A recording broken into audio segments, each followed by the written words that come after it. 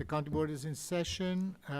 Welcome to the April 9th, 2025 county board recessed meeting. I want to make a motion. I move that the county board convenes a closed meeting as authorized by Virginia Code sections 2.2-3711A1, 3, 7, and 8 for the following purposes: discussions regarding the performance of a board appointee, discussions regarding the disposition of publicly held real property where discussion in an open meeting would adversely affect the bargaining position or negotiating strategy of the public body, consultation of the county with the county attorney pertaining to actual and probable litigation where such consultation or briefing in open meeting would adversely affect the negotiating or litigating posture of the county board, and consultation with the county attorney for legal advice regarding the terms of certain agreements to which the county board is a party. Is there a second?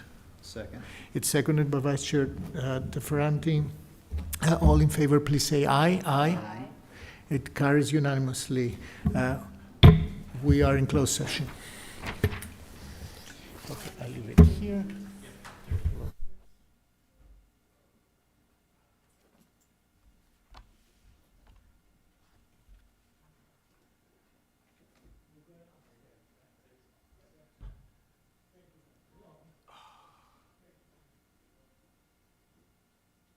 And Mason, is there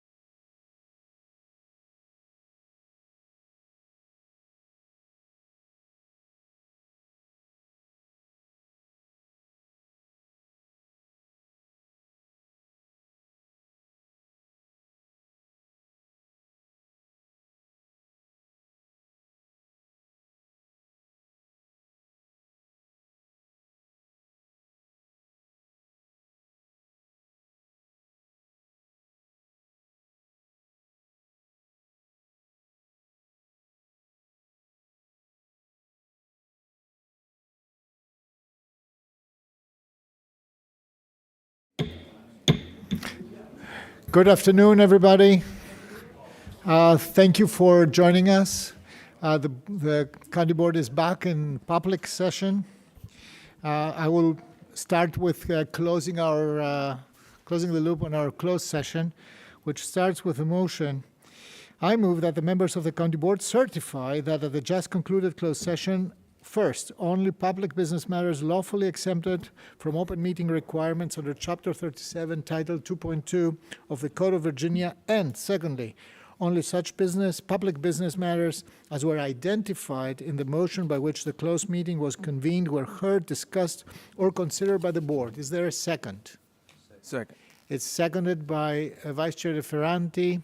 Mr. Clerk, can you please call the roll? Yes, of course, Mr. Carantonis.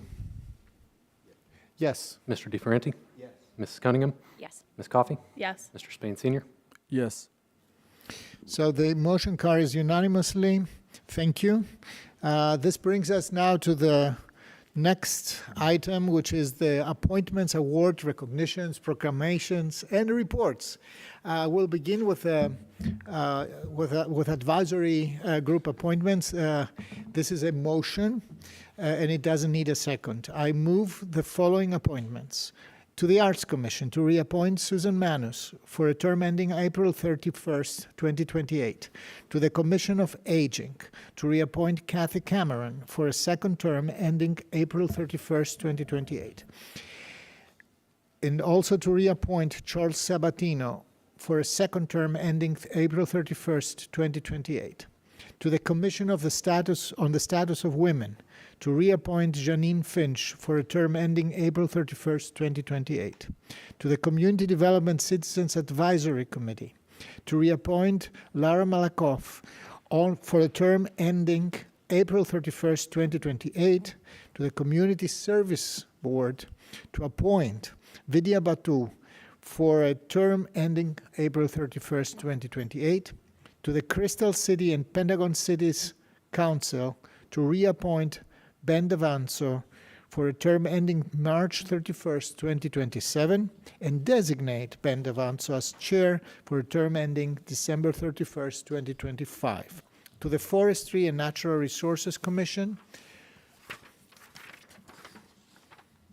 to appoint Jennifer Hazen for a term ending April 31st, 2028, to the Historic Affairs and Landmark Review Board, to appoint Nathan Burlingame for a term ending April 31st, 2028, to the Transportation Commission to reappoint Thomas Shannon for a term ending April 31st, 2028, to the Parks and Recreation Commission to reappoint Nelson Dimter and Boris Sanders for terms ending April 31st, 2028 each, and to the Planning Commission to reappoint Daniel Ware for a term ending July 31st, 2025.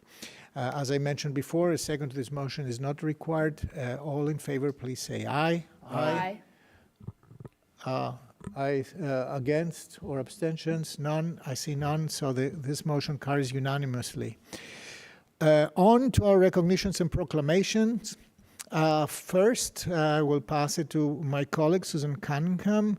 It's a proclamation about the National Public Safety Telecommunications Week. Great. Well, I'm so happy to do this. Are you able to hear? Yeah. Okay. So I have the first proclamation, which proclaims National Public Safety Telecommunicator Week. So these are the folks that answer our call. The County Board of Arlington, Virginia proclaims April 13th to 19th, 2025 as National Public Safety Telecommunicators Week and encourages all residents and county employees to recognize the dedication, professionalism, and compassion of Arlington's public safety telecommunicators, the true first responders who serve as the vital link in public safety, connecting our community to police, fire, and medical emergencies services. I think Jacob Sauer, PSCEM Administrator, and a few extra friends are here to accept. We seem to have the entire crew here.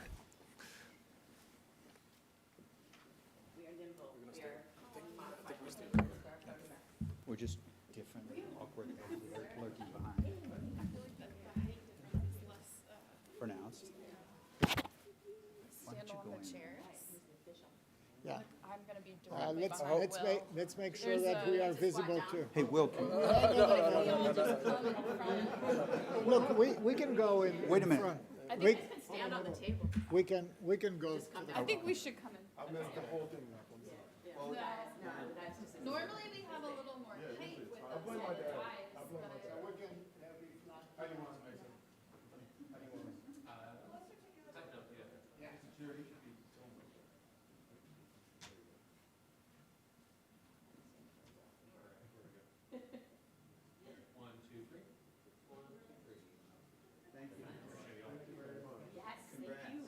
thank you.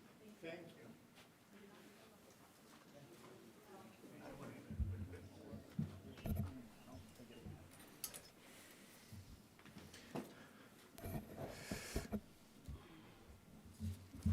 So, thank you again for the service, the work, and dedication to our team, to our crew that you just saw here. The second proclamation today is Sexual Assault Awareness and Prevention Month. And that I pass to my colleague, Maureen Coffey. Thank you. Let's see. These are different microphones from our normal ones. Thank you. So the County Board of Virginia, this is a proclamation we've done for several years now, and I'm glad that we have Deanna and Joy from Doorways in the room with us, as well as Joanne Hamilton on behalf of Project Peace. I think we have many proclamations today, but we are reading the now there are 4 clauses of these proclamations. And so the County Board of Arlington, Virginia hereby proclaims April 2025 as Sexual Assault Awareness and Prevention Month and encourages all residents and county employees to learn more about preventing sexual violence and to support the individuals and organizations providing critical advocacy, services, and assistance to survivors across Arlington.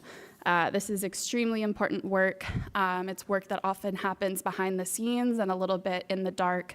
And I think April is such an important month to really bring forward the experiences of survivors and the folks that work with them to move through and keep this work going. So thank you, Joanne, Deanna, and Joy for being here.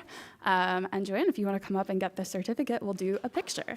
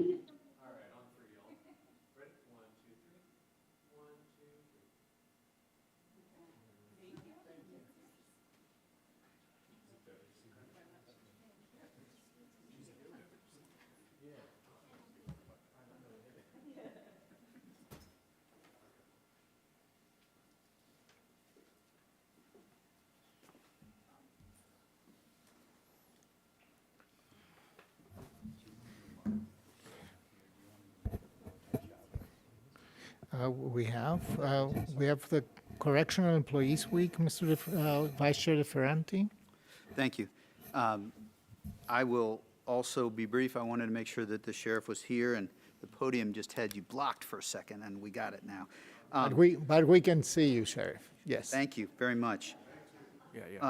So the county board values the work of the deputies who keep us safe every, thank you, Ms. Coffey.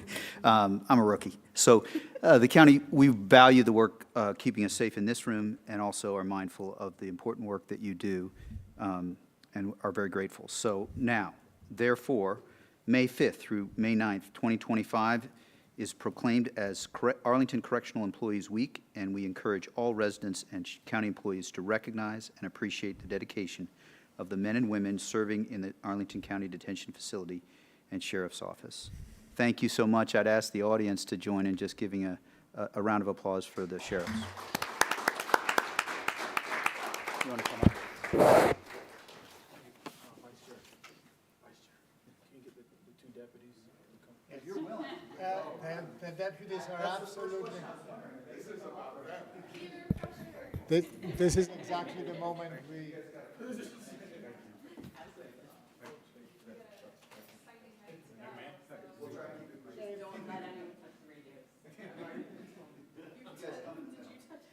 Mark is getting trained on his radio. As an One on each side, and the three of you hold it, and I'll work awkwardly. Sorry.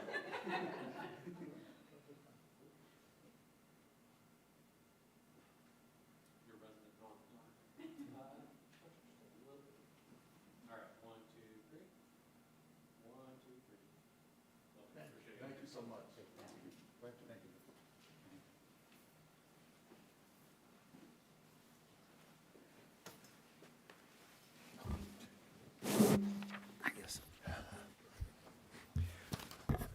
I now have the really distinct honor to ask my colleagues Julius D. J.D. Spain Sr. to read a proclamation that we haven't adopted ever before. It's the very first time to do that. It's the month of the military child. Mr. Spain. Well, these mics are.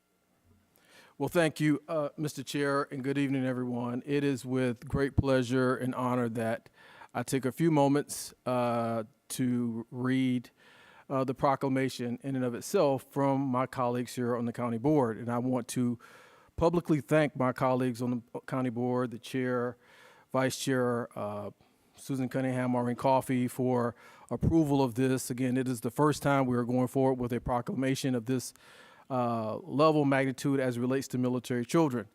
One thing I talked about earlier this year was making sure we're leaving no one behind. And as you think about Arlington and you think about where we're at specifically with the Pentagon, the Naval Support Facility, Fort Myer, and everything else that go under the sun, they play a critical part in our everyday lives, and they are also Arlingtonians. So with that being said, I'm probably going to do a little extra because I'm actually going to read the entire proclamation because I think it's important. This is the first time. And here we go. The proclamation, Month of the Military Child. Whereas since 1986, April has been recognized as the Month of the Military Child, honoring the sacrifices and challenges faced by military children. And whereas Arlington County, Virginia is the home of the Pentagon, Joint Base Myer-Henderson Hall, the National Guard Arlington Hall Readiness Center, the Naval Support Facility Arlington, where thousands of veterans and military personnel work daily, who are parents of or guardians of military children. And whereas there are more than 1.6 million military children in the United States, whereas due to the nature of the military service, the average military family moves every 2 to 3 years, which can result in barriers to their academic success. And whereas the impacts of moving constantly extend beyond the classroom for children and can be socially isolating as they must navigate new friendships and community dynamics. And whereas the Arlington County Board commends institutions like Arlington Public Schools, who strive not only to ease the logistical transition between school districts for military families, but to welcome them warmly into our community. And whereas Arlington County, with its unique ties to our country's military, honors and deeply appreciates the sacrifice that military families must make for our country, both in the field and at home. Now, therefore, the Arlington County Board Virginia does hereby proclaim April 2025 as Month of the Military Child in Arlington County and encourages all residents to join in honoring the military children and their families of our community. Signed under the seal of Arlington, Takis Karantonis, Chair.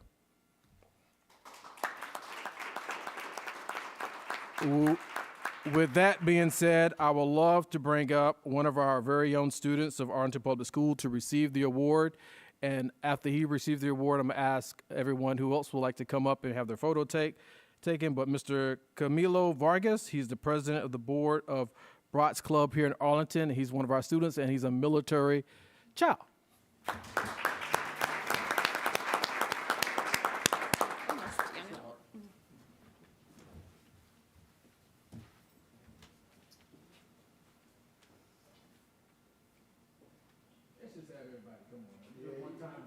Anybody wants to be up here? Miriam, come on up here. Where is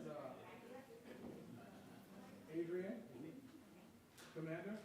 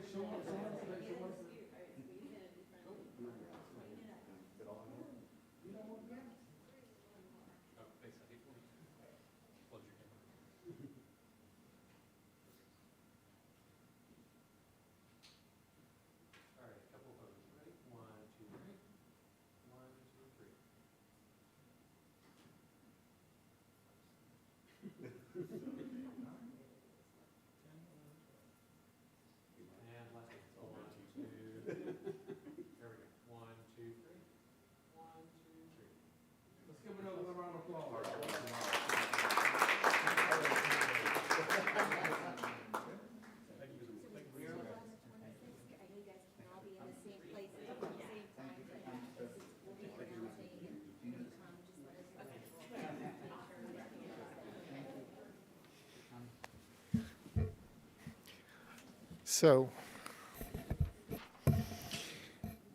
and because it's April, and in April and May and in June, we have kind of a proliferation of proclamations. It's, the better part of the year. Everything is blooming, and therefore we have, it's one of the preferred months to celebrate a variety of issues, a variety of topics. We have another 5 proclamations, but we are not going to read them here today. We will have the opportunity to read them on various events that will be happening in the community in the next few days. If we can have the next, here. The next, I think it's the next slide. So the next proclamation, I'm just going to tell you what they are about. The first one is Arlington Walking Month. Right now, the weather is absolutely perfect. We cannot recommend high enough people to get out and shake off the winter, the very tough winter, and the many, many issues that are associated with this winter, both literally and metaphorically, and walk. Get your steps in. There is nothing better for your mental health and your physical health. The second thing is Arlington Emergency Preparedness Month. With the change of the weather, there are also coming storms, and the weather will be more unstable in the next few months. I couldn't recommend high enough to visit readyarlington.com, which is our landing page for everything that is related to be prepared and resilient for any issue that reason that may arise from weather to other kinds of preparedness, for other kinds of threats. It is also a good moment to make sure that everybody signs up to the Arlington Alert System. This will keep you informed in an emergency, and this is essential. Also, make sure that you follow the recommendations in the website on having a preparedness kit or having supplies to endure a few days or until help is available if something, knock on wood, happens. The next one is it's Arbor Day. We have, if there is one conversation that we have here in Arlington very often, is about our trees that are right now blooming. And Arbor Day is one of these national occasions where we think very carefully about our tree canopy and about the value of the trees in our community, in our neighborhoods, and in their role for our mental and physical health. The next is International Dark Sky Week from April 21st to 28 coming up. This is another very important and more recent point of sensitivity to understand that by overlighting and allowing for light spillage and light contamination, we're actually not doing ourselves a favor. Rediscovering dark skies is absolutely healing for most people. They are also very good for birds, and they are also very good for the mental well-being of most people. Third and last, but absolutely not least, April is Earth Month. Is when we celebrate Earth Day, typically between the 22nd this year. April 22nd is Earth Day. We will be out celebrating that. I know that Langston Boulevard has a huge Earth Day celebration, and so do other neighborhoods. We will be there, and we will be celebrating Earth Day. I couldn't imagine a more a more important celebration right now, given the fact that also in the international political frame, the discussion about how we deal with one of the biggest threats and biggest challenges for humanity and the planet is extremely current. So these are the 5 additional proclamations that we had. And you will be able to find them on our website, and then we will be carrying them in appropriate events that are dedicated to each of these 5 causes.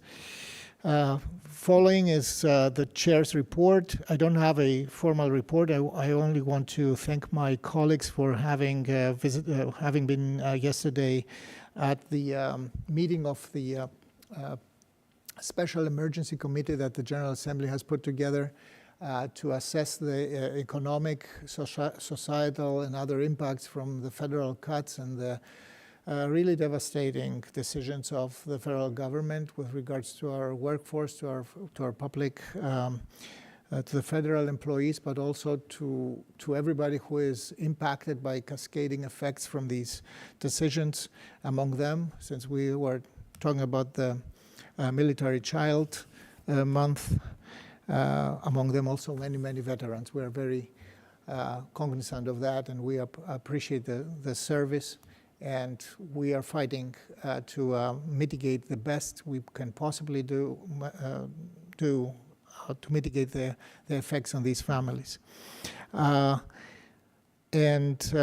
that brings us to board member reports, of which I don't have a note here, and brings us over to the county manager to my right.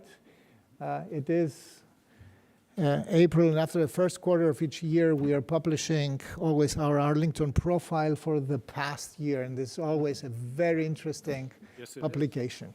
So thank you. Our demographers, sorry. Yeah, thank you, Mr. Chair. You know, in our January organizational meeting, we had Elizabeth Hardy from CPHD present demographics on the profile for 2024, and we're welcoming back Elizabeth and her colleague Nicole Bowling to share the current demographic snapshot, which they'll talk a lot about. You don't need to hear anything more from me. So what they have is so rich with information, and it's time to geek out. Elizabeth, are you ready to geek out? Always. Okay, go for it. Great. Okay, we're up. Great. Thanks for having us back here today. I'm delighted to be here with my colleague Nicole. We just released the Profile 2025 a couple weeks ago, so this is hot off the press. Just a reminder, the profile has evolved throughout the years. It started back in 1982. And the most recent version is this, we call it the 2019 version. We have the profile report, which contains hundreds of data points. And then starting in 2019, all of the profile data is available in open data, which allows us to show some trends, and I'll get to that later in the presentation as well. And then there's also the interactive corridors reports, which allows you to look at data for each of the planning corridors. And all of this can be found at arlingtonva.us/profile. And the profile is a unique document because it breaks out the data by the major corridors for the topic areas such as population, housing, households, employment, development, schools, and education, and the population employment forecast. Those are all on the second pages of those topic areas, and you can see how the demographics are broken out for each of those areas. So if we get right into it, we'll start with population. We estimate Arlington's population to be at 243,760, and 41% of residents identify themselves as persons of color. As Arlington's baby boomers continue to age, the number of those age 65 plus are gradually increasing, and we saw them reaching over about 28,000 residents, representing about 11.5% of Arlington's population. Arlington has reached 126,540 housing units, with the majority, 73%, being multifamily. That's 52% of housing are apartments and 21% are condos. Occupying those units are households, which we estimate have reached over 120,000 this year. And this is where I just want to refer to what we use in the open data. We were able to do this time series through the open data portal, and looking at the average household size, which has dropped down to 2.08 persons per household, and that's back at around levels that we saw previously in 2010.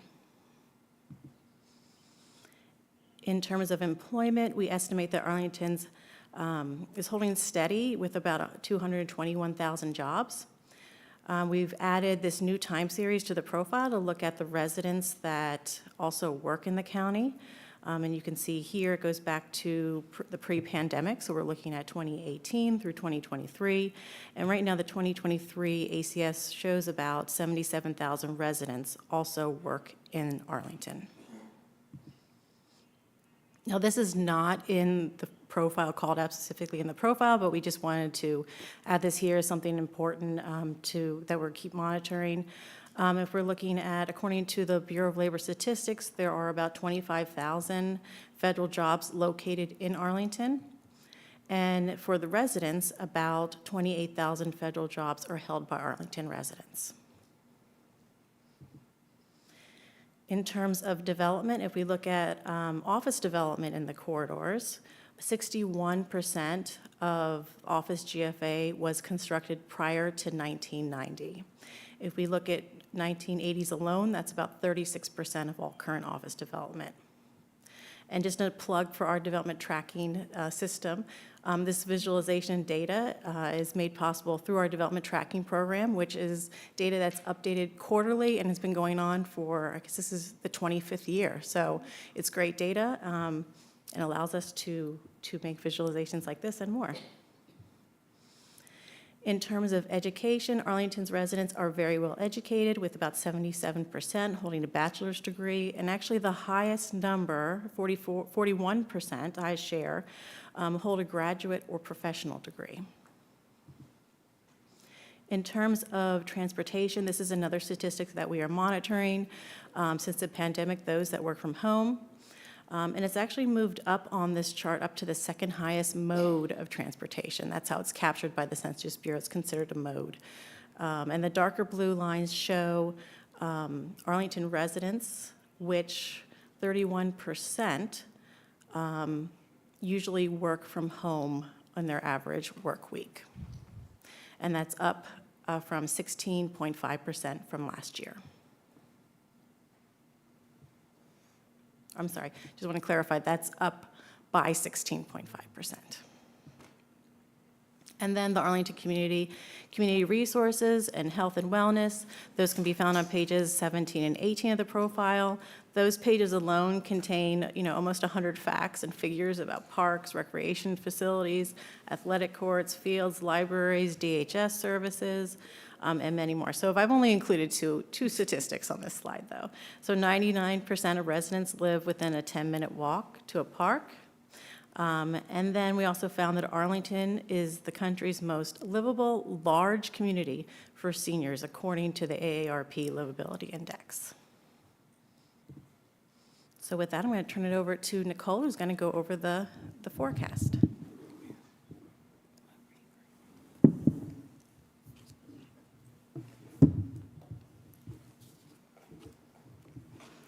Hi, good afternoon again, board members. My name is Nicole Bowling, and I'm on the research team with Elizabeth.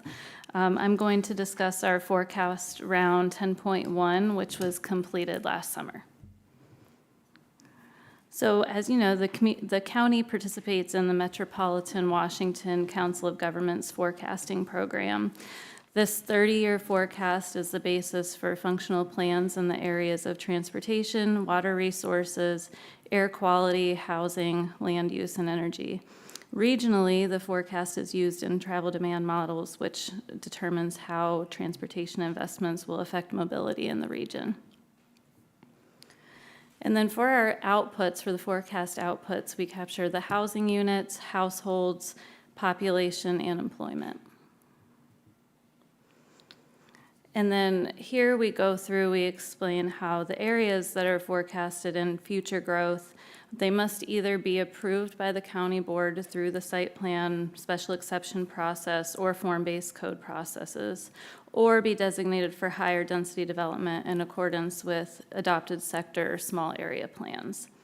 And we use various data resources and information available to us through our county, through the county. So we have our development tracking database, which Elizabeth mentioned earlier. And then we have our master housing unit database, all of the adopted plans and policies, the GIS and permitting data, staff expertise. So we use all of those resources in addition to CoStar and the US Census Bureau. And then for the forecast round 10.1 update, so the previous round was done in 2022, so that was 2 years ago. And then during this update, we analyzed land use and development changes over the last 2 years, including by right projects, and we included the most recent adopted plans and policies. They're listed here on the slide. One of the big ones was the Langston Boulevard area plan, so that we have a whole new corridor in the county now, and 17 different projects by the county board, and then we also updated office and vacancy rates and the office and residential absorption rates. Now we're going to get into just a few of the results from the forecast. We're going to highlight these different outputs. So for the housing units, there was 38.6% increase in the forecasted housing units by 2050. So you can see on the slide there, like the pink line is for forecast round 10.0, so that was 2 years ago, and then the blue shows 10.1. And then for our households, we are forecasting a 41.4% increase in households by 2050. And this is 1,800 more households than forecasted during round 10.0. And then for the population, we're adding almost 70,000 people by 2050, which is a 29.3% increase in the population. And finally, for employment, you can see here on the screen that the employment numbers are lower than the forecasted that were forecasted in the previous round 10.0. We're still showing a 20.1% increase in jobs between 2020 and 2050. There was previously a 28% increase with the previous forecast round.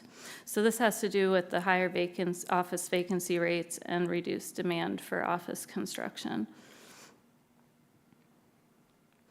And here are just a few key takeaways from our forecast for this round. Over almost, on average, 1,500 housing units per year will be added from between 2020 and 2050. Housing vacancy remains low, resulting in a slightly higher number of estimated households compared to round 10.0. And then we're also seeing a slight decline in the population. And the most significant change was with the employment, and that has the slowest growth rate of 20.1% over the 30-year forecast. And we're happy to answer any questions on any of the information we provided. Thank you. It's always exciting to see this data coming in. It helps us frame the conversation. It's also very good that we talk about this today in advance of our budget meeting, because these are really very relevant. Before I pass to ask my colleagues, can you tell us a little bit about how are you planning to socialize these findings? Are you, for example, is there any special public outreach, or we have many conversations in the community that always make assumptions about these data, right? And it's a good thing to check on the actual data. So what's the plan? So we have a distribution list that gets updated, right? We do include some on social media. And in the past, we've had some news articles come up about that. So, but we're happy to bring this back to our communications team and look for additional ways that we can promote the information in this document. I will say that the 2019 update of this document, which includes a lot of the data, was really designed based on the request and information that we get. So it was meeting the needs of the public with hopes that we, answer those questions in more an efficient way. So we would love to get this out as much as we can to the public. Thank you. Colleagues, any questions? Ms. Coffey? Yeah. And, Thank you. and Mr. Spain and so forth. Yes. I love all of this always. It's so cool to see. And I think especially I appreciate having the comparison from the 10.0 round to the 10.1 round. A ever-present question, and I think all of our minds, this does not incorporate what is ongoing today as far as employment in our region, right? With the federal workforce. Right, so the forecast was developed starting from July 2024 until about August, September. It takes us to at least 2 months to do the forecast. So our cutoff date is July 1st for data-wise. Yeah. And of course, all this stuff happened at the beginning of this year. So, short answer, no, it does not Right. include that. Yeah, no, I think it's just always helpful to keep in mind, one, these are moving targets that we're all trying to estimate to, but, as we think about the current impact, this is the baseline we should be comparing to rather than the current capture of what's going on. And my other question, I think, is with respect to incorporating some of our development planning and population. I know we have kind of two dynamics of smaller households that are going on, which is older individuals who are, in 1 or 2 person households, and then on the flip side, the younger individuals who are increasingly living alone or only with one other person. Is there one of those two populations that's driving more of the lower household size, or is it pretty evenly split between the two? The lower household size is really driven, I think, by the younger population. This is probably the majority of the trend. It is, we can see in data that we have more younger folks coming in and leaving the county. There's most mobility in that age range. And they tend to have smaller household sizes coming into the county at lower incomes and larger household sizes at higher incomes leaving the county. So I would say it's the younger age group. Yeah. Yeah. That's helpful. Thank you. Thank you. Mrs. Spain? Well, to Elizabeth and Nicole, I want to thank you for some phenomenal work. To what my colleague, Ms. Maureen Coffey, just stated, I just love looking at data. Data does help us inform our decisions, and there's so many good talking points and just factuals in this presentation. There's two things. Back to what the chair stated and asked about how we're going to disseminate this information across 240-some thousand folks who live in Arlington. I think that is a significant task, but Mr. Manager, I think we should also look at how, it'd be great to have one of these arrive in my mailbox. Everyone's not tied to the internet, but I get it. I think we need to look at different forms of how we communicate and how we get this information out. So we'll love some updates on and I think you're going to give that to the chair about after you speak with your comms team, but I would love to see how physical copies of this actually make it to perhaps some of those seniors, right, who may not be linked. The good news story coming out of this, and also a great talking point for a lot of folks, is 73% of the folks here they're housing in apartments or condos, right? In contrast to single-family homes, right? That says a lot about Arlington. And then that 99% of folks here live within 10 minutes of a park. I would love to know. Here's my question. Your collaboration with stakeholders like AED, where I serve as the chair, the liaison to that. How is that going with sharing of this data in comparison. I know like when we're going out and trying to talk great about Arlington, I'm sure they're using this information. Talk a little bit about how that works. Right, so I should mention that, there's a lot of data in the profile. Some of it we create ourselves, and a lot of it comes from other departments too. So there are multiple data providers for this document. But yes, different departments, AED, we work directly with AED to get the data, and they know that they use the data in their promotions. I know that DPR uses the data for press releases. They look at the parks data. So we don't always hear how folks are using our documents we put out there. We love to hear it all. We love feedback. I've seen it. I've seen a part of this in a document shared elsewhere. And I'll close out.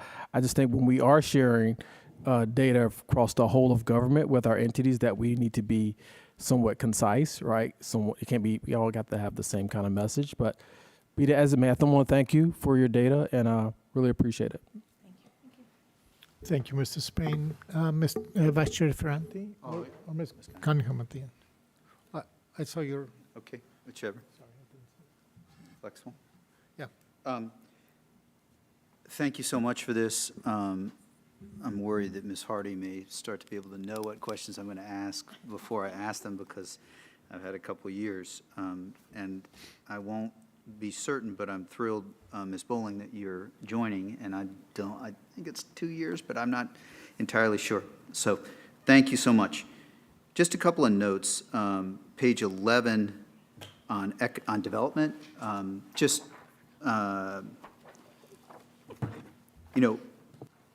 Structurally, I think we have so many resources, and one of those resources, our first and foremost resource, is our people and our talent.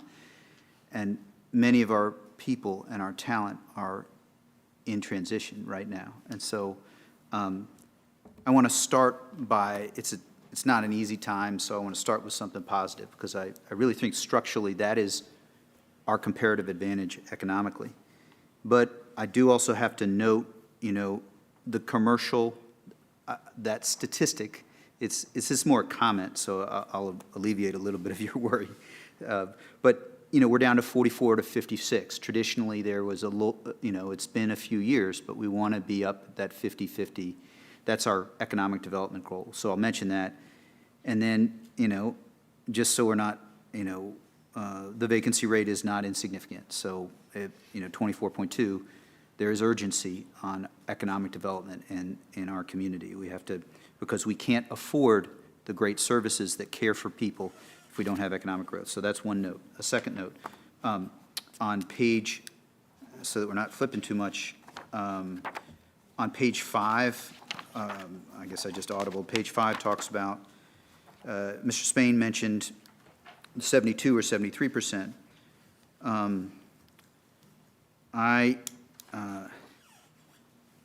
63.6% renters, 36% owners. And if you look at that page, I've lived in a corridor and owned a condo with a lot of renters next door to me. It's just, the number of people that I meet that don't know that the majority of our community is in multifamily buildings and are renters is huge. And then the flip side is true. There are folks who live in those buildings who have no idea that my neighborhood where I now live in a single-family home exists. And I just think, wanted to highlight that as, you can have your own opinion. It's usually you're not supposed to have your own facts. So that's on page 5. Last, page 7. This box, Ms. Hardy knows, I am thrilled with the right-hand. It's not easy, but I am really grateful for that box in the right-hand corner. At some point in the last year or two, it dawned on me, and this is uncomfortable to talk about out loud, but I think if we don't talk about it, we won't know our community. The way I count, 31.3% with household income above $200,000, plus another 19.4%, another 15.3% with household income between $150,000 and $199,000. Nearly half of our community, by the standards of our country, are really affluent. And you know, I just think it's important to name that. At the same time, 15.6 of our percent of our households live on less than 50,000 a year. And, you know, I think there are different ways to count, but that's sort of somewhere between 40 and 50,000 people, or 38, and depending if you look at the household size, 38 and 50,000 people are living on less than 50,000 a year. And I just think we have to keep both of those seemingly bipolar different ideas in our head as we think about our community, because I think we all have a little bit of perspective bias. We just think that everybody lives like us, and that's across our community. And so that's enough with the comments. On the questions, one request on schools, if I don't see, and maybe I missed, if we can add free and reduced lunch at some point, that's a number I like to keep seared in my mind. That would be great. And then the other two buckets in my sort of priorities are hunger, which I think I've asked you, Ms. Hardy, about before, I don't know, and climate. I'm not sure that hunger, you know, Feeding America and AFAC do separate, you know, pieces of data on it. And climate, there's 900 different metrics on climate. I kind of feel like that's a little stretching the scope too far. Two questions. Do you agree that climate is just complicated enough that it's a little difficult? And then second, do you have thoughts about whether hunger makes this, you know, unwieldy if we have a half page or some statistics on hunger? And I'm not telling, I'm with colleagues, I love this. This is great because it helps me actually know what we're doing. But those are the two questions. I hope they're reasonable. Yes. Thank you for your comments and questions. We can definitely look into hunger and climate to see, number one, are there stats or data collected by the county? Because I think it's important to really have that information that the county has and share that. And then number two, are there other pieces of information that are out there that we use, right, that could also be shared? So we'll definitely look into those topics, but if you think of any other topics, please let us know, and we're happy to do some research to see what's out there. Great. Just to simplify it so you don't get board members asking you to do like wild goose chases, I bet if you had a conversation, just 30 minutes with Jennifer Fioretti and Stephanie Hopkins, you would quickly come to an idea, and I'm not trying to short circuit. Ms. Byrd is in charge of, you know, your team, and we have the deputy county managers and the manager. I'm not trying to make policy. I'm just trying to say I could envision a 30-minute conversation with those two people would quickly reveal to you whether there's utility or possibility in those two areas. Thanks. Thank you, Vice Chair. Ms. Cunningham.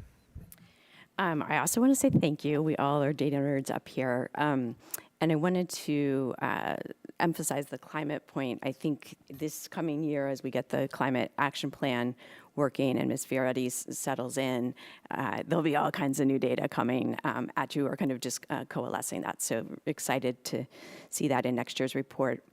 I think the number one question I get that I always point people back to this report and the development report is, are we planning ahead? And I just, you know, the forecast is really excellent, and I wonder if you can just answer a few of the common questions that come up of, you know, how does it work? How do we link that to our comp plan elements? How do we link it to our schools?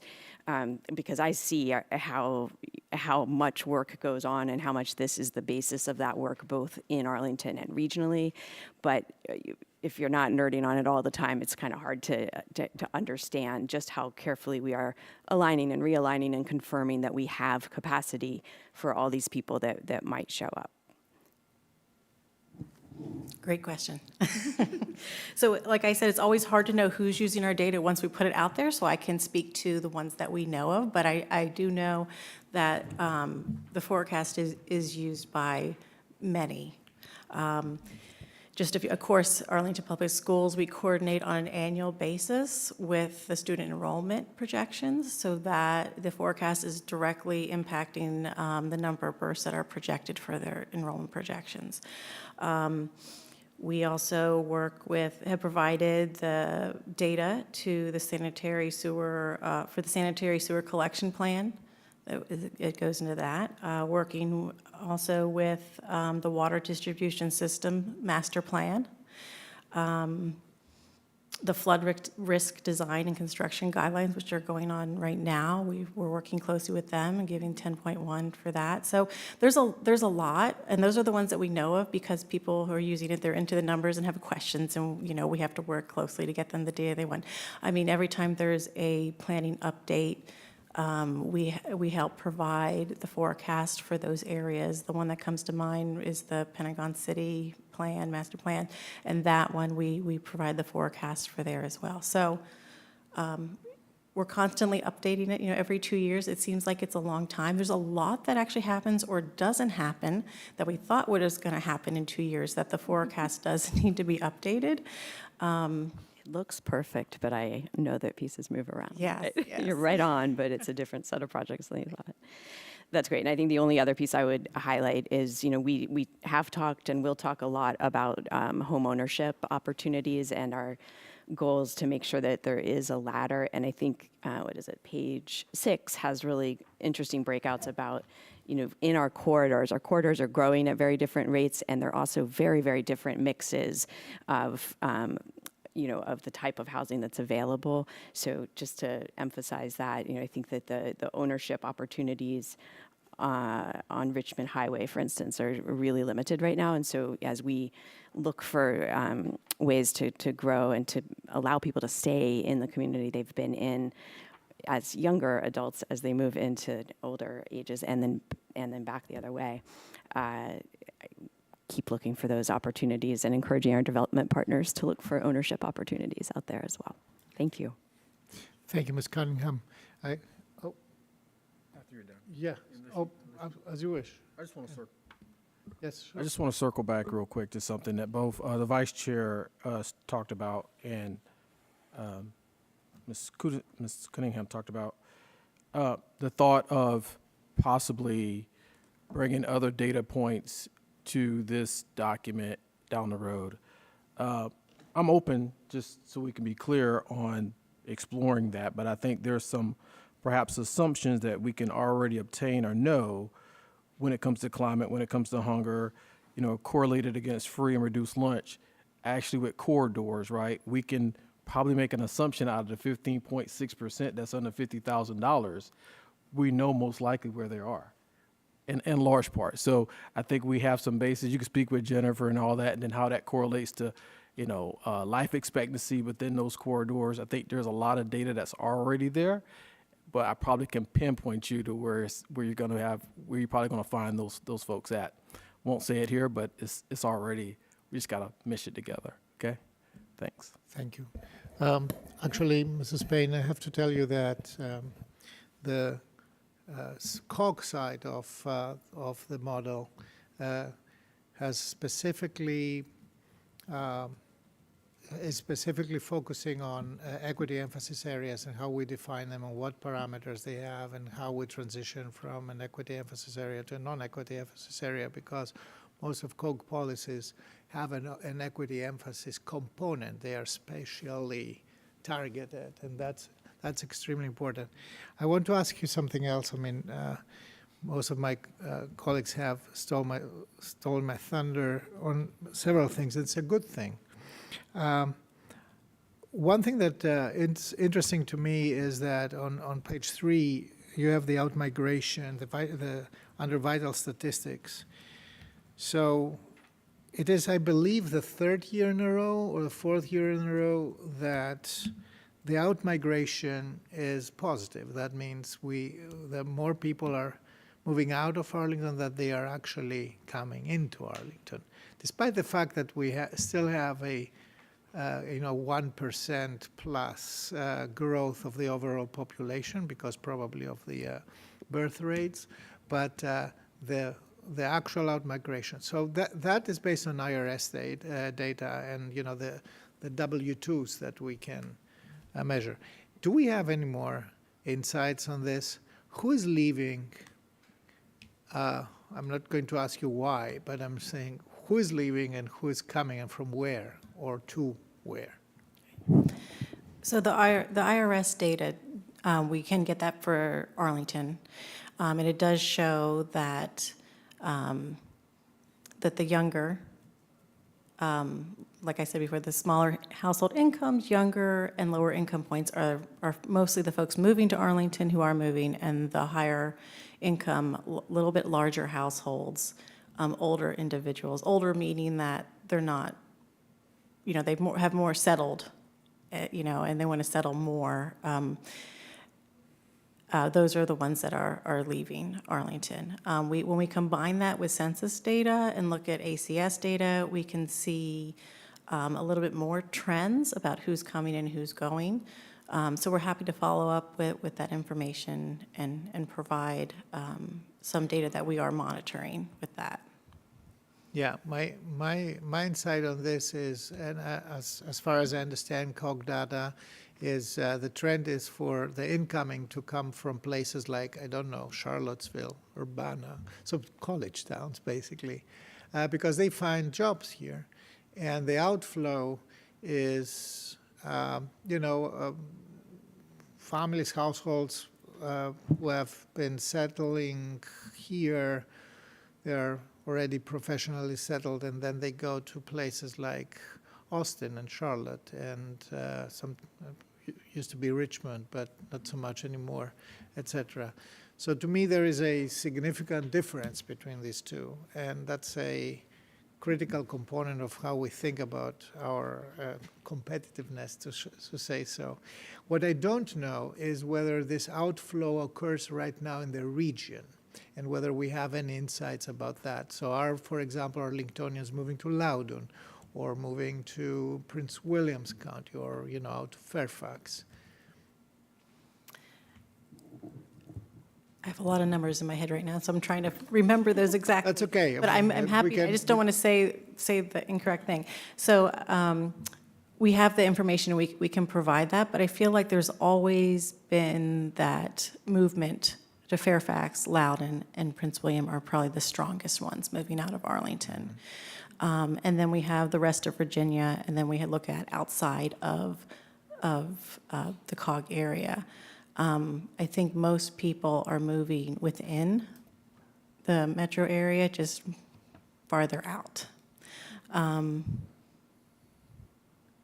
There is a report from NVRC that came out recently talking about migration in all of Northern Virginia, so I'm happy to provide that information as well. It looks at Northern Virginia overall, and it uses the same IRS data.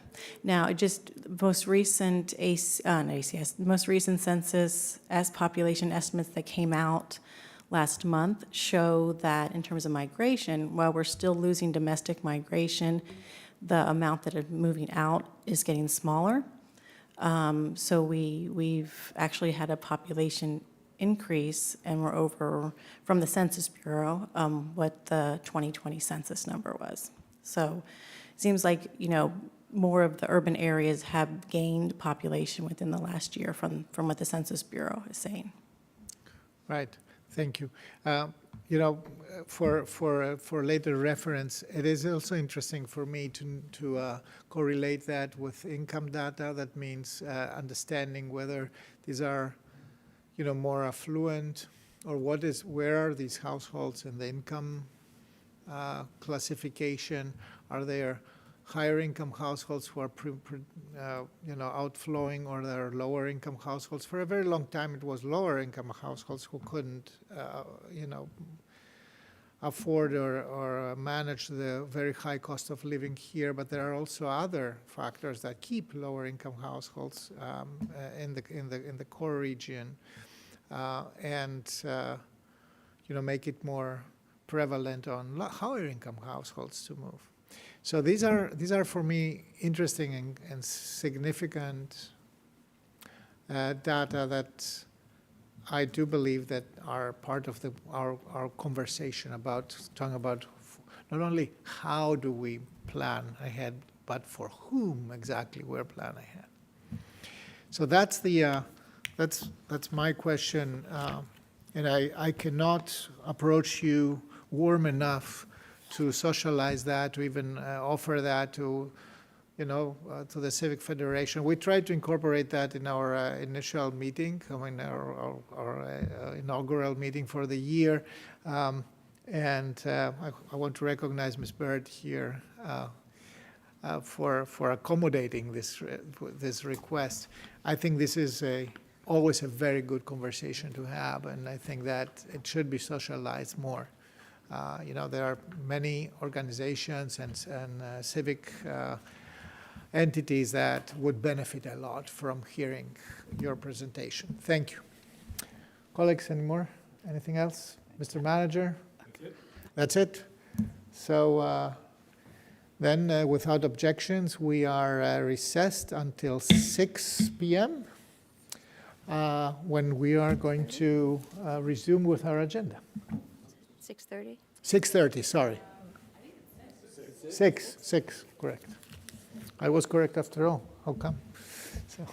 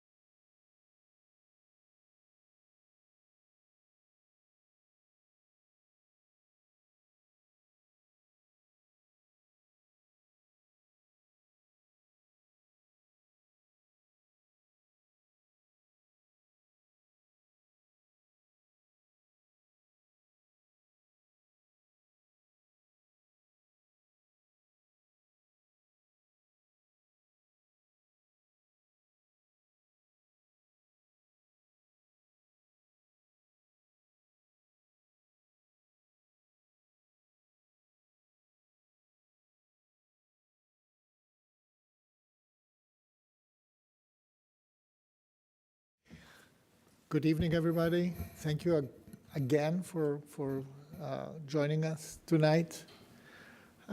We are back in session. These are the regular items that we are going to be hearing right now. Mr. Kushner, our clerk, please call the first item. Yes, of course, and then just as a reminder to everyone who's joining us here today, we are taking the budget items first in the order, to be followed by the Pentagon Motel second in the order. So the first item on today's agenda is agenda item number 23, which is the fiscal year 2026 operating budget. As a reminder to those in attendance, the public hearing on this item is concluded. Discussion is with the board. Thank you, Mr. Kushner. Mr. Manager, I think that I will invite you for brief remarks on the budget. Yes, we look forward to concluding consideration of the budget this evening, and back to you, Mr. Chair. Thank you. That was really brief. Thank you.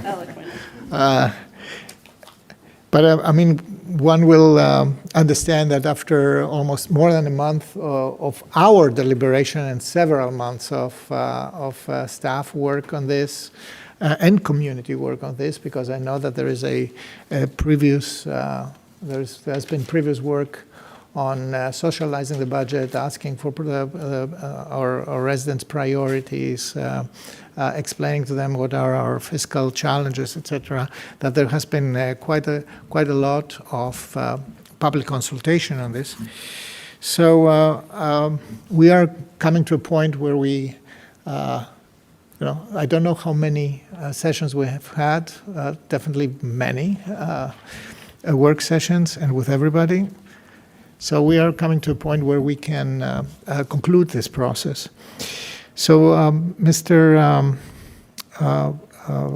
Clerk, I think, do we have any advisory groups presenting today? No. Are there public speakers still? In my script it says yes, but there are not. Okay, I take that. So the discussion is, I guess, if you confirm that there is none, okay. So thank you. The discussion is now with the board. Are there any questions for staff? Last questions for our staff.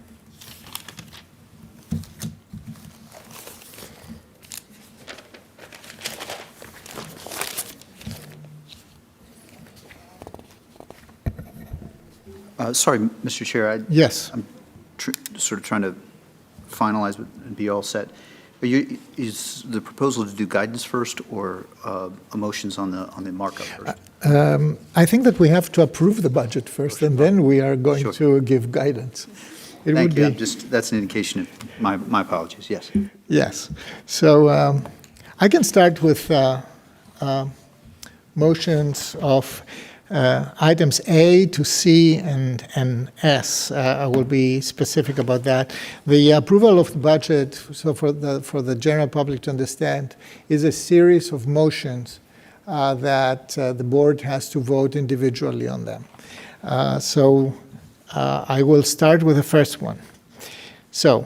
Mr. Chair, yes. sorry. Did you want to do any discussion before we go to the Well, I motions? asked if there You are- started and then we didn't jump in fast enough. We can have discussion. Would you Or- like it now or a little bit later? I mean, we can do that on the motions, or we can do that now. We can have it now. Just now? Okay, sorry. I did have one or two questions and I was also a So little that, distracted. then you let me know. Perfect, thank you. I just wanted to ask the manager, I know throughout this process we've had great awareness of the financial disruptions that are occurring in the broader markets and in many of our residents' homes and work lives. I wonder if there are, I know we are in the guidance going to direct you to come back in June, but are there any additional information items about how revenues are looking, how unemployment's looking? I know we're all taking in hard information every day, but is there anything you would like to share with the community at this time? I'm recognizing we're going to be continuing to have conversations as more is known. I'll answer the first part, and I'm going to ask Richard and Emily to add anything they may know about more recent updates on revenue. We continue to monitor information from our partnership with the federal government. In the last 3 or 4 days, we've received some questions around some of some grants that we had received from the federal government related to environmental programs. We're tracking that down. Doesn't mean that there's anything bad that's going to happen. It doesn't mean anything good's going to happen, but we're tracking that down. And so as of today, we don't have any additional information that there's funding at risk. I'll let Richard and Emily just remind you of the timeline again on when we'll learn additional information about most of our consumption taxes and also our occupational license taxes. Yes, and nothing more to report on the tax revenue side at this point, other than what we brought before you two plus weeks ago. We're continuing to monitor the consumption tax, as the manager mentioned, which comes in monthly, and also continuing to monitor the B-pool tax, which comes in primarily in March, and then we still get trickles into April. That's trending on budget right now. So we will be back to you in June, and if anything significantly happens between now and then, we will, through the manager, inform the board of what we're experiencing. Great. Can I add a little additional from the Emergency House of Delegates Committee that met yesterday? I think one of the big takeaways was a lot of our data lags, and it's going to take a little while for us to have a really clear picture of the impact of these federal actions. And I think Chair Jeff McKay of Fairfax actually put it best, that perhaps rather than debating what our specific numbers are, we can all just agree that this is a big deal and behave accordingly. I think there was a lot of debate amongst the committee with respect to, well, can we nail down specific numbers? How is this, today impacting? And I think it's going to take us a while to know the details, but I think we know that it's a really big deal. And so that's part of why I think we have in guidance that we're going to come back in June, or as is reasonable, and have more information at that point in time. But I thought that was an important takeaway from the conversation.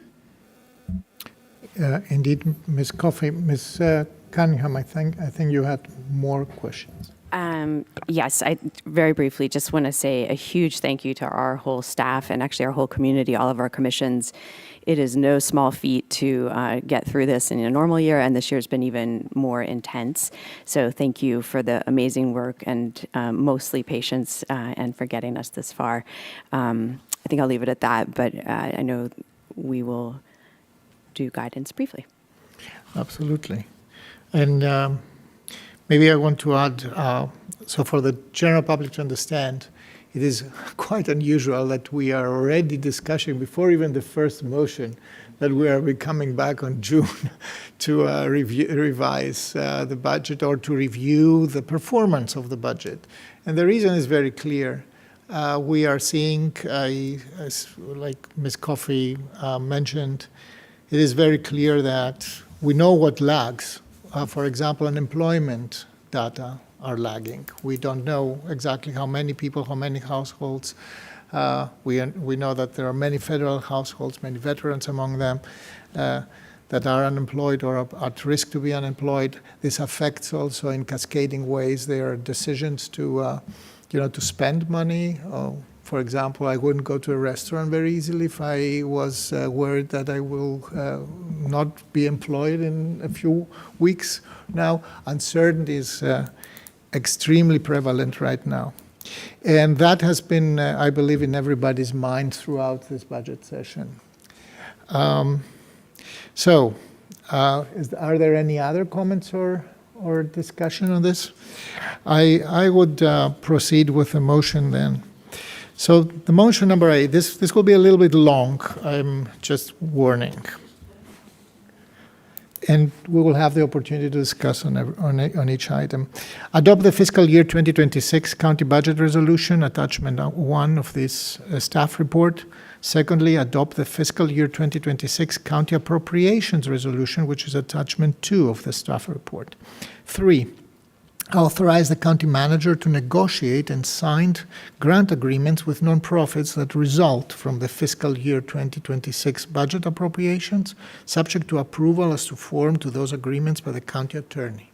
4, revise the appropriation for $24,325 of Virginia Department of Behavioral Health and Developmental Services State Rental Assistance Program in fiscal year 2025 from the operating budget of the Department of Human Services.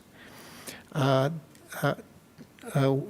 a code, an account code, that's 101.5014005, to the DHS Housing Choice Voucher Program, that's another account number 208.5000000, as a technical correction to the board's action in November 2024. In addition, number 5, allocate and reappropriate funding from the adopted fiscal year 2025 pay-as-you-go capital budget to the adopted fiscal year 2026 pay-as-you-go capital budget, reflecting the use of remaining project balances to fund fiscal year 2026 project priorities. This is Fund 313, and that's $4,650,000. And Fund 317, and that's $350,000. B, adopt a calendar year 2025 base real estate tax rate of $1.033 per 100 of assessed value using the advertisement shown as attachment. Mr. Chair? Yes. Sorry to interrupt you. There is a typo on this item, and so it's using the resolutions, not the advertisement. It was not reflected. As using, so I will restate then Part B. Sure.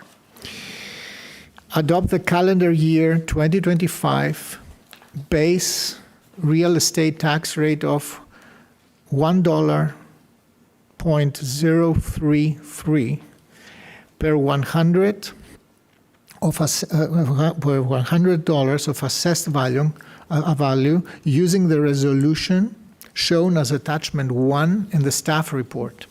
In addition, adopt a calendar year 2025 commercial real estate tax for transportation initiatives at the current rate of $0.125 per $100 using the advertisement shown as attached. That's again the resolution, right? Correct. Using the resolution shown as attachment 1 in the staff report.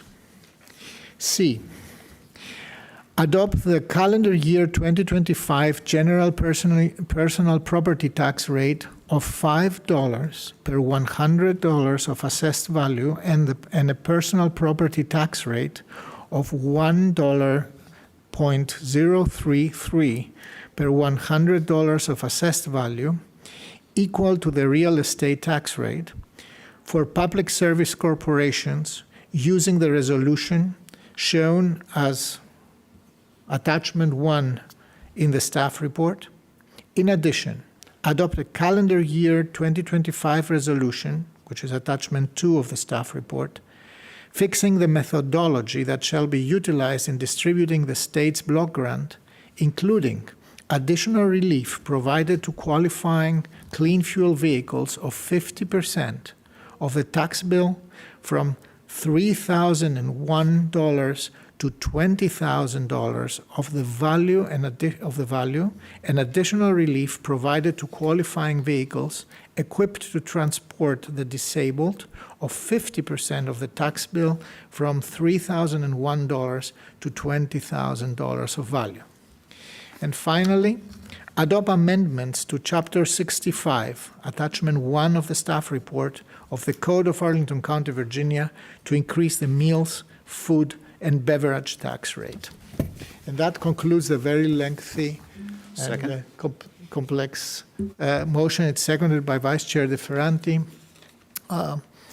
I would say a couple of things about this motion. This is the base motion that adopts the budget resolution and the tax rate and leaves the tax rate for next year, the property tax rate, flat. It is not changing. There is zero increase in the tax rate. despite the fact that the board has prudently advertised a little bit more, we came to the conclusion that this is not necessary at this point. However, it is also including an increase in our meals tax here from 4% that it has been since 1991 to 5%. And with that, we would have the same meals tax like our neighbors in the city of Alexandria.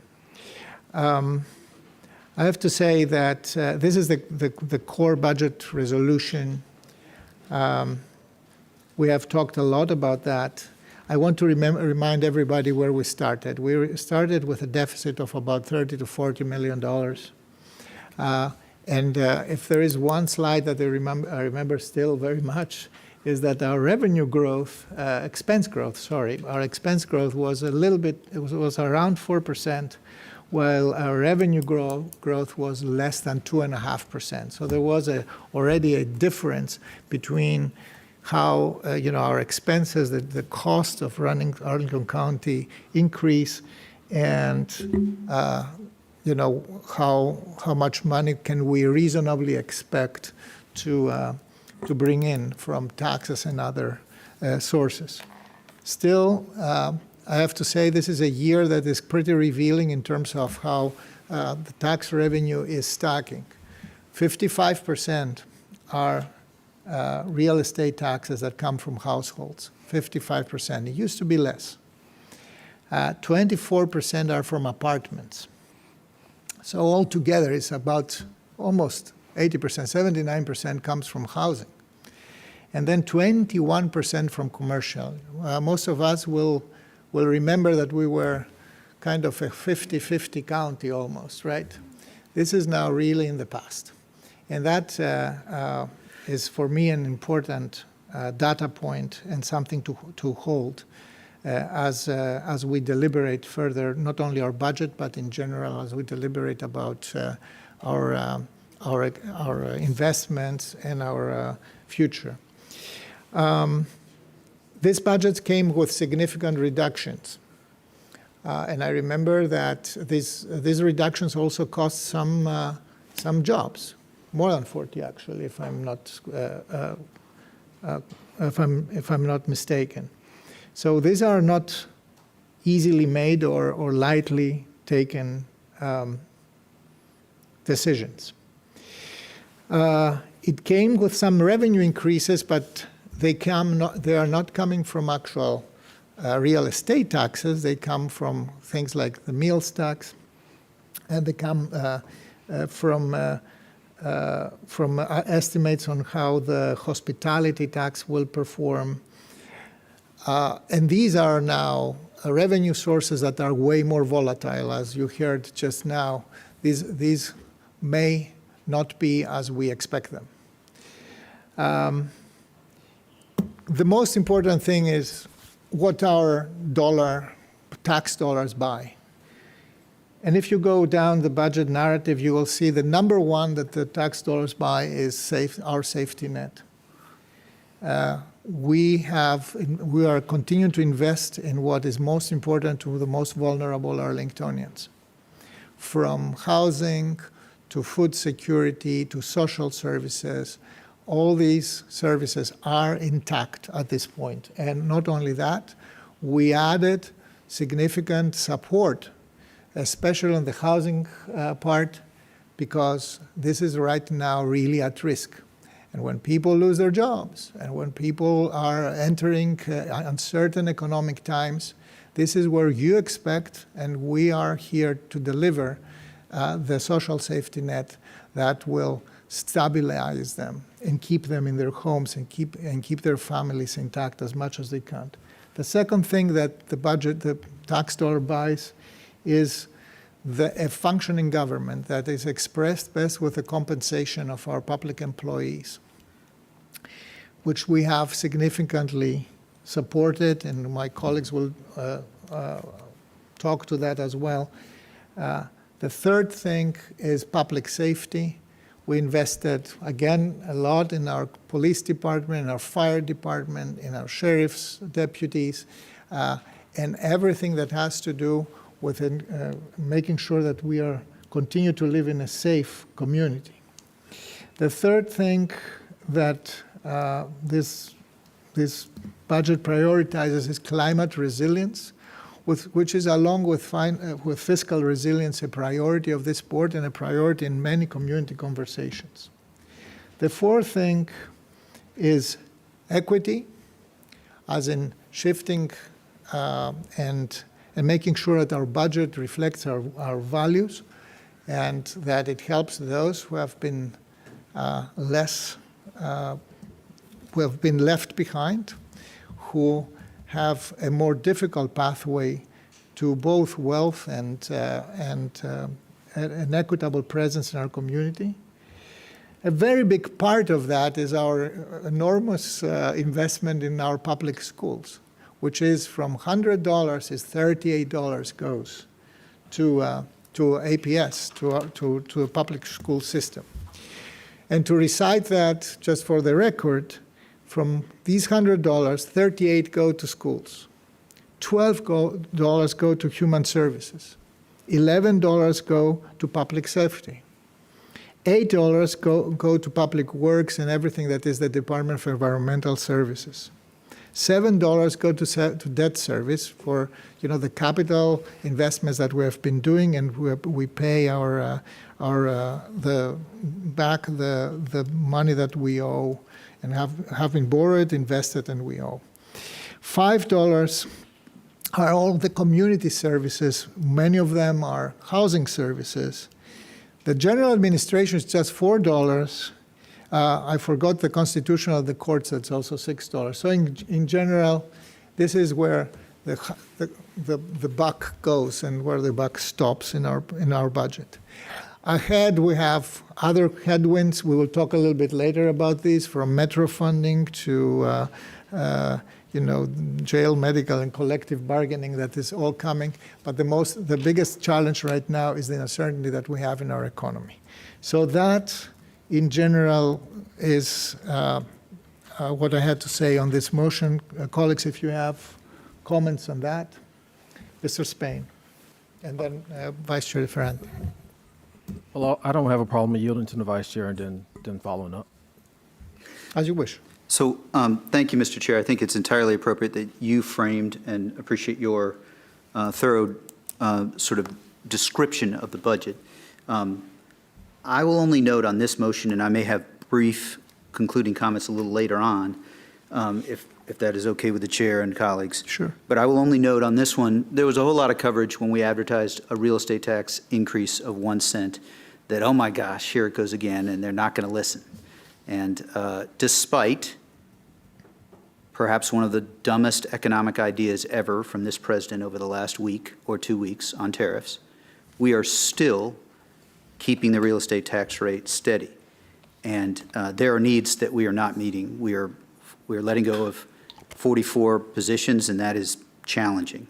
And some of them are vacant, that we wanted them to be filled, but some of them are real colleagues. So I just want to say I believe that is the responsible decision in this area, and thus support the motion. We will talk, I'm sure, later through guidance, about how our budget is also not only responsible in terms of the real estate tax rate, but compassionate. And so I do support the meals tax piece, which is part of this. I do think there's some critical needs that we would not be able to fund, and specifically homelessness, I know we'll talk about later. So that's my sort of cliff notes of what I got on this motion. Thank you. Thank you. Any other comments on this? Mr. Spain. Yeah, thank you, Mr. Chair, and it's great to be here first time around the wagon for tax season. I would just say to this particular motion, I am definitely pleased. I want to thank the county manager and also the DMF team for putting forward a proposed budget with a 0% increase in the property tax, which I was aligned with back on February 25th. And I just want folks to know that we heard you, right? And so it's great to know that at this stage that we are going to navigate and see where we are given the current climate. but also come back in June. So I think all of us have been asked to somewhat tighten up our buckle a little bit in these very uncertain times. So I'm glad we're not increasing the property tax rate. Well, I do want some clarity on what I've heard twice already about the jobs that have been lost. And Mr. Manager, maybe you can enlighten me a little bit. I think there's like a net number, not totally 40 some odd folks that actually lost their jobs. You can get some clarity on that for those that are watching. Yeah, I think the number, and I can be corrected on this, is around 21, give or take a position or two. And people, we've had the conversation with the board. I know people didn't tune into all the work sessions. We've gone to great lengths, and not all, but many of those individuals have been offered other jobs in the county. Mm-hmm. And we do have, for those who aren't unable to land in a position in the county, we do have a severance package for them. It's our hope that anybody who wants to stay with the county, if they apply, will find a landing spot. And we won't know how that all shakes out until we get pretty much down the road another month or two, but I will come back and give you an update on that. Well, thank you, Mr. Manager. And I just thought some clarity to that would be appropriate for this time. I would just say for those that may be watching, I think each of us on the board here take it very seriously when we're talking about people losing their jobs. And so one thing I've asked the county manager also is of those individuals that are perhaps having to move on, understanding who they are, where they work, their gender, their demographics. There's a lot of data that we can capture from this. So just know that we're going to be watching that through and through. Again, losing a job is challenging. I have a lot of friends that have lost jobs, federal employees, contractors, up until this moment. So we're doing our very best. And thank you again, County Manager and team, for working through that because. Thank you, Mr. Chair. Thank you, Mrs. Spain. Ms. Coffey and then Ms. Cunningham, right? All right, thank you. Second budget for myself and Ms. Cunningham, and I think a lot of people have asked whether it was easier the second time around. And while I feel like I knew quite a bit more about the process, I think the context made it a heck of a lot more challenging. And I think, as we're all very aware of the challenges right now across the river in prices, in cost of living, everything that we all feel as individuals as we go to pay for everything that we do, affects the county's costs as well. And so it gets harder to do the same amount with the same money. And that is reflected in the about $30 million gap we started this process with. And I think one thing that I hear again and again from members of this community is that we do a pretty good job around here. And mostly what people want is for us to do more and do better.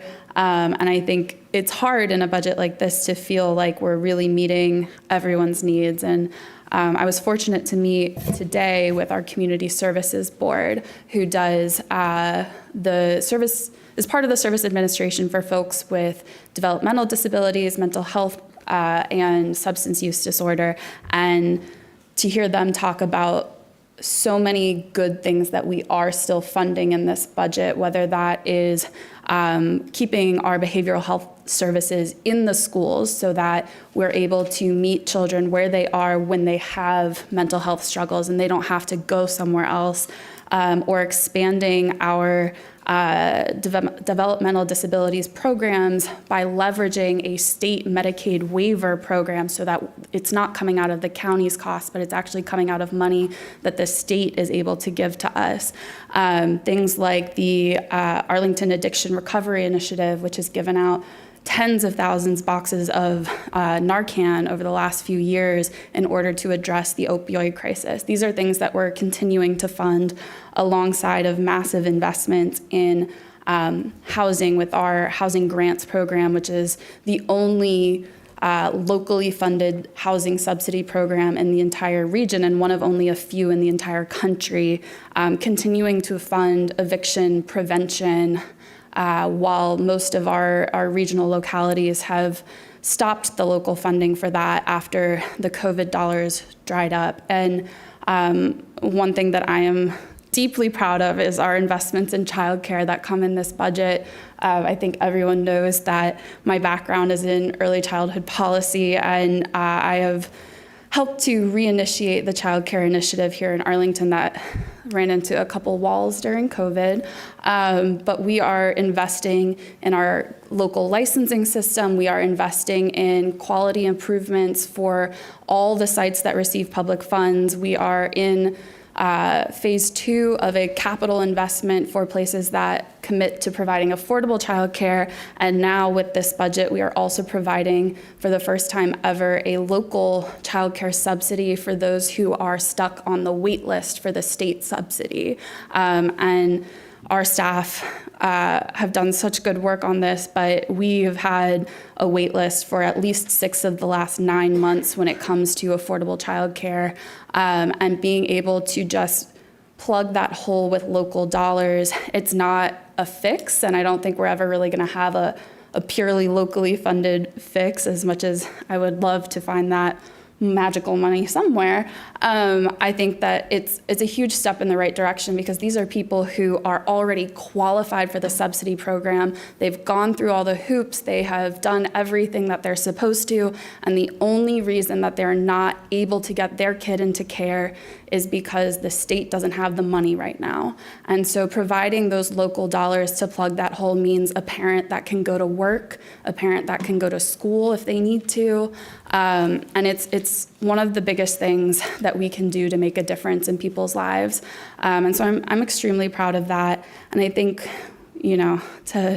can't end on too much of a positive note, because this has been my role all budget season, has been Debbie Downer. But, I think as we move forward through these really challenging and difficult times,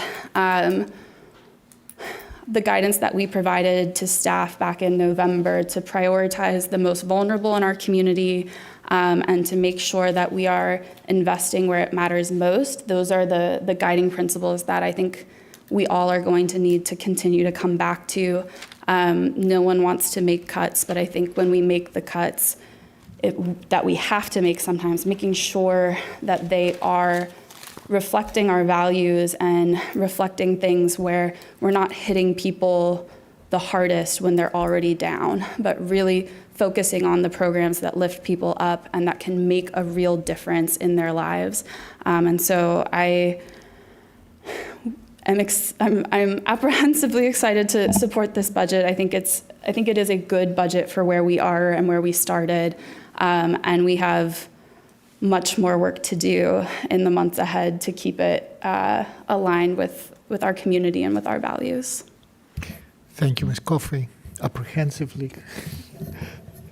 That's true. That's very accurate. Ms. Cunningham. I wanted to speak to the meals tax increase. I think we've all really grappled with this throughout the budget season, and landed on it being better to have the discretionary purchases have that tax associated rather than moving the real estate tax rate. Coupled with that, and we'll talk about this more in guidance, but we have talked about it throughout the budget process, our restaurants are really, really important to us, and we are working with our economic development team, the restaurants, the chamber, to really infuse as much support as we can. So everyone who's here, feel free to go out and have a snack after the meeting, but know that we understand these are really, really difficult times for our businesses and especially our restaurants. So we will be with you through this transition. Right. And not to mention that our restaurants are employers too. And that's not only the business, but also their employees who are, the people we are trying to support here with all the other investments that my colleagues have laid out. So then, colleagues, let's move on to a vote. All in favor of the motions that I made, please say aye. Aye. Anybody opposed? Abstentions? The motions carry. So we continue with parts D to F with Ms. Cunningham. Yes, I will take parts D through F in one motion. I move that the county board in D adopt a calendar year 2025 tax rate for the Ballston Business Improvement Service District, or the Ballston BID, not to exceed .045 per $100 of assessed value. That is in addition to the current real estate rate using the resolution shown as attachment 1 in the staff report. E, adopt a calendar year 2025 tax rate for the National Landing Business Improvement Service District, or National Landing BID, of 0.043 per $100 of assessed value. That is in addition to the current real estate rate using the resolution shown as attachment 1 of the staff report. And finally, F, adopt a calendar year 2025 tax rate for the Roslyn Business Improvement Service District, the Roslyn BID, of 0.078 per $100 of assessed value. That is in addition to the current real estate rate using the resolution shown as attachment 1 of the staff report. It's moved and seconded by Vice Chair DeFerranti. Any comments to your motion? I will keep them very brief because we have a long night ahead, but this is setting the continued tax rates for our business improvement districts. And like with our restaurants, our business districts have been through hard times and are figuring things out. I really want to lift up each of them for managing within their means and for adapting to this time while continuing to infuse economic activity and vibrance and stability in our communities. That's it. Thank you. Any other comments, colleagues? I see your light, Mr. Spain. No. Me neither. We take a vote. All in favor, please say aye. Aye. Aye. Anybody opposed? Any abstentions? The motion carries unanimously. On to parts G to I. Mr. DeFerranti. Thank you, Mr. Chair. I'll take G through I in one motion. I move that the county board defer to the June 14th, 2025 county board meeting adoption of an ordinance effective July 1st, 2025 to amend, reenact, and recodify Arlington County Code Chapter 10, which is trash, recycling, and organics, Article 1, refuse, Section 10-8, trash, recyclable materials and yard trimmings, collection, and disposal charges, and relief from such charges to maintain the annual household solid waste rate of $415.75. That's G. H, adopt an ordinance, attachment A of the staff report, effective January 1st, 2025, to amend, reenact, and recodify Chapter 26, which is Utilities, Article 3, Stormwater Utilities, Section 26-120, which is the stormwater utility fee of the Arlington County Code, to maintain the current stormwater utility rate of $258 per equivalent residential unit. In addition, adopt a resolution, attachment B of the staff report, providing a financial relief program for certain homeowners to assist with payment of the county's stormwater utility fee. Finally, I, adopt an ordinance effective July 1st, 2025 to amend, reenact, and recodify Chapter 26 on utilities, Article 1, General Provisions, Section 26-9, which is water/sewer rates and fees, 26-11, which is infrastructure availability fees, and 26-12, which is service connection charges of the Arlington County Code to A, increase water and sewer rates, new account fees, the infrastructure availability fee, water connection fees, and meter installation fees, and B, establish automation enhancement surcharges, which is attachment A of the staff report. Is there a second? Second. It's seconded by Mr. Spain. Mr. DeFerranti, any comments to this motion? Just, folks will notice that this is, we're deferring to the June 14th meeting a piece of this, and that's for just further detailed staff report with respect to some of the financial pieces of this. So that's why that piece of this motion is for deferral. Okay, Ms. Cunningham, I see your light. Oh, I saw your light, and it was. So I assume that that we can take a vote. All in favor, please say aye. Aye. Anybody opposed? Abstentions? None. This motion passes unanimously.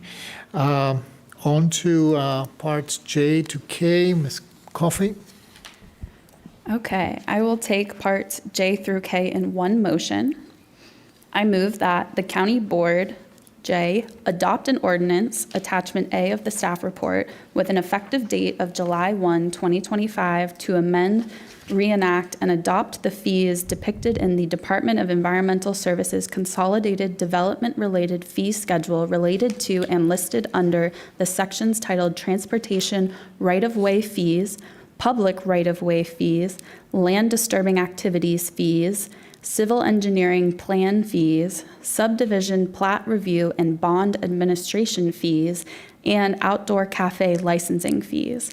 In addition, adopt a resolution, attachment B of the staff report, with an effective date of July 1, 2025, to adopt a 10% automation enhancement surcharge applicable to fees assessed by the county pursuant to the statewide erosion and stormwater management fee schedule.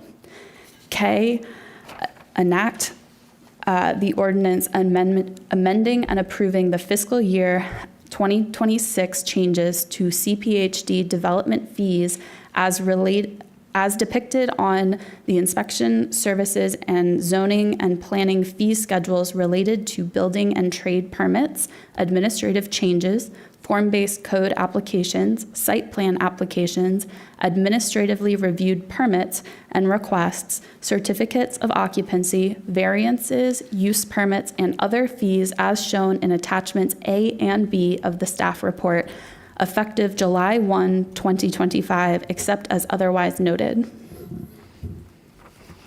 Thank you, Ms. Coffey. Is there a second? Second. It's seconded by Vice Chair DeFerranti. Any comments on this? Briefly, I think we've had probably more discussion around our development fees this year than is typical. We are, working, the development fund is meant to be a self-sustaining fund, but as the amount of development has decreased and the staffing and other costs have stayed the same or increased, it's been harder to cover our costs, and I think it's been quite some years since we've updated our fee schedule. And so this effort this year has been to get us back on track, make the fees trying to get to full cost recovery. And so this is, maybe not perfect. Maybe we'll come back and talk about it after seeing a year, but I am grateful to the extensive work that our CPHD team did and our DMF team as well to get to a cost recovery model that we are hopeful can stick for a little while. So thank you. Thank you, Ms. Coffey. Any other comments on this? I see your light, Ms. Canyon. Okay. Just ready to vote. Okay. Mr. Chair? Yes, Mr. DeFerranti. My apologies. In our work sessions, I'll be brief. In our work sessions, I think all of us care quite a bit about this. In our work sessions, I talked to some businesses, and I think that businesses are not thrilled, but they want customer service. So we want to acknowledge that. I think everybody on the board would. And they also want to acknowledge some level of accountability. So, for the board, in addition to this proposal. And so that is something that I support. I said I would do this. I didn't do this earlier. It is unusual, and I will be made fun of, but I can handle that. I'm giving you, so for that reason, I'm giving you my work cell. If there is a business that has a concern, I'm not telling you that I will tell staff what to do, but I'm giving you my work cell, which I don't have memorized. Everyone write it down. I'm not kidding, because if you're a business and you're upset about this, you can handle the fees, but you want to know that we're being good customer servants. And so staff, don't freak out. I'm gonna work with you, but it's 703-819-7180. And my apologies, colleagues, it's one more time, 703-819-7180. Probably what I will do is pass your message along to one of my colleagues. No, I genuinely think that businesses they're not thrilled about this, but they could tolerate it. And if you're a taxpayer, you don't want us, the general fund, covering the businesses. So that's why I think this is important, and my apologies, colleagues, for speaking to this. Thank you, Mr. DeFranti. I should say that this development fund that was paying is the place where has been deficitary for a very long time. It's still deficitary, by the way. We are just reducing that, and we're introducing cost coverage there. But we will talk in our guidance about that. So, colleagues, can take a vote. All in favor of the motion of Ms. Coffey, which has been seconded by you, Mr. DeFranti, right? So, yes. So please say aye. Aye. Anybody opposed or abstention? No, the motion carries unanimously. Onwards to parts L, Q to R, and U, Ms. Coffey. Thank you. I will take parts L, Q to R, and U in one motion.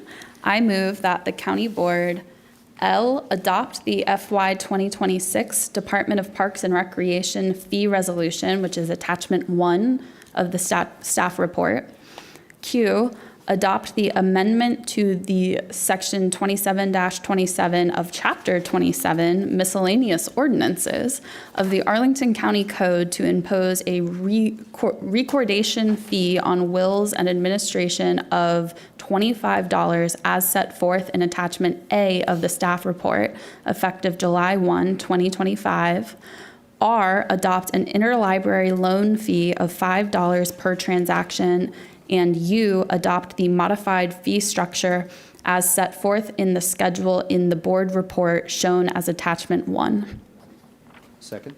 And it's moved by Ms. Coffey and seconded by Vice Chair DeFranti. Any remarks on these? No? No, I don't think Okay. so. Can we please close the door so that it's not so noisy? Thank you. Ms. Coffey, I'm sorry I interrupted you. No, I'm good. I think we have many miscellaneous fees, and for various reasons, they have to be adopted separately. Correct. I will take a vote. Everybody in favor of the motion of Ms. Coffey, say aye. Aye. Aye. Nobody opposed. I don't see any abstention. The motion carries unanimously. Next to parts M to P, Mr. Spain. Well, thank you, Mr. Chair. I will take parts A through C and S in one motion. I move that the county board, M, adopt a resolution, attachment A of the staff report, effective July 1st, 2025, to amend and reenact the Arlington County Fire Department Special Event Fee Schedule. N, adopt a resolution, attachment A of the staff report, effective July 1st, 2025, to adopt fees, including emergency medical services, transport fees, and treat no transport fee for the Arlington County Fire Department. O, adopt a resolution, attachment A of the staff report, effective July 1st, 2025, to amend and reenact the Arlington County Fire Department hazardous material cleanup fee schedule. And P, adopt the proposed ordinance included in the staff report as attachment A that amends Chapter 8, TAC 1, Fire Prevention of the Code of Arlington, Virginia, relating to the incorporation of the latest changes made by the Virginia statewide Fire Prevention Code. Thank you, Mr. Spain. Is there a second? Second. I think it was seconded by Everybody- Board Member Cunningham.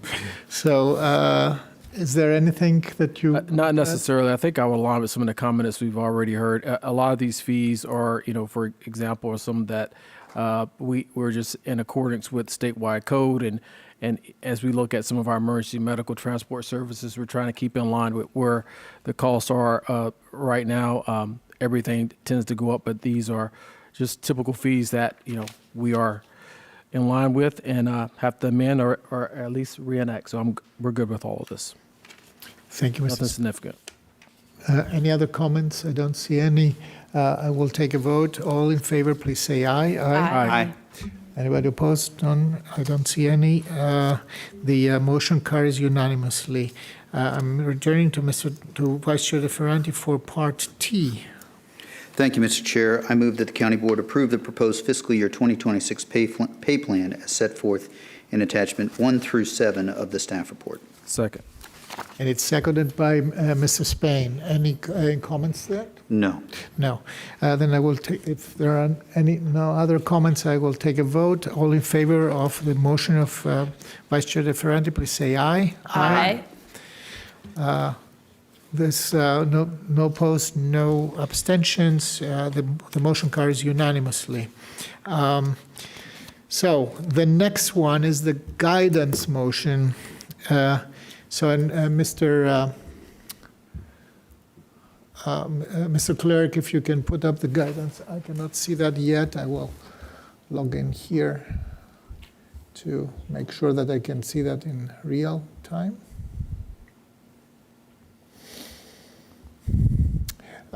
So as part of the budget, the board adopts also a document of narrative that provides additional, if you want, instruction and guidance. This is a self-explaining title of the document on that this guidance normally is a result of the narrative and the discussion that the board has had in numerous work session interactions with the public. And it contains contains a statement of the intentions of the board about how to spend certain amounts of money and with what desired outcomes. So this is the narrative that you see right now on your screen.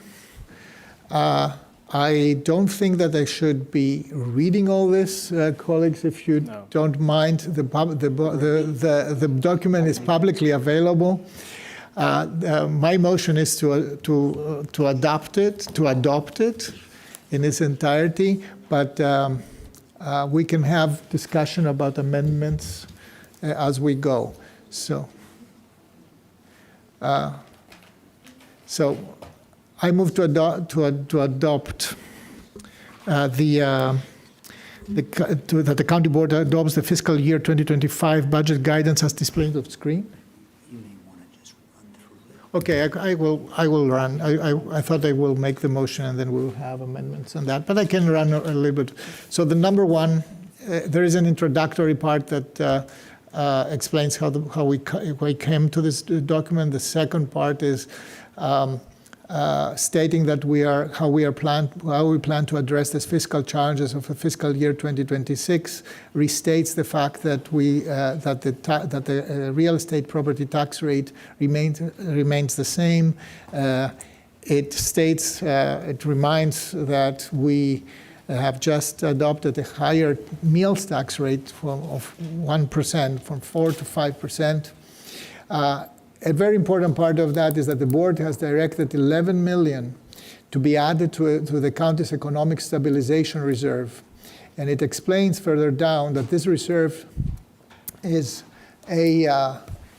basically a fund which we tap in when the county is when we need, to balance economic impacts, short-term economic impacts.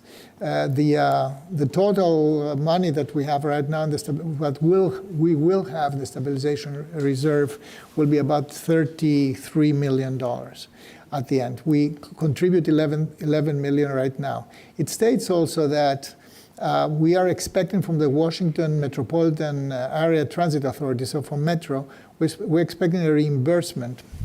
The amount of which is not clear, we don't know yet how much it will be. But if it's more than 500,000, we'll know that in the next week. Then this additional amount will be dedicated to this stabilization reserve. Moving forward.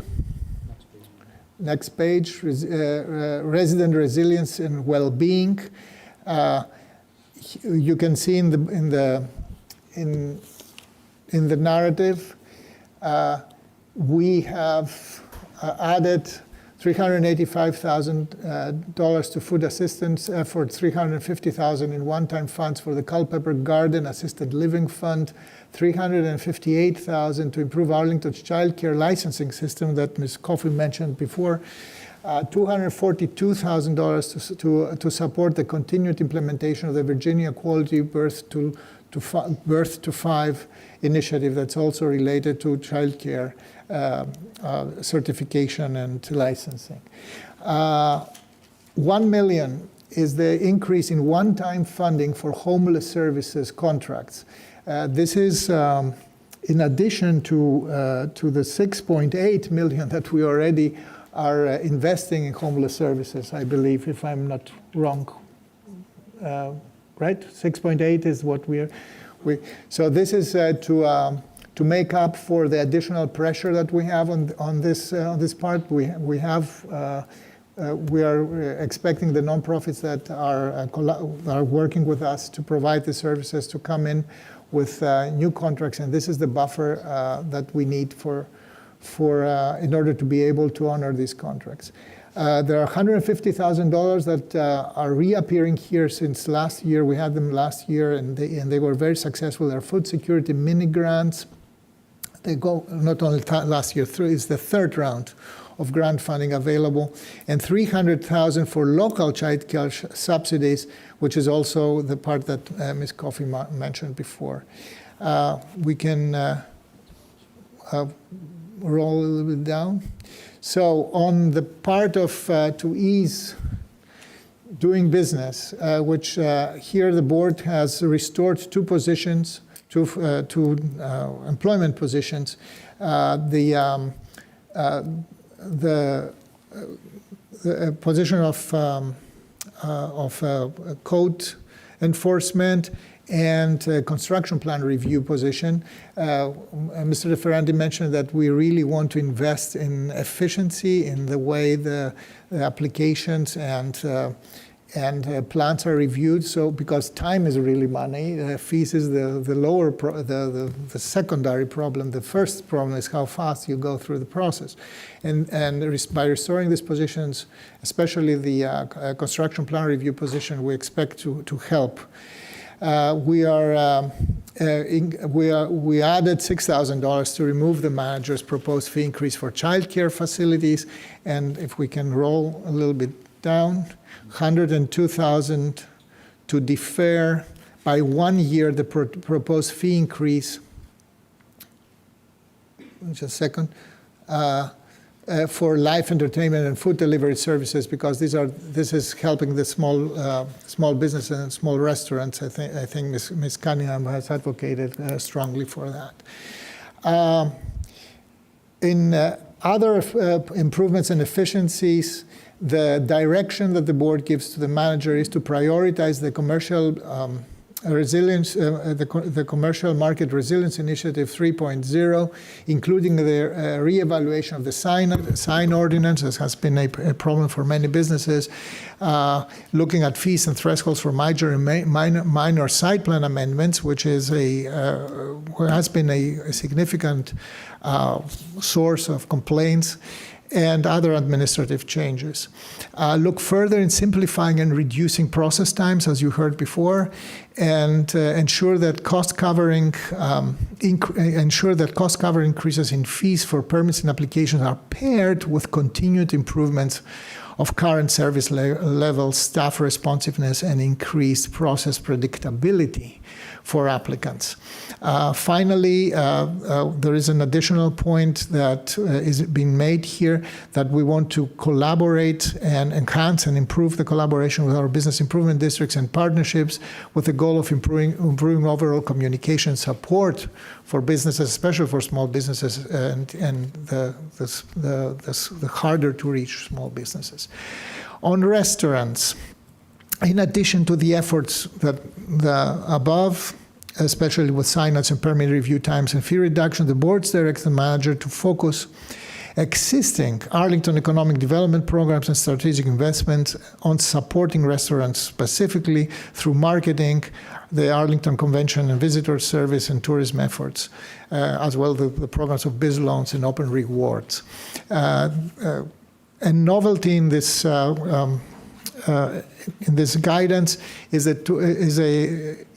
guidance to advance efforts to establish a tourism improvement district. This is basically an association among all the hotels and hospitality operators in Arlington across the county in order to help us promote tourism to our county altogether. I must tell you here that tourism is a significant source of income for Arlington. It is an industry that, if I'm not mistaken, it's usually $4.5 billion a year, so it's a significant economic driver. On with regards to the arts, the board remains committed to the arts, particularly in the current challenging economic environment. The board has there is a proposal in the budget to change the way we recover the cost for support for, like, for example, the janitorial support for theater and performing arts, etc. This fee increase we halved it. We made it 50% this year and 50% last year, so that it's more digestible and easier there to make an easier transition for arts organizations that famously don't. They are not financially strong. Next page, please. Community engagement. The Green Valley Neighborhood Partnership Initiative. In the last year, we allocated $80,000 for the Green Valley Development Initiatives. These funds are carried on to fiscal year 26 because they haven't been spent in fiscal year 25 to support community engagement, which could include pilots for youth programming, economic development, transportation, and housing. This will help to inform future improvements to the community's regular engagement processes. Ranked choice voting. The board allocates $60,000 to the county board office, so we own that, to support ranked choice voting education efforts. The purpose of this appropriation is to engage Arlington voters across the county on their experiences with ranked choice elections.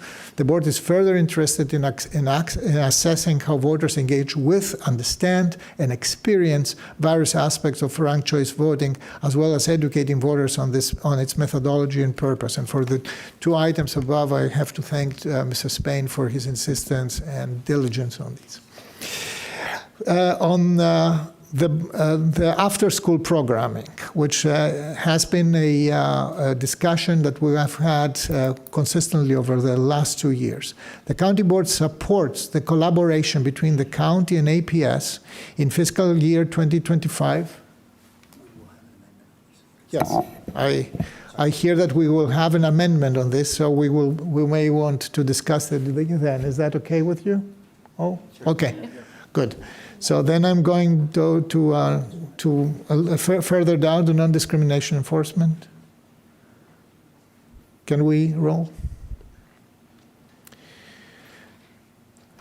So non-discrimination enforcement, during markup, the board added $10,000 to contract support to the Human Rights Office, and then the next bigger title is Investing in Strategic Environmental Stewardship. The adopted budget makes several additional investments to the county's climate and sustainability efforts. $124,000 is allocated in one-time funding for the expansion of the county's electric vehicles, projected to be 83% of the county's non-public safety sedan fleet in fiscal year 2026.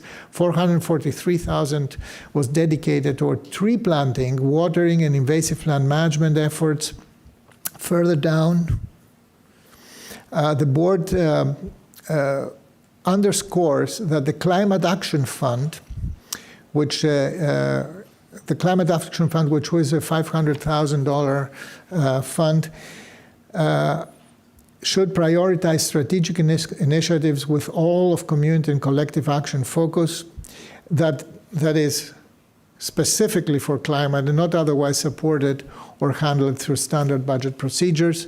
And at least $25,000 are restored for the Energy Masters program that has been benefiting the weatherization of homes, especially in affordable housing buildings. In addition to that, the board restores one-time funding of $87,000 to the Northern Virginia Conservation Trust. Can we go further down? So, workforce investments.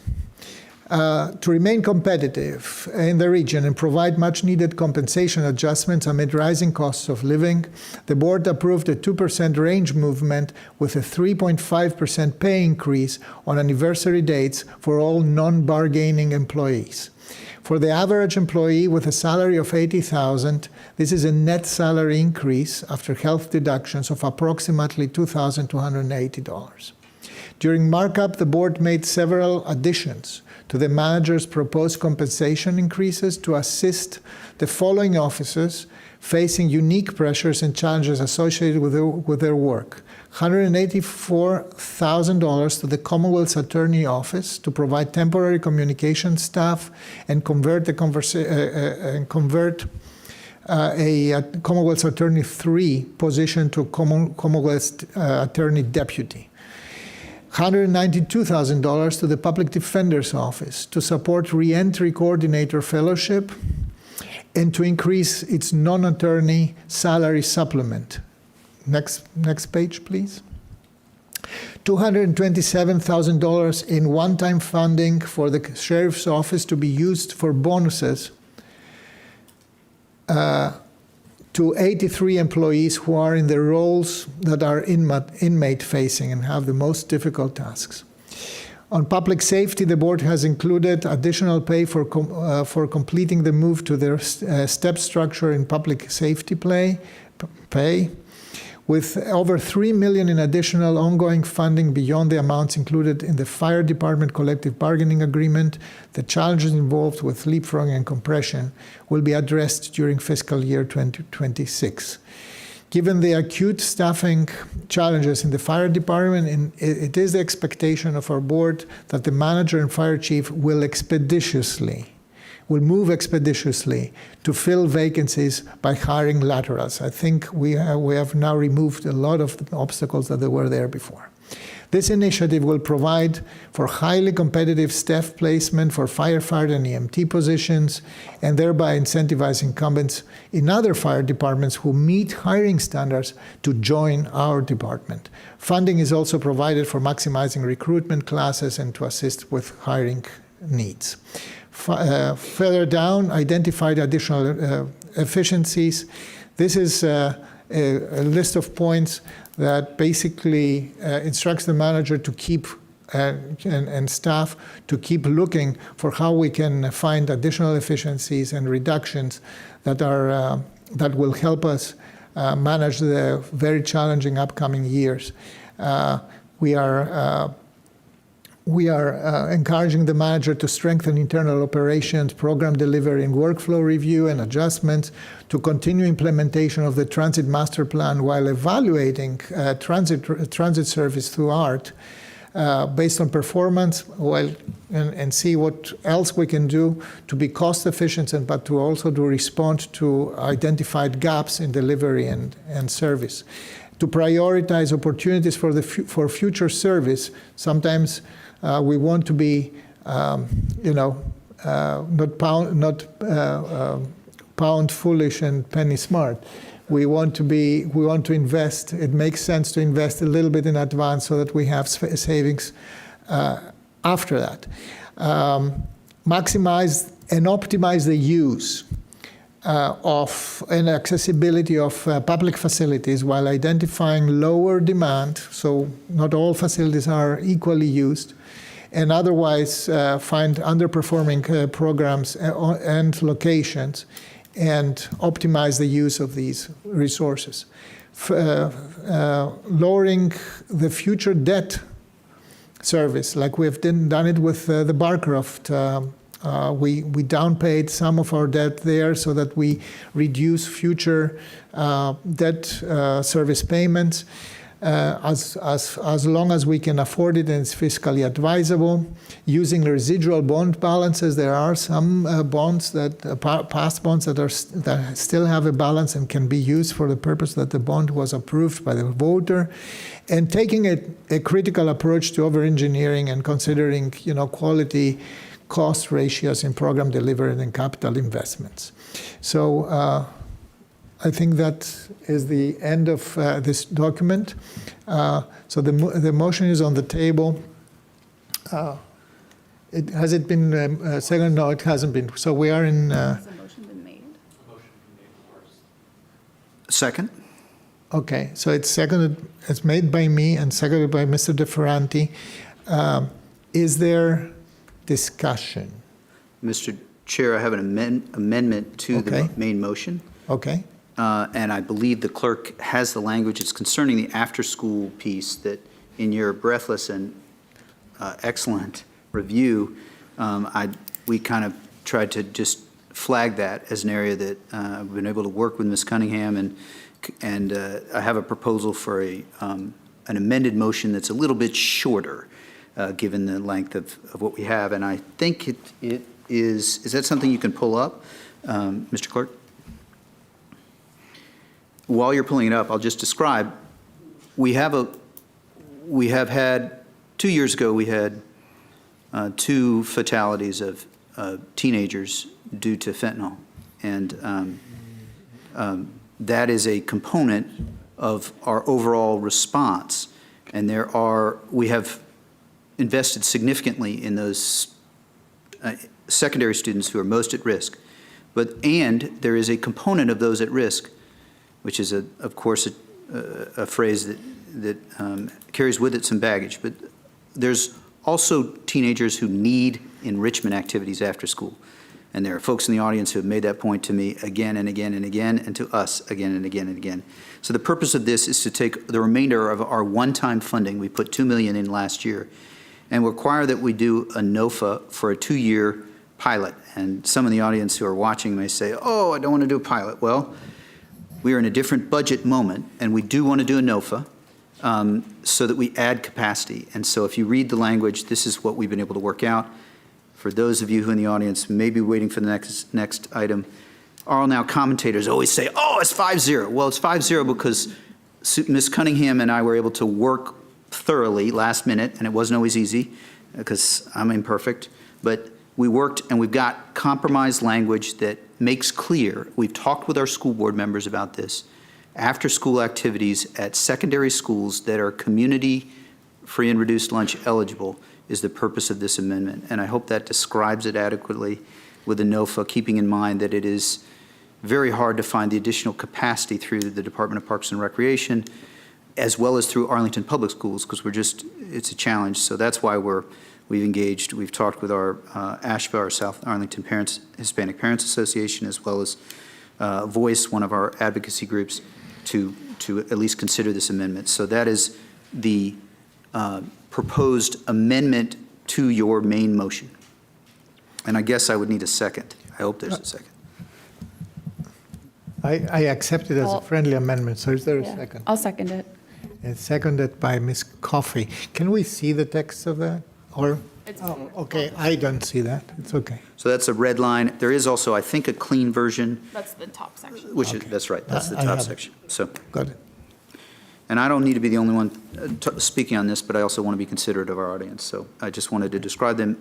It's been made and seconded. I don't need to say anything else on this one. I'll leave it to other colleagues.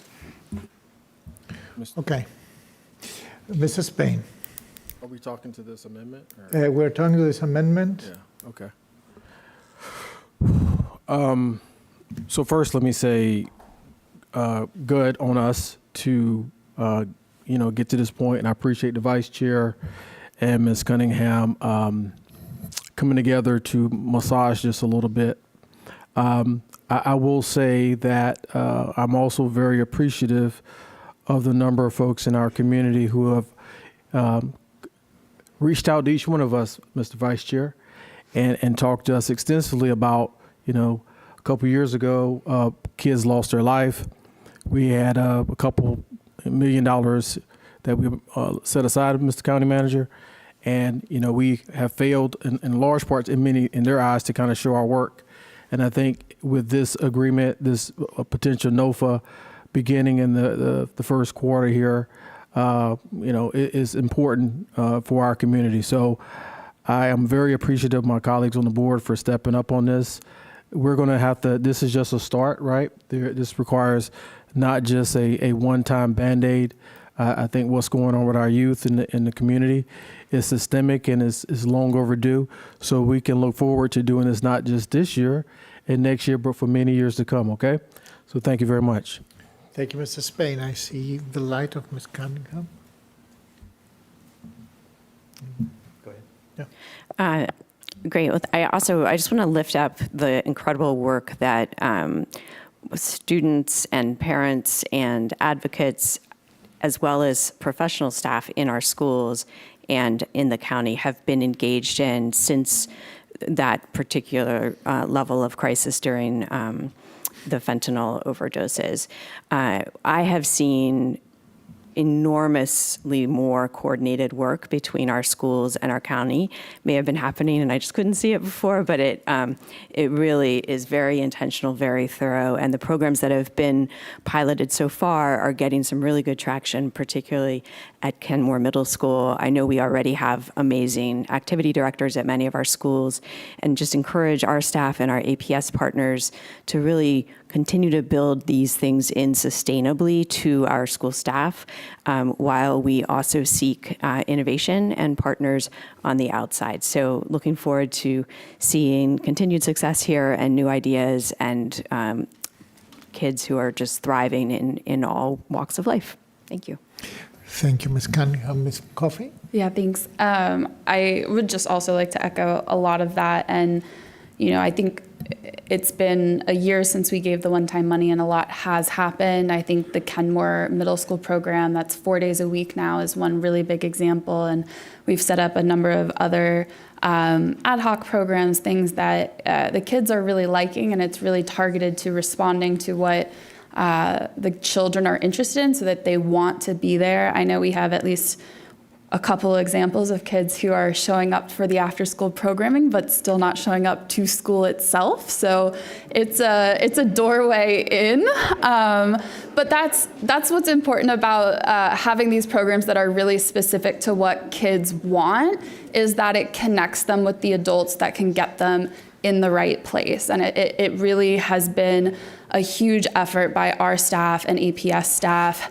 And so I think, we're ready to move forward. We've hired a staff member within the Department of Parks and Recreation who will really be able to lead and own this teen out of school time work, which I think also helps to develop that relationship with kids, hear what they want, and adjust as we go. And I think doing some more innovative pilots, there's only so much that the county can directly provide. There's only so much schools can directly provide. And so bringing in some community partners is really that next step to broaden the reach of what it is that we're currently doing. And so I think, just huge Herculean effort by all the people involved. And it's really important to us that this work continues. And down the line, we also continue to work on our youth strategic plan, which is going to focus on taking a lot of the data and pilot and things that we've started work on and turn it into a comprehensive vision for how we want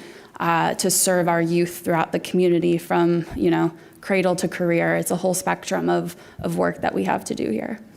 Thank you, Ms. Coffey. For myself, I will say that we have been working on this with the community. This is a 100% community-driven initial proposal. And it was a very bold one because it was asking at the beginning $750,000, then $2 million, et cetera. This was not a small proposal. This was a big lift. And it was propelled and advanced by the tragic events of losing 2 lives that we never should have lost, and seeing many others endangered. Thankfully, it hasn't happened again. But it showed us, not only that, it showed us that we had, as a community, a lot more benefits to draw out of these after-school programs. And not only on the school side, but also on the county side, because the Department of Parks and Recreation has started teen programs in, for example, in Arlington Mill. They're very well attended, and we see real progress there. It is also, we can see that not only in the health and general well-being of the participants, the kids, the teens, but also in educational outcomes, which is an important part of what the intention here is. So I'm very thankful to staff for supporting that. I'm very thankful to all my colleagues, present and past, who have taken this and made it work. I have to tell you one thing. If there was one conversation this year, and this is a serious conversation that we'll have to have probably next year, is how do we, we're going now out of this pilot phase, and we're beginning to see that this is something that really works, that really needs to be supported. Until now, we have been supporting that from one-time money. It's not part of the standard ongoing money that we support with our tax dollars. So this is a challenge that we'll have to find in front of us, and this is a conversation that we'll have with even a bigger audience in our community. So colleagues, having said that, we have a motion on the table. My motion for the guidance amended through the friendly amendment of Vice Chair DeFerranti. The motion is, both motions are. We need to vote to accept the amendment. So, okay, so then on the motion to accept the friendly amendment by Vice Chair DeFerranti and seconded by By me. Ms. Cunningham. We're voting? Yes, on accepting the Yep, amendment. ready to vote. Is it seconded by you? It was seconded by Ms. Coffey. By Ms. Coffey, sorry. Okay, so Vice Chair DeFerranti motion and Ms. Coffey seconded the friendly amended. All in favor, say aye. Aye. Opposed, abstentions, none. So the friendly amendment is now incorporated in the main motion. On the main motion that is made by me and seconded by, who was the second? Vice Chair DeFerranti. All in favor, please say aye. Aye. Aye. Opposed, abstentions, none. The motion carries unanimously.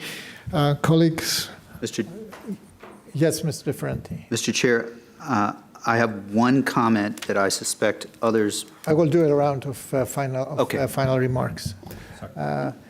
For now, we have, I want to congratulate everybody for having a budget for fiscal year 2026. And I'm opening the round for final remarks. If you want to go first, Mr. Vice Chair. I'm going to ask if a colleague, maybe Ms. Coffey, maybe someone else, will let me know when it's 3 minutes, and I will try to be well under 3 minutes. I will.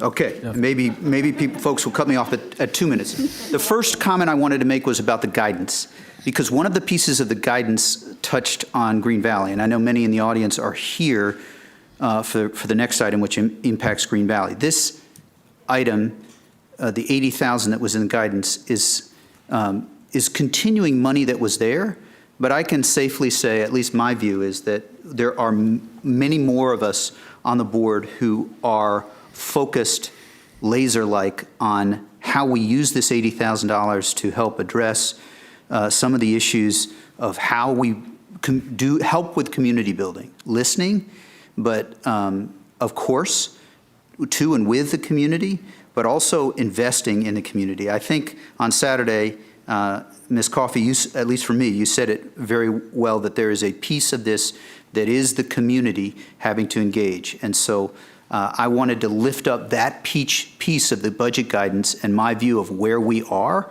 that we are all focused and committed on that. I've still got 90 seconds. So I'll talk about the 5 reasons I ran. Hunger. Food mini grants is in there. Hunger is skyrocketing. The price of food is going up. And if you go to AFAC, you know that there's need there that's huge. I'm pleased we did the food mini grants. Economic development. We put $750,000 into economic development to help us stitch together, because there's no government program that's as good as a job. That is a great way to move. Housing. We put significant resources into homelessness for the first time in the 6 years that I've been into the board, and it is a measure of our compassion as a community. We also, just so that folks know, because on Saturday there were some folks who said, do affordable housing. $17.5 million in housing grants. Ms. Coffey mentioned it. Nobody else in the region does it. It is living our values as compassionate. Climate, we did NVTC, and we did great guidance on how the Climate Action Fund should be. After schools and schools we've just talked about. I'm pleased that we did public defender. If you're thinking of 2 words that cover this budget, in my view, it is responsible and it is compassionate. And in this moment, those are the things that we need to do. Thank you. Thank you, Mr. DeFerranti. Next, Ms. Coffey or Mr. Spain? Mr. DeFerranti even had 45 seconds left. think we've all said a lot, and I don't want to take up too much more time as we do have other items, but, you know, I don't have a list of 5 when it comes to why I ran, but I think talking about people and government is really for and about people is what matters most to me. And, you know, the more we think about what is coming down the line as far as federal impacts, to me, it always comes back to people. It's not just numbers. Every job is a person, is a family, is kids in our schools, is people who have made their homes and their lives here. And so I think one of the reasons that I am so emphasized on human services and our social safety net is that's where you see the real direct impact. That's where you see people sometimes on their worst days, on a day that they thought never, ever was going to happen to them.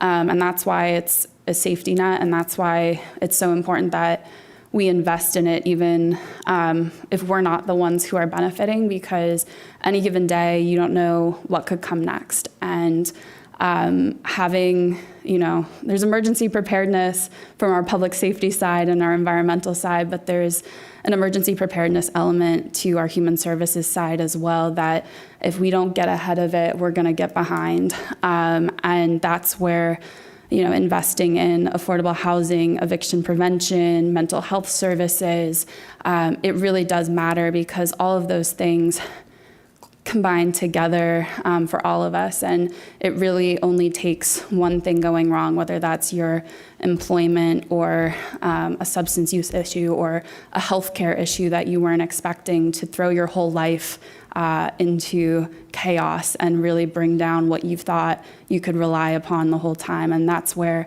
strong communities invest in each other. They invest in their people.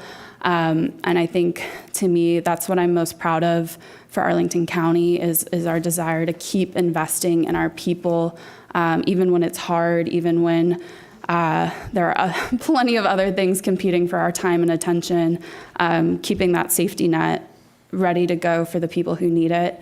I think that's the business of Arlington County, and that's why I'm proud to be here. Thank you. Very well said, Ms. Coffey. Mrs. Spain or Ms. Cunningham? Ms. Cunningham, go. Ms. Cunningham. I don't mind going next. Sure.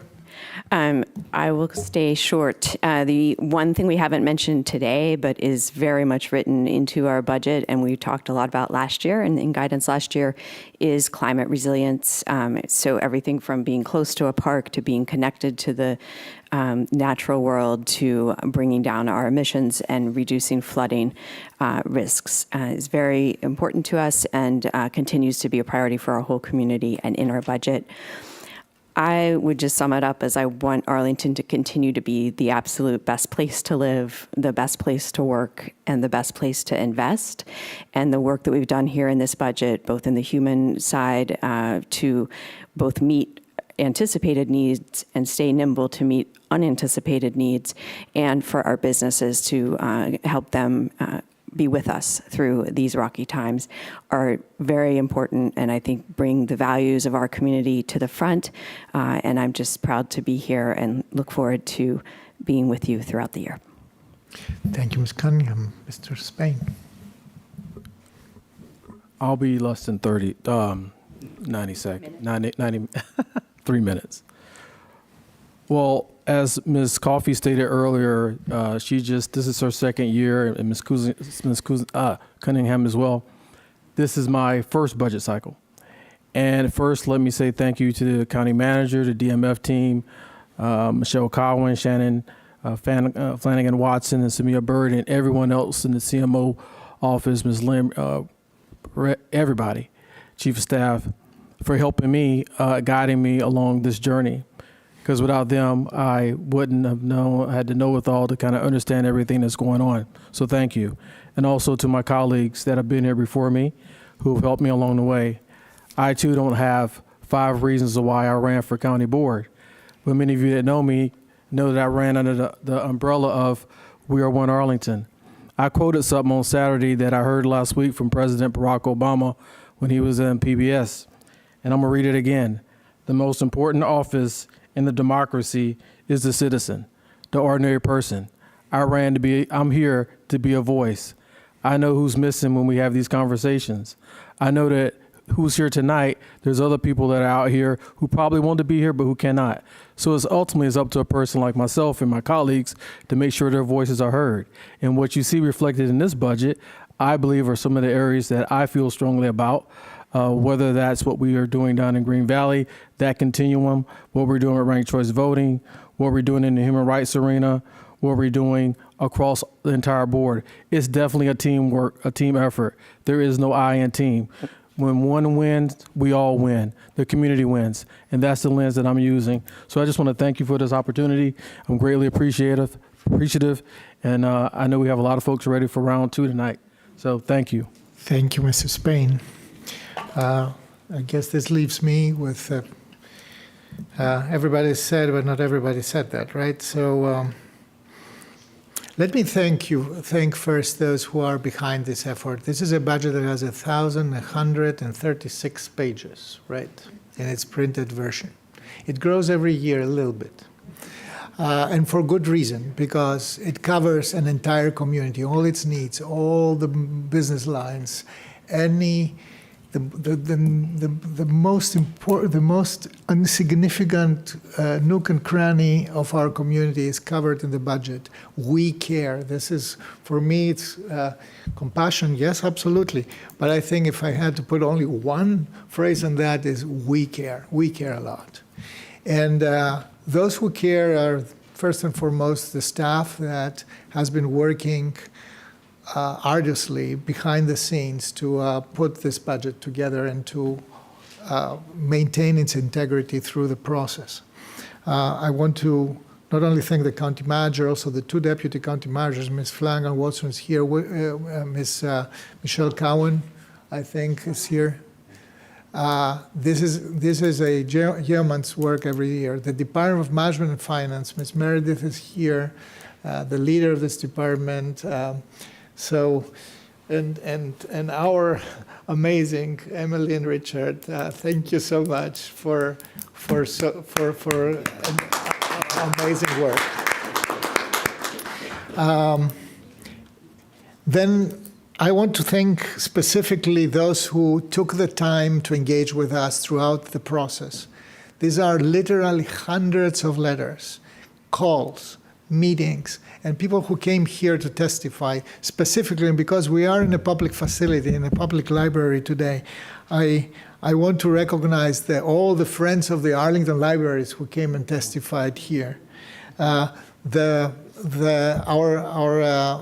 neighbors from the 55 Plus program who were so passionate about the Aurora Hills Times.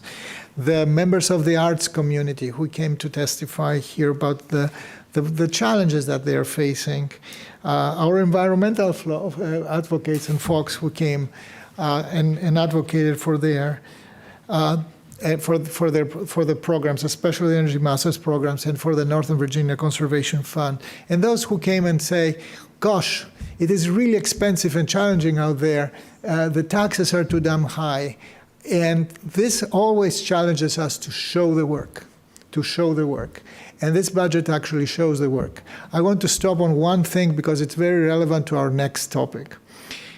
On housing, that's 6% of our total budget. There are very few jurisdictions that invest that kind of money. Housing grants, this is $17.6 million, $2.5 million more than last year. This is the money that we with Ms. Coffey said that is a unique here. We support people to be able to stay in Arlington, to be able to pay their rent. Permanent supportive housing. This is another $7 million today. We increased that by $1.4 million.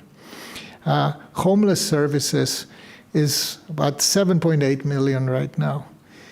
Tax relief for older adults. For those who the Social Security paycheck is actually making a very big, is their main and fixed income.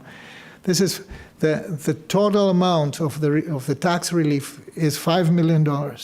Eviction prevention, which we reduced this year, but still $2.1 million this saves people from who live paycheck to paycheck, especially now where we have so many people who are losing their job.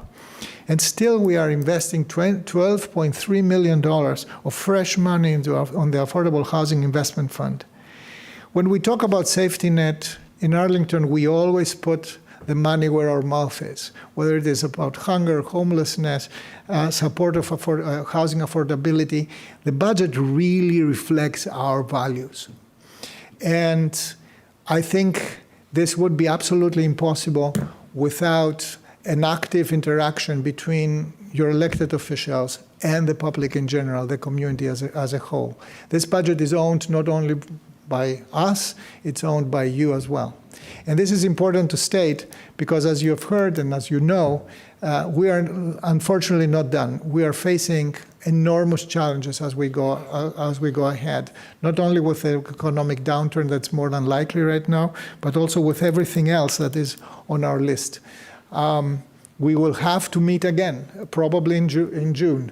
So thank you for everybody's attention and collaboration, and onward. Thank you. So, and with that, Mr. Clerk, I think we can call the next item. Indeed, appreciate everyone's patience. We are, For what? Did you vote on the budget? Yeah, we voted on it. yes. Have a budget, have guidance, we're good. On the guidance. Okay. Yeah. Apologies. So the next item on the agenda, returning to item number 22, which is the Hotel Pentagon site at 2480 South Glebe Road. This is a multi-part item. Part A is the general land use plan amendment to change the land use designation for an approximately 1.44 acre parcel located at 2480 South Glebe Road. A2 is a master transportation plan map amendment to add a new segment of South Garfield Street, a new segment of 25th Court South, and a new street titled South Fillmore Court, located in the vicinity of 2480 South Glebe Road. Part A3 is the site plan amendment, number 111, to construct up to 531 residential units with modifications for additional density, lot area per unit, lot coverage, reduced residential parking ratios, required loading spaces, density exclusions, and other modifications necessary to achieve the proposed development at 2480 South Glebe Road. And Part B of this item is the ordinance to vacate an easement for public sanitary sewer purposes and an easement for public storm sewer purposes, all on property owned by Capital Second Investments and located at 2480 South Glebe Road. Thank you, Mr. Clerk. We'll start with the staff presentation. We had a staff presentation, but this may be an abbreviated additional staff presentation. I don't know if Mr. Manager or if it's directly to Mr. Yam. Well, yeah, I think what we've done is since the meeting on Saturday, we have another set of additional questions that came from board members in the community. Staff is prepared to answer most of them, and I'm sure there'll be additional questions. So at this point, unless the board wants us to review specific pieces, we don't have additional material to present right now. Got it. Thank you. So just to check, while the chair returns, I believe, is there an applicant presentation that's a supplemental? We do have a very brief presentation to talk about some of the things we've been doing since we last met on Saturday. So we'll bring that up.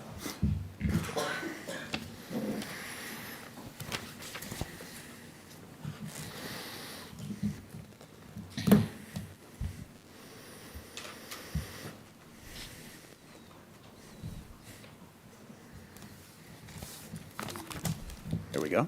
Great. Well, Mr. Chair, members of the board, thank you for your time again this evening, and thanks for all the folks who've come out again here this evening. Wanted to talk with you a little bit about the process to date, where we've been, where we are, and where we're going, because I think that's important. And we've been up here talking about where we're going and the fact that these conversations and our engagement is going to continue. But we know it's not enough just to say that we need to show it. So I want to review a little bit our outreach to date.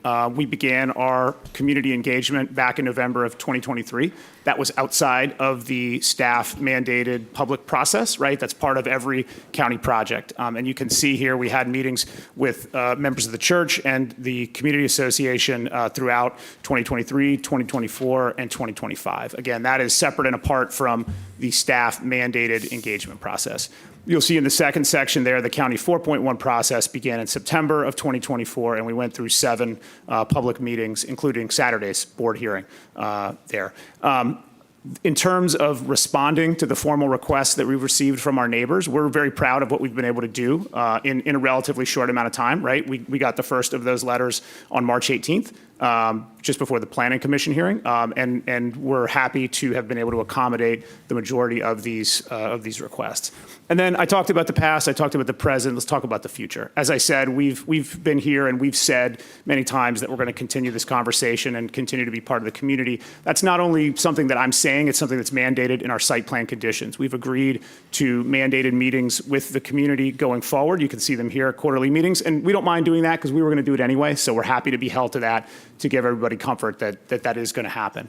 To talk a little bit about some of the asks here. We talked about this on Saturday. I'm not going to go through every one of them again, but we got a couple of requests from the church on March 18th and March 24th. We are able to accommodate the vast majority of these. The one we can't is related to the daycare and $2 million to support daycare at the church site. As we talked about on Saturday, right, that's a question of community benefits, right, and what community benefits are and how they should be allocated, right? We have a $2 million AHIF contribution, and whether that goes to a neighbor, right, that's not a decision for us to make, that's the decision for the board to make. And I think this is a good referendum on that, right, of how community benefits should be allocated and whether this is the right way to do it or there is something different that this community wants to do. So we can go through any of these in detail. I won't belabor them since we talked about them at length on Saturday. We've also continued to, on the next slide, you'll see we've continued to discuss with the Green Valley Civic Association as late as this afternoon prior to the hearing. So there have been a few requests that we've received here in April, and we've worked to try and accommodate those.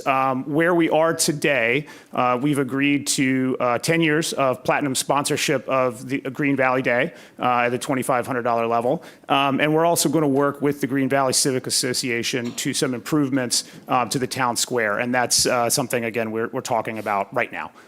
We were on the phone earlier today about it. So I'll wrap that up. Obviously happy to go back to any of these, but I appreciate your time and the opportunity to continue the discussion. Thank you. Thank you. Are any advisory group presentations, Mr. Clerk? Yes, I believe we do have Mr. Jim Lantelmi with Planning Commission joining us virtually. Okay. Mr. Lantelmi. I have nothing further to add. I'm just here to make sure that if you have any questions of the Planning Commission, I'll be able to answer them. I see in my script that Ms. Wenger is also present from the Housing Commission. Uncertain, one moment. I'll see if she's joining us. I do not see her online. I don't see her on my screen, but that doesn't mean that she's not there. I do not see her online.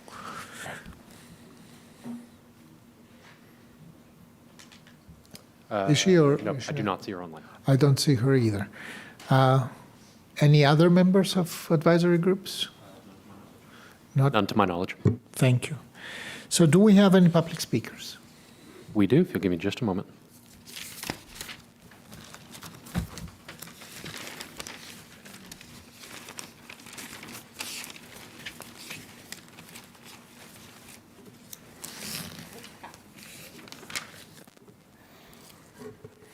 All right, the first of our public comment speakers is Jane Zimmerman, followed by Terry Armeo. Okay.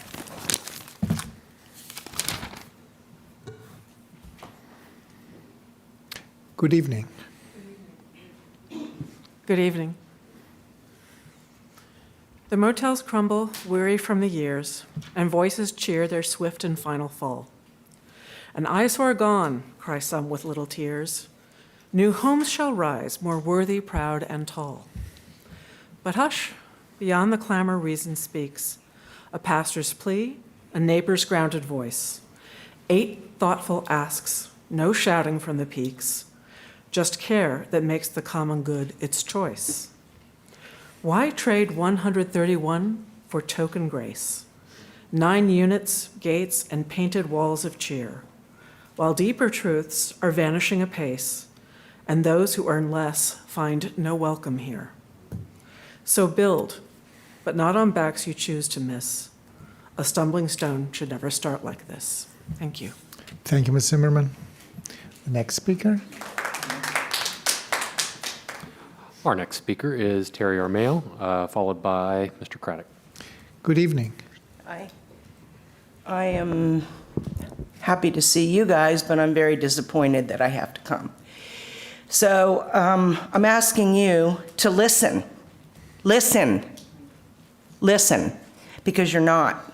None of you are, or we wouldn't be sitting here today. The community asked you to give time, and you didn't give time. You gave 5 days. That's a joke. So I'm sure there are people who are going to stand up and rah-rah this project, like the Planning Commission, the Housing Commission, and probably Transportation are all comprised of YIMBYs. And I have a personal grievance with YIMBYs because they were funded and founded with tech libertarian money. And we already know Project 2025 came out of what? The libertarian think tank in DC, the Heritage Foundation, and we are suffering, the whole nation, under that type of thinking. We need rules, we need regulations. So please stop listening to the YIMBYs. Listen to your community. You're missing the whole boat, and we need to stop that. So we have a developer, probably lives in McLean, not Arlington. Why are we here today? Was he going to lose his funding? What about the community who lives here every day? Is this a walkable place? No. Is it completely out of size and scale? Traffic nightmare? Yes. What are people been telling you? I've heard the pastor speak, and he really inspired me, and I'm not a religious person. Man, he lit a fire under me, though. So anyway, I stand with Green Valley residents. I stand with Arlington County residents, not people who don't live here, not developers, not anybody who doesn't live in Arlington right now. We need to listen to your community. Thank you. Thank you, Ms. Armao. Our next speaker is Mr. Craddock, followed by Miss Willie Jackson Baker. Good evening, Mr. Craddock. Good evening, all. I'm Frederick T. Craddock, and I'm a 30-year resident of 24th Road South. And you've heard it all before, that this will cause a traffic nightmare. We have an intersection, 24th and Glebe Road. That has been rated an F. Now, the voices at VDOT, we made a call to VDOT, and VDOT is saying, well, we don't know much about this project. We have a concept of what this project is, but we haven't made any decisions. So I think we need to get back to the table and see how we can integrate this project into Green Valley. You know, I heard some real feel-good things about how we all win and how when one win, all win. But this is not a winner for Green Valley. This is not a winner for 24th Road. I mean, this will be a problem. The only immediate mitigation that we can consider right now is reducing the traffic ratio, the parking ratio, because this is not sustainable. I mean, how do you get people in and out of their homes to go to work? What about the quality of their life in this community that is literally hemmed in? I mean, we feel good, we talk about adding another road, but that has to come now. And we have to look at this now on how we can relieve this congestion that we have, and also how we integrate this proposed project into Green Valley. The other thing is, what can we provide these people in terms of leisure space? Yeah, you can put a park here and there, but what about a recreation center where we can actually come together? We could come together for meetings, we could come together for a number of things. So let's revisit this traffic situation and come to a plausible agreement. Thank you. Thank you, Mr. Craddock. The next speaker, please. Our next speaker is Miss Willie Jackson Baker, followed by John Musso. Good evening. Good evening. My name is Willie Jackson Baker. Though not a resident of Green Valley, I am a resident of a North Arlington neighborhood, experiencing much of what the Green Valley neighborhood has and continues to experience, such as, for us, a segregated wall, and an ill-fated hospital expansion that 5 years later is still trying to solve concerns from day one. Therefore, I support and sympathize with Lomax Church, the Green Valley Civic Association, and the neighbors. No one is trying to deny this project, but are trying to address and resolve problems with the design that are clearly unsafe or a detriment to the community. Number one, the traffic. Even a blind person can see and understand the impact of possibly 500 plus additional vehicles on an already congested thoroughfare. The solutions offered are not logical. To widen lanes, where's the land and the space coming from for that? Change the timing of traffic lights, that's a domino effect. 395, Glebe Road North and South will be affected by this. And to create an additional street exiting to Shirlington Road, great idea. Now, you're counting on a development or a redevelopment on Shirlington Road in an area that's already congested. What about the church? A higher wall? A segregation wall? I've seen that. And you plan to have a private community. That's what it sounds like you're building, a private community with barriers and highways. What if, you are planning to have a public playground.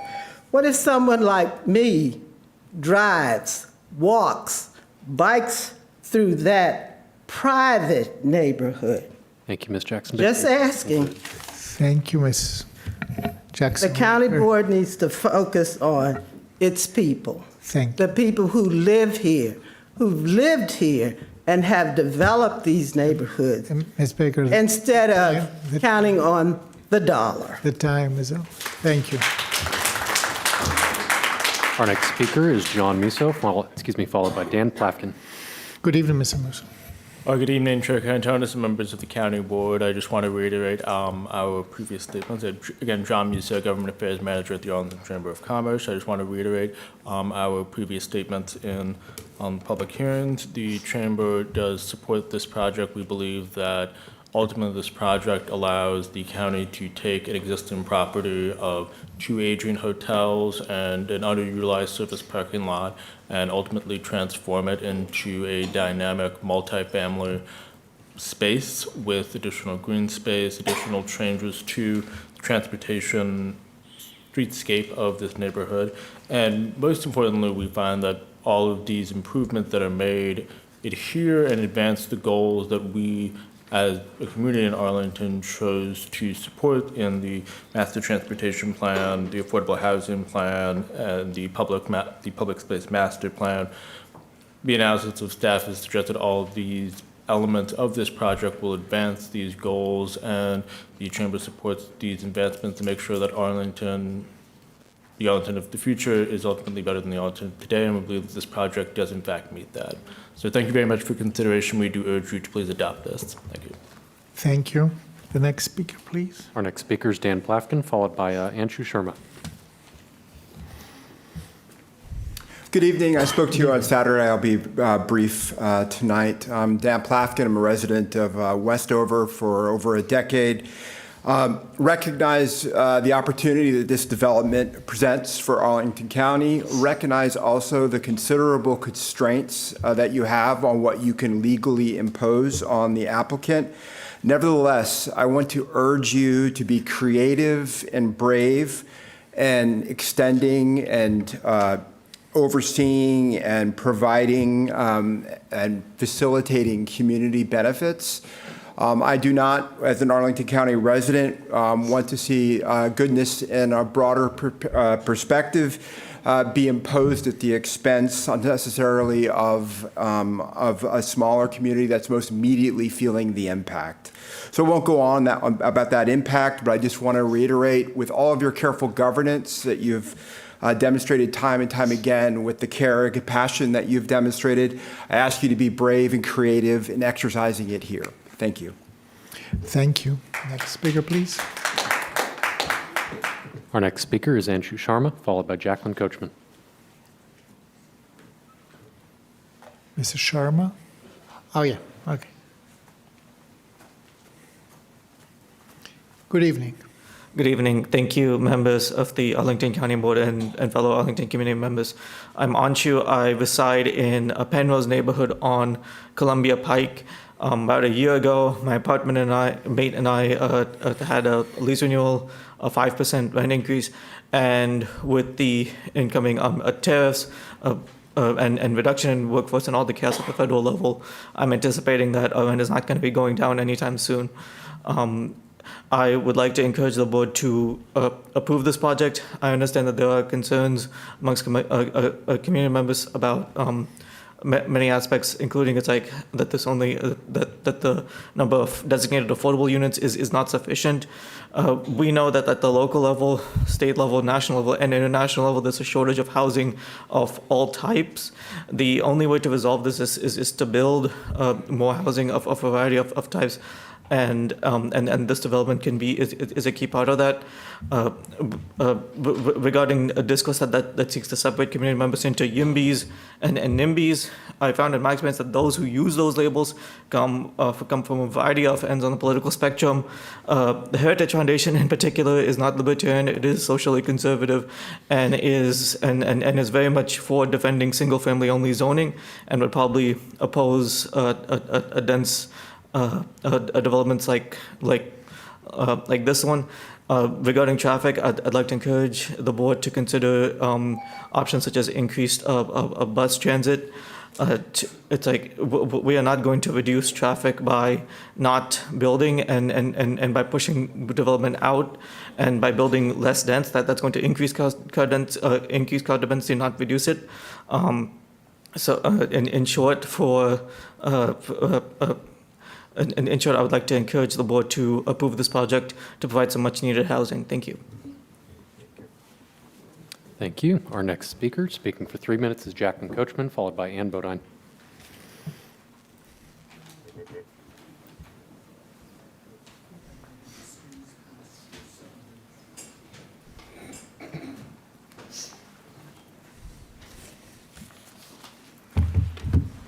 Good evening. My name is Jacqueline Coachman, and my family has been an integral part of the fabric of Green Valley since the end of the Civil War. But it is not my family history that is most pertinent to this moment. It is my professional history. During a career of 50 years, I assisted numerous profit and nonprofit developers, community organizations, and local governments with neighborhood revitalization projects, which I define as projects that bring a new day to a neighborhood that has a challenging past. But my experience also includes the positions of assistant to the executive director of the Housing Opportunities Commission of Montgomery County, assistant to the executive director of the Maryland National Capital Park and Planning Commission, and planning board administrator for Prince George's County. The lessons I have learned from these positions lead me to support this project. The offer of paying all of the Civic Association dues for project residents is what I call a snazzy move. The offer, or at least the concerted effort to work with Lomax, I consider a telling move. So we find ourselves with a classy developer and a quality product. Wonderful, except for the massive elephant in the room, an elephant even bigger than too few affordable units. And that issue, that elephant, is traffic. And I have gotten ahead of myself. Give me 1 second, please. Is traffic. The applicant had the option of building 400 units, but opted for 531. All agree the project will be a horror story for Green Valley, even without the additional 131 units and regardless of the mitigation. Arlington is fond of talking about equity. In one hand, the applicant is requesting far more units than prescribed by code, but in a locale that desperately needs housing. In the other hand, we have a neighborhood that has been overlooked and neglected since the Civil War that will be harmed by project traffic, but can do nothing about it. That does not sound like equity to me. It is incumbent on the board to make the project more palatable to the community. The ideal scenario would be a partnership between the applicant and Lomax in support of daycare. I read the staff report and appreciate the obstacles. I am out of time. I hope I can submit my comments to the clerk. Absolutely. And my plea is that the board not necessarily think outside the box, but think without the confines of the box. Thank you, Ms. Thank you, Ms. Coachman. Our next speaker is Ann Bodine, followed by Judith Davis. Good evening. Ready? Whenever you are. Mr. Chair, members, thank you. I'm Ann Bodine for Arlingtonians for Our Sustainable Future. This is my 5th appearance to speak on this project. I don't see anything has changed except on the margins. But this is not a marginal project. This is epic density and surrenders a glup change on a silver platter. That's one of the county's best bargaining tools, and you're giving it away, sacrificing a very diverse neighborhood on the altar of expensive studio and one-bedroom apartments that we are choked with. So ASF asks again to delay 3 months and forge a meaningful deal that also includes the Green Valley Neighborhood Plan, reduce the complex to 324 units, build 24 units at affordability levels we actually need, get VDOT on the scene to discuss traffic and safety with affected residents, keep a curb cut on South Glebe, and keep height next to Lomax at 45 feet. Also, begin a process to reverse gentrification and displacement. It has been happening, and the county needs to undo it. We made this chart showing horrid drop-offs in Black presence in historic Black neighborhoods, but the county and advocates of just more housing keep ignoring it. You ignore our blunt facts, you ignore Hispanics, you ignore Blacks, except to go out and nail up a plaque. Plaques to Blacks who were pushed out by segregation, but also plaques to Blacks who just can't purchase these kinds of homes. If, as we fear, you approve most of staff's recommendations, you will have driven a spike through the development process. The site plan process is pre-baked, allowing only marginal fixes to give the patina of real civic input. The request to advertise is pre-baked, as you seem cowed at the idea of voting no, given the applicant's sunk costs. The 4-day delay is pre-baked and deflective and seems to be predicated on a bank deadline. Interest rates are going down, and it's a good project. If it's a good project, it will find a lender. It's not your job to find financing. It's your job to help Green Valley, to help Arlington residents. If you think tax revenue is going to close your budget gap, ASF has said before, residents cost more money on average than they bring in. So it seems foolish also from a fiscal perspective. The applicant pursuing this $300 million investment, aided by your giveaways, is the only one getting a good deal if you vote yes. As a result of this project, ASF calls on the county to reset land use zoning and site plan process. We must not channel residents into outcomes conflicting with desires and neighborhood plans, and we are baffled at the board and commissions acting like hostages to dumb density. One commissioner bemoaned how we only ever build market rate units like these and said she shared concerns at gentrification, but then said, "I don't know what we can do," and voted yes on the project. This is a dynamic of failure, civic disillusion, and we hope it ends here. Vote no on 531 units, 9 affordable, with only one outlet to 25th 4th Street and 85 feet, towering over a landmark of American history.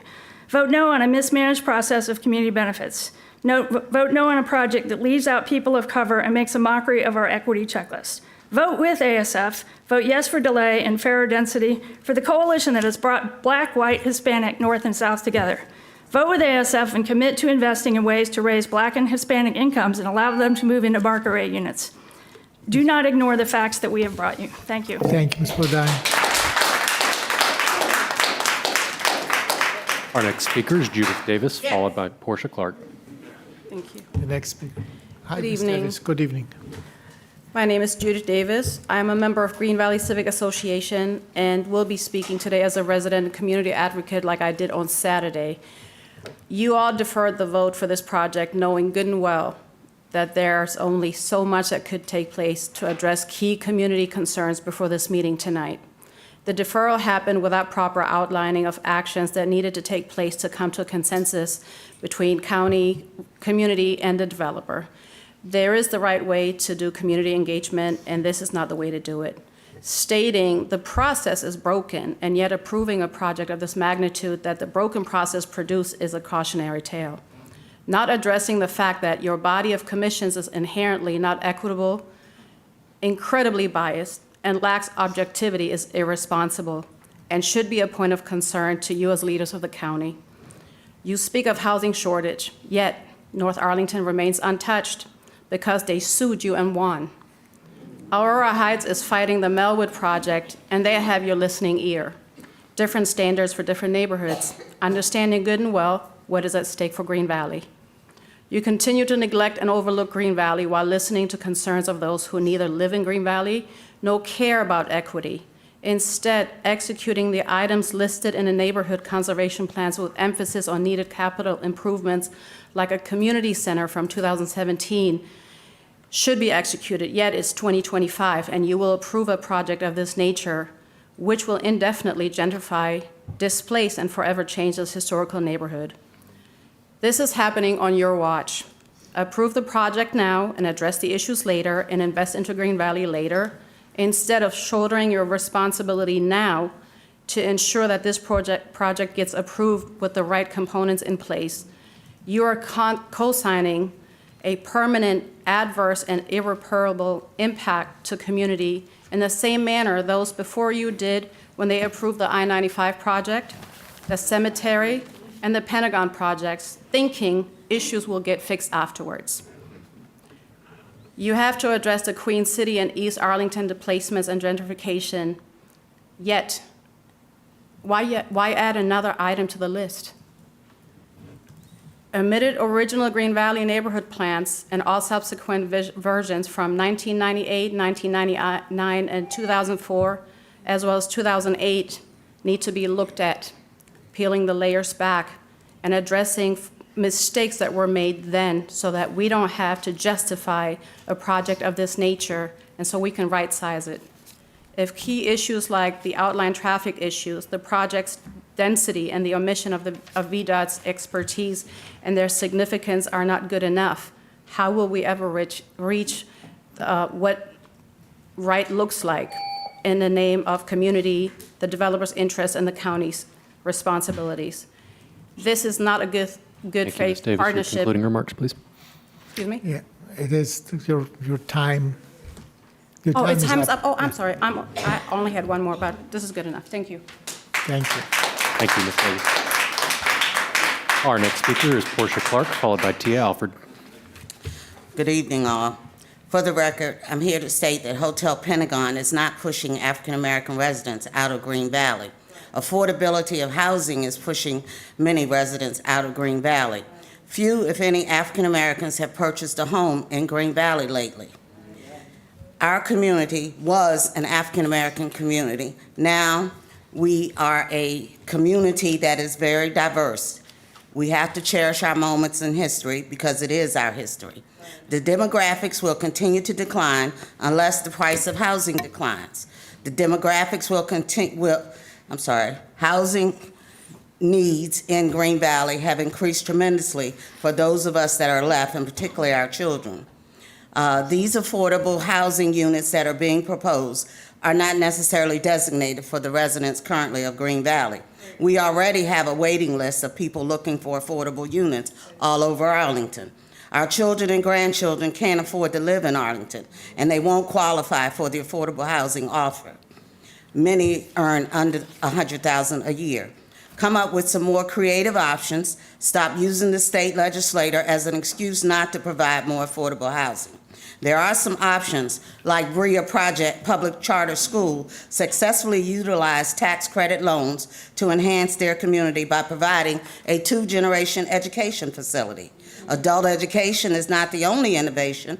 Bria has brought to the community a lease with Mary Center, an on-site federally qualified health center that provides medical, dental, behavioral health, education, and social services to the students and nearby residents. In addition, it helps to provide access to WIC and other programs that are much in need, and they also offer a community farmers market. These are real community benefits that could help in Green Valley. Parents go to school where their kids go to school. Some of you may not be aware, but we built Drew with a program for students and adult education. The separate wing is already in place, but now called the Dragon's Den, and it's not accessible to the community. We just opened a Green Valley Farmers Market and don't even have a bathroom or storage facilities to use for that purpose. Instead, the county gave us a porta potty, and many of our residents are complaining not about getting on a bus, but the long walk to the porta potty. There are options like community land trust, cooperative units that we could invoke and put in place. Several locations in Green Valley are up for development. We could use those properties and consider a new housing model. Traffic is another issue. It's not going away. We have to live with it. But now is the time where we need all those engaged today. Stay engaged. Continue to help us to fight and educate county staff and citizens about the wonderful community we have. Thank you, Ms. Clark. Next. Thank you, Ms. Clark. Our next speaker is Ms. Tia Alford, followed by Brenda Cox. Good evening. Good evening. I'm Tia Alfred, a native of Arlington with family roots in both Halls Hill and Green Valley. I'm requesting a deferral on the decision regarding the proposed Hotel Pentagon project in Green Valley. It's clear from last Saturday's meeting that many concerns remain unresolved, and it is critical that they be addressed thoroughly before moving forward. I'm not here to appeal to your emotions, but to your logic. The developer is asking for approval of 500+ units, nearly 4 times the 100+ units allowed by right. This appears to be a blatant case of the systemic problem of greed, especially when you consider the dreadful traffic situation around the intersection of Glebe and 24th Road, which already has a failing grade of F. Adding hundreds of vehicles daily to that intersection will only worsen the gridlock, extending in both directions and for the 395 exits. I've lived here for years, and I've personally experienced the frustration of trying to navigate this intersection. The additional traffic will create nothing short of a horrendous nightmare. Beyond the traffic, we must also consider the impact on the surrounding community, especially the historic Lomax Church and Cemetery. This project threatens to disrupt its sacred space while disregarding the history and dignity of the Black community.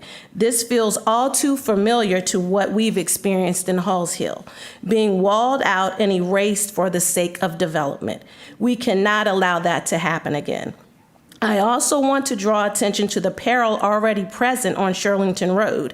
And after attending a funeral there recently, it became clear that adding even more traffic to this area will only increase the risk of accidents. This is not just about the project's immediate location, it's about the wider effects on the community. Further, there is only one way in and out of the nearby elementary school, and this project could affect school access. This added traffic will have real consequences on safety and daily operations for our children and families. Arlington is changing, but we must not forget or erase what came before us. This project, with a name disguised as a hotel, is really a residential development that threatens to further disrupt a community. We need a transparent plan that considers the needs of all stakeholders. I implore you to hold off on making a final decision on this project until a logical and viable plan is in place. This is about more than just dollars and cents. It's about actually being good neighbors to one another, respecting our history and working together for the greater good of Arlington. Please do the right thing, defend this community, and ensure that this project is scaled back and reimagined with respect for the people who have lived here for generations, including useful elements that will benefit the community. Thank you. Thank you, Ms. Alfred. Thank you, Ms. Alfred. Our next speaker is Brenda Cox, followed by Karen Guevara. Good evening. Good evening. And thank you for allowing me to come. I come here today really to finish the remarks that I could not finish Saturday, and I will start there in the interest of time. I'm saying that because of Lomax's, I'm a member of Lomax Amy Zion Church, and I've been there since 1951, and I'm acknowledging and highlighting the historical impact that Lomax has had on the Arlington community.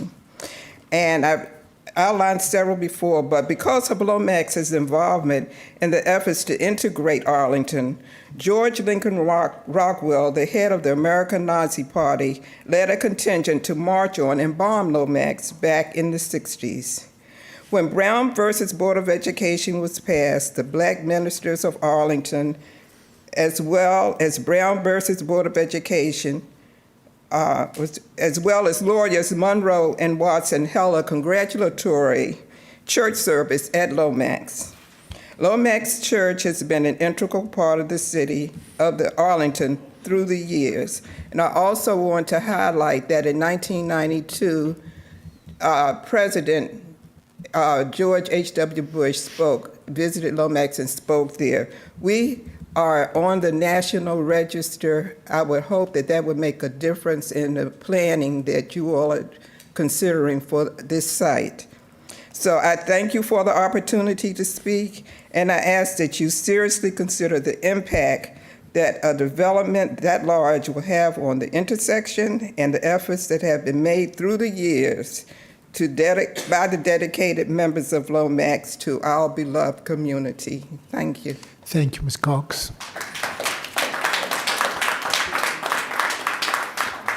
The next speaker. Pardon me, our next speaker is Karen Guevara, followed by our 5-minute speaker, Reverend Dr. Adrian Nelson II. Hi, let me know. Can you hear me? Yes, we do. Good evening. Good evening. Okay, dear esteemed members of the County Board, my name is Karen Guevara, and I'm here this evening in my personal capacity as a lifelong Arlingtonian who graduated from Wakefield High School and can only count the number of students that I attended with who still live in Arlington, and now as a resident who actively volunteers in the Arlington community. The manner in which we approach affordable housing and development has always been of great concern to me. Specifically, I worry that the current framework continues to divide our county between the have and the have-nots, which perpetuates the historical and systemic injustices communities in South Arlington have faced for decades, particularly Black residents in Green Valley. Throughout the years, I've heard arguments and justifications as to why we are not doing more to address affordable housing and displacement in a comprehensive manner, and that truly elevates the expectations we have for developers.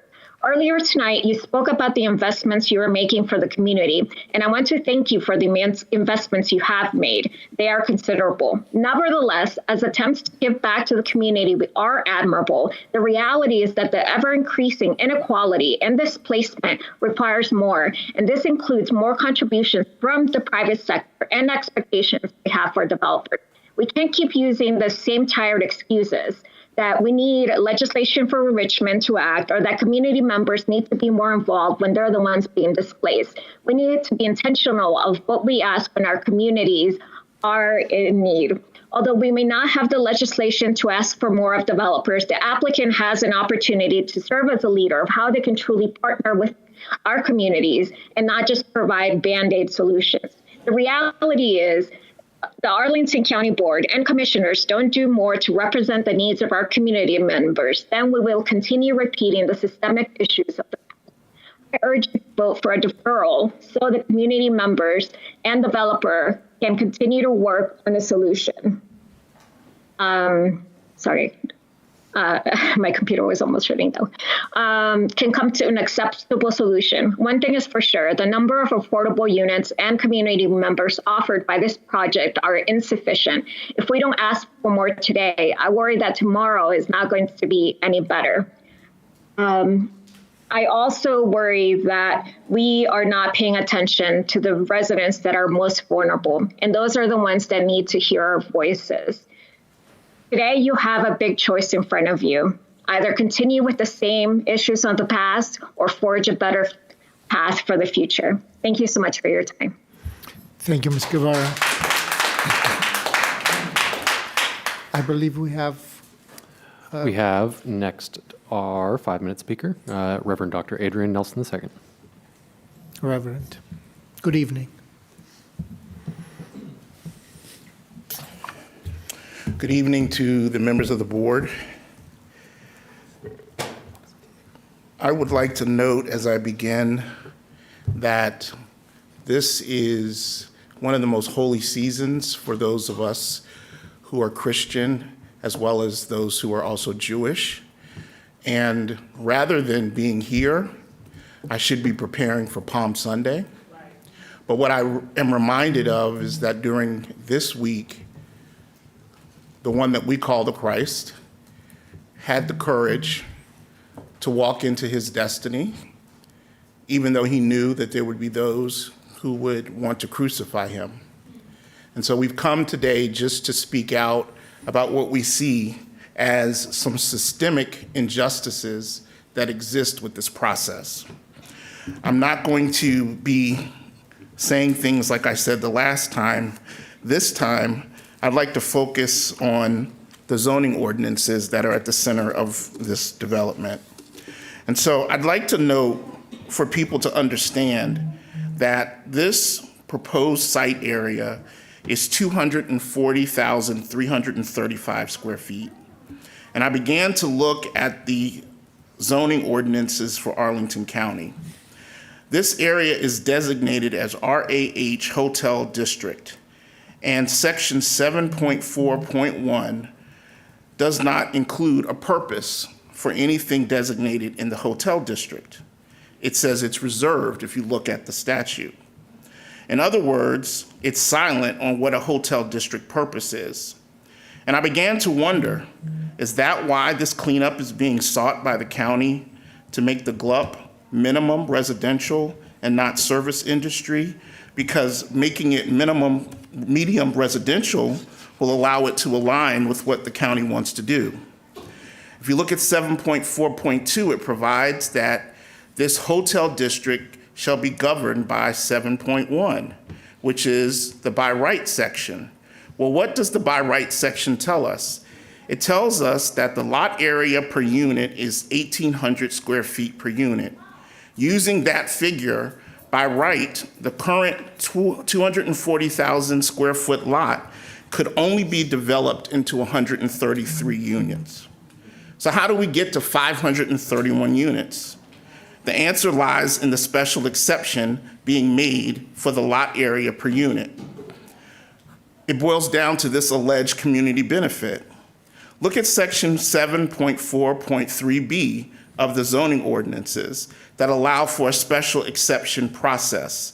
And what is happening in this instance is that because the base density is being allowed to be increased, this development, which should only be 133 units by right, is now expanded to 400 units.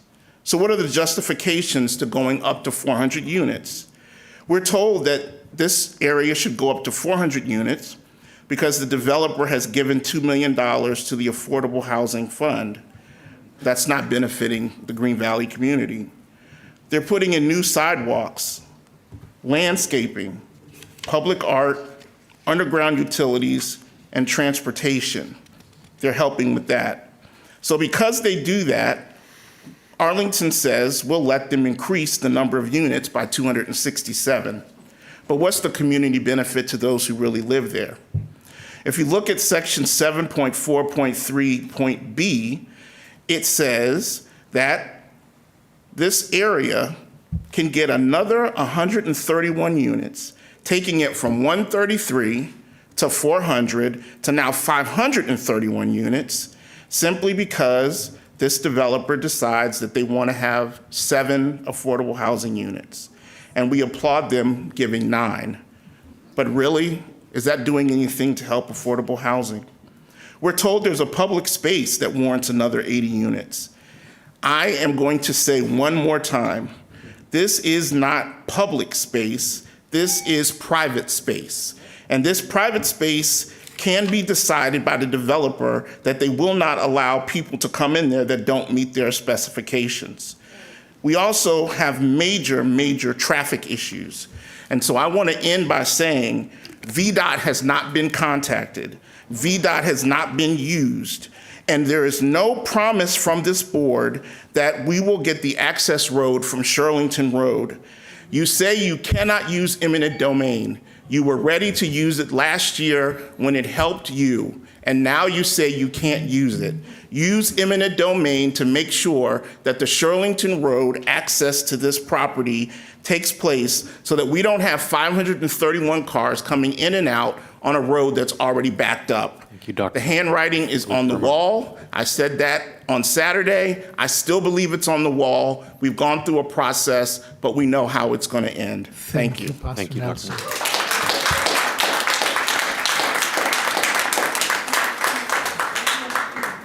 Do we have other speakers? Thank you, Mr. Chair. No further speakers. No. The discussion, colleagues, is now with the board. And any questions for staff or for the applicant? Yes. Mr. Spain, I didn't see your light, sorry. All kind of stuff packed up over here. So this is for staff and I. We've heard, first, let me say thank you to all of the, everyone who showed up tonight and testified. We're going to have some dialogue here tonight, but there's a few questions I just want to get addressed up front so we can make this public. And this is for staff, and maybe you can help me out here. Outside of the staff report, there's been conversations from Saturday and even over the past couple of days about not just the building height and the potential problems with emergency egress points being one way in, one way out. Let's talk again about the safety piece and the fire, where the fire department is as far as potential safety risks as it relates to this particular site plan. I know the roads are wide or a little bit, but can you talk us through a little bit from a public safety aspect as it relates to fire, should that happen? So the site plan does comply with the requirements for fire access. The site provides the required fire aerial access lane. That's a 26-foot wide area for fire trucks to be able to anchor onto site and then launch the ladder to access the building. Those are located on site on the private roads rather than on 24th Road South or South Glebe. That is preferred. It's less disruptive to the public right-of-way. The site also has roads which are appropriate for fire access just for the fire trucks to get in and out.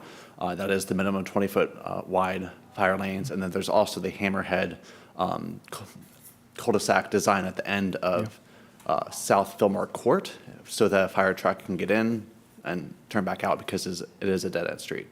I do also want to note that the fire department did meet with the applicant team before they submitted the site plan for review. They recommend that to all developers just so that they can get ahead about where the fire aerial access is recommended. That is a very big deal. It affects the street design. And the fire department was also involved during the staff review as the site plan has moved on. And they've, again, found that the proposal complies with the fire access requirements. Thank you. Just want to be clear. A lot of folks don't get a chance to read the exhaustive staff report and talking about the width to allow access for those vehicles than the aerial access points. I think that's good to note and for the record. And Mr. Chairman, I ask two more questions. I'm gonna figure we may have a couple rounds going on here, but if you may, ACPD and we've heard some questions about that intersection on 24th and Glebe. The concern about a number of accidents perhaps that have happened over time. Do you have any data to share with us as relates to past year or so accidents that have occurred down in that intersection?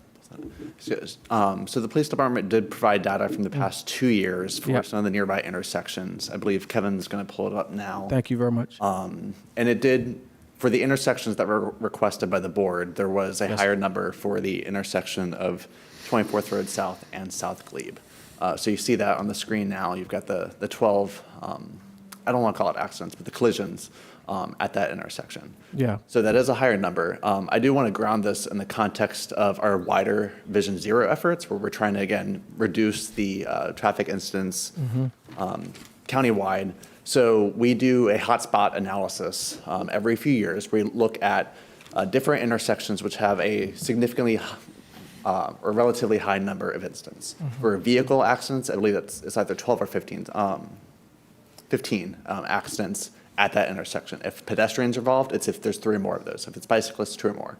And we rank those. The last time we published a hotspot analysis was last year. The intersection of 24th Road South and South Glebe was not identified at that time. It is possible it'll come up during the next one, but it was not at this time. Instead, the concern was the intersection with the off-ramp with Glebe Road and I-395. That is something that staff is aware of as a concern. And we've also heard input from the public expressing safety concerns at that intersection. Well, I was following up after Saturday, looking to, again, whether or not we've received public comment, and did learn that in 2022, as part of the Vision Zero program, we did an audit for the South Glebe corridor, looking at 24th Road South and east to Richmond Highway. And we did recommend some different safety improvements along the corridor, some of which are noted here related to the safety at that off-ramp. And we've installed some of those improvements since. We've installed the yield signs to make sure that drivers entering or seeking to turn onto Glebe Road from the off-ramp are aware that, yes, pedestrians are here. We've installed a no U-turn sign at one of those exclamation marks, basically telling drivers, no, do not make a U-turn or turn left when you're on northbound Glebe. And we've also, further north of here, back to the intersection with 24th Road South, we have installed the no right turns on red restriction. That is a standard signage that we seek to implement just because, again, that's something that makes the roadway safer. It reduces the potential for a vehicle to hit a pedestrian. So I offer that just as a way to kind of ground the context when we're looking at the data that was provided by the police department this afternoon. Yeah. Can we just go back to the first slide you presented? Yeah, so this kind of correlates to some of what we've, heard, even though this goes back, for about almost 2 years, right at 24th Road in South Glebe. So it is true, right? But people have stated to us that there's been a number of accidents, but we're trying to, of course, mitigate that through our Vision Zero. But you would assume, right, you can make this assumption that with 531 new vehicles coming out of that spot, the potential of increased accidents will exactly occur. Thanks for providing this data. Mr. Chair, I'll have some more questions for sure, but I'll pass it on to my colleagues. Thank you, Mr. Spain. I'm sure that we'll have more than one round of questions. Mr. Vice Chair DeFerranti. Thank you, Mr. Chair. I'll have a couple of questions, and then I'm sure I do think rounds would be helpful. We've had some discussion about, I guess, first, for staff and to Ms. Clark's comments, a little bit on affordability of housing and the question of displacement. There are 2 hotels. When I drove, there were about 10 total cars at the 2 hotels. Do we know, or we may not know, are there any residents in either of those hotels who live there permanently? So at this time, we don't know if there are residents of the hotels, but it's something we can kind of work with our partners in DHS to see if we can find that information. But I don't know if the applicant knows as well. I don't believe that there are. So the question, it seems to me, at least this is my comment, it seems to me that Ms. Clark's got the right assessment of the potential for displacement. It's about affordability of the surrounding homes. And if you own a home, your value is going to go up, but as someone pointed out on Saturday, your assessment is going to go up too, which is a little bit of the challenge. I just think it's relevant to point out that these 2 properties, I don't think anyone who's testified has said that the way these 2 properties are right now is a good condition. And so I wanted to get that out there. Second question is for the applicant. We had a discussion of the 8-foot fence and our painful history of what happened in Halls Hill from, I believe it, Willie, Miss Jackson Baker? Yes, Jackson Baker. Is it, my impression is that the 8-foot fence is actually at the request of the church. That's correct. We had initially, we had initially not proposed anything like that, and at the request of the church, both during SPRC process and in their letter, they requested that a more substantial barrier be provided between the open space and the cemetery. And so we've done so.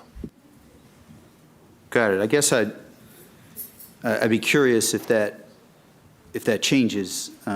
Certainly send me a note or raise a hand or something if the desire is not to have that. So I just wanted to work through that. This was for Mr. Schreiber as a third question, and then I'll yield. It is my impression that,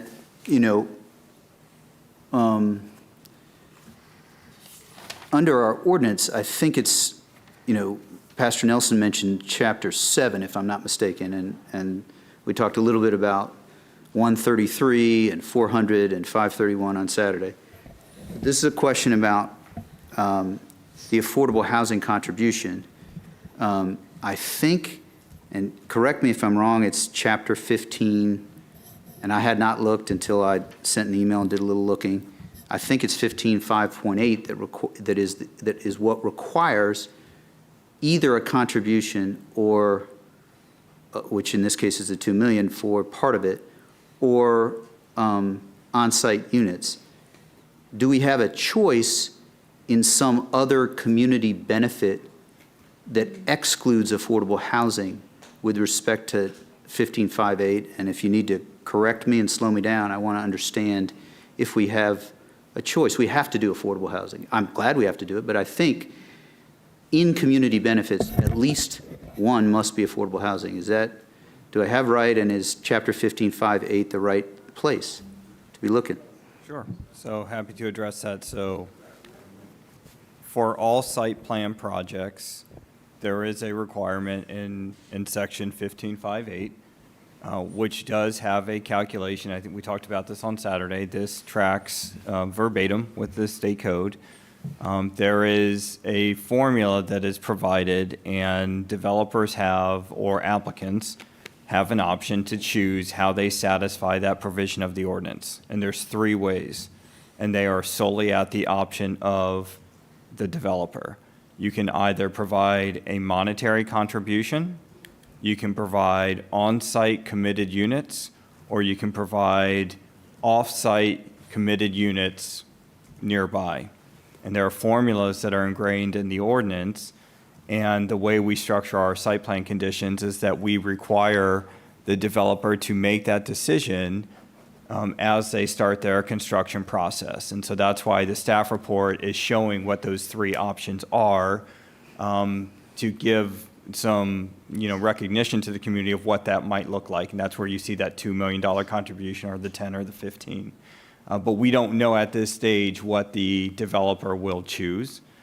So that is a requirement just on the base. And that is, again, it is formulaic. So it is relative to the size of the project. And just, I hope I'm not boring you, but this is something that's really specific, because we have talked about what is the difference between what is the by right density, and then there's the 400 units, and then there's what they're requesting.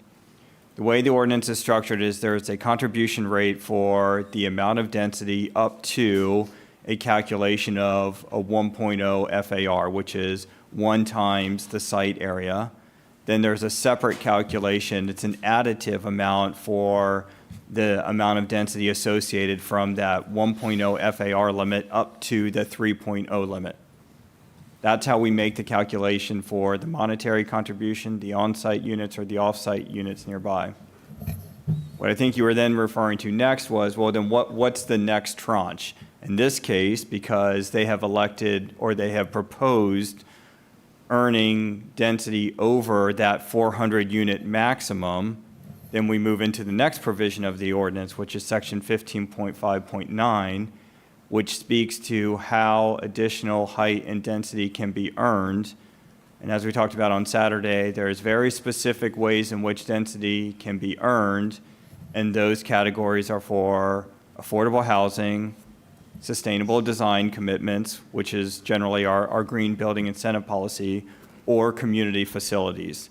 And the ordinance defines what those are.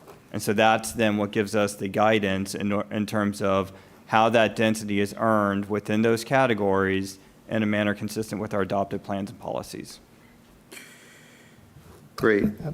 I'll yield. I may have a follow-up on this. Go ahead. Yeah, Ms. Coffey. Sticking with our affordable housing, I guess a question for the applicant.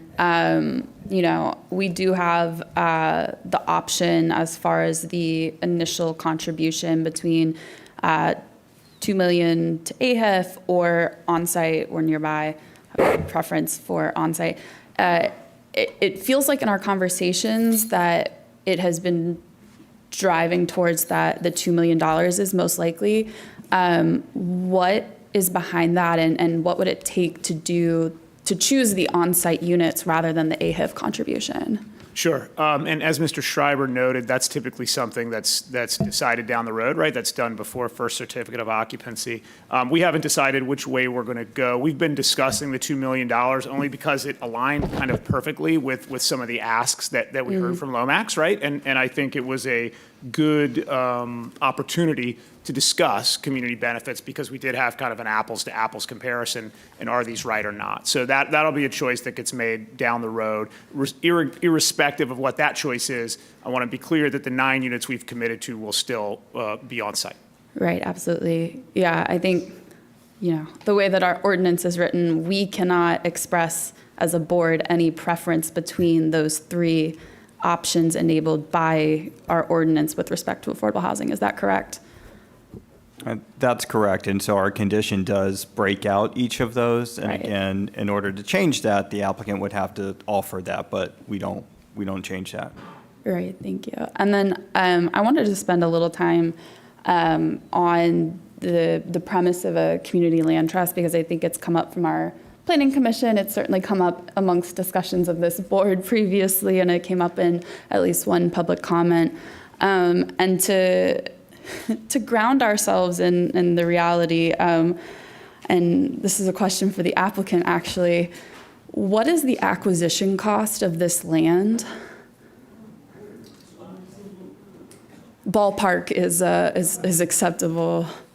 I was just gonna remind everyone that we don't currently own the land. So we Right. still are under a confidential purchase and sale Confident, agreement. okay. I know that's not the right answer, but that is the reality that we are bound by. No, that's understandable. I was really hoping to kind of, I think one of our big battles in community land trust as far as Arlington goes is that swaths of land like this that are acres are worth, I will guesstimate, and maybe staff can chime in with a better guesstimate, but tens of millions that in order to go into a community land trust, someone has to have the tens of millions to purchase it and to put it into the land trust.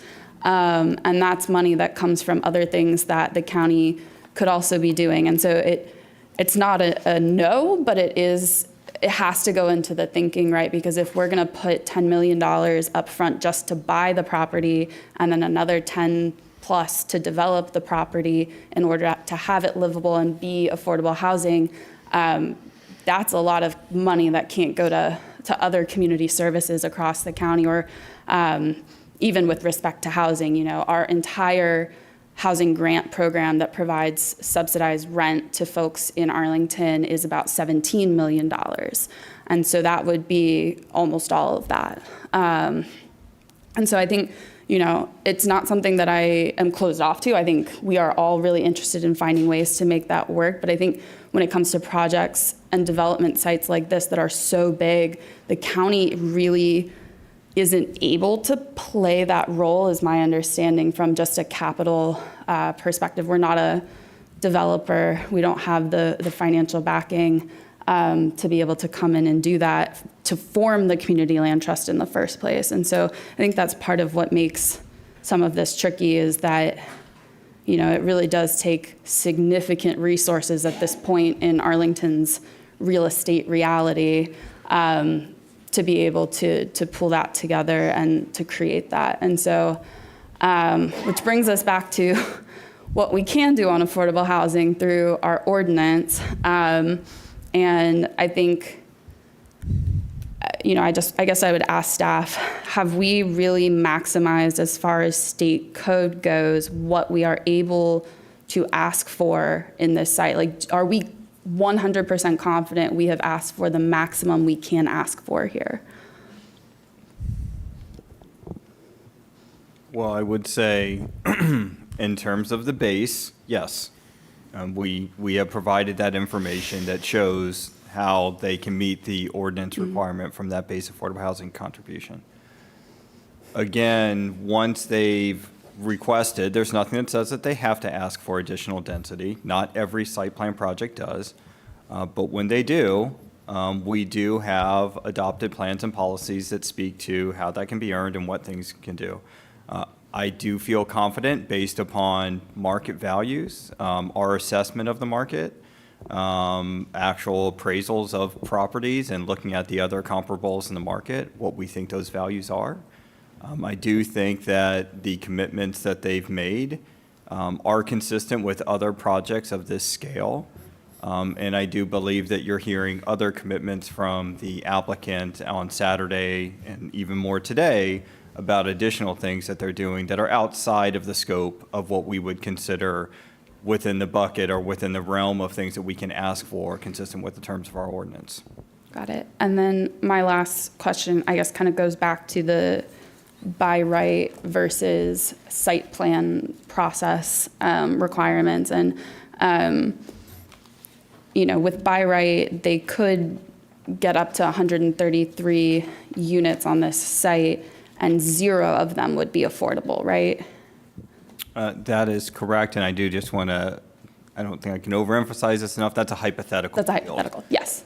But yes, if they were to go through a by right scenario, you would not have the additional elements that they're talking about, including the committed on-site units.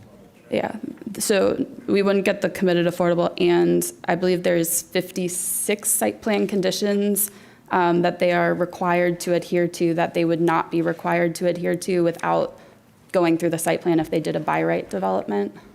That's correct. Okay. Thank you, Ms. Coffey. I have Ms. Cunningham. Yeah, go ahead. I was just going to add on to that, and I'll hold my other questions. But we heard from community members both about the interest in affordable housing, but also potentially public facilities. Was that discussed in SPRC or Planning Commission?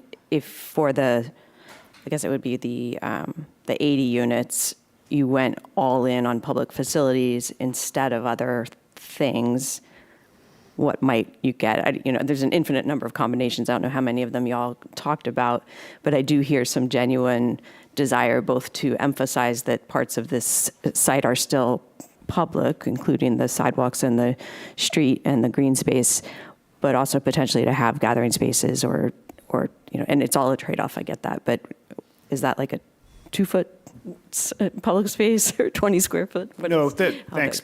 Board member, I can talk to a little bit of that. In terms of the public space, right, and how we define it, I think you hit the nail on the head that obviously there are the areas around the site that are going to be public, sidewalks and streets, those improvements. I want to emphasize the open space is public. It is going to be subject to a public easement. We are not allowed to exclude anyone based on those terms, and that's going to be in the land records and enforceable by Arlington County. We have also spoken with the Green Valley Civic Association about use of some of our common areas.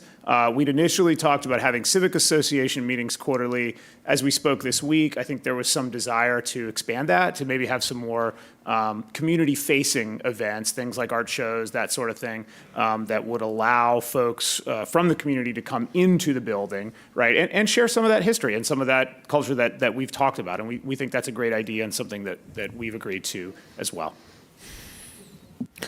Thank you. I have a couple of questions that follow up to Vice Chair DeFerranti and Ms. Coffey's comments. So By the way, I looked it up. I believe that the land is assessed about $10 million on the big piece and $6 million on the small piece. So there are 16, just current assessment. That's not, of course, the market value of that. So hefty. I have a question. So $2 million in affordable housing contribution, according to the formula that the Commonwealth of Virginia still keeps and doesn't allow us to change, despite the fact that we have been fighting to change it for many, many years, to increase that. So these $2 million, what do they buy? I mean, they go to the Affordable Housing Investment Fund. What would they buy? Would they buy, for example, I don't know, 15, 20 units? What would be the approximate yield of that? So the contribution would leverage affordable units. So kind of taking a look at the 2 million contribution, if that were the case, our housing colleagues kind of took a look at it, and it can leverage in the preservation or creation of new affordable units. Mm-hmm. And kind of the number they were looking at was 7 to 18 CAFs at a new construction project.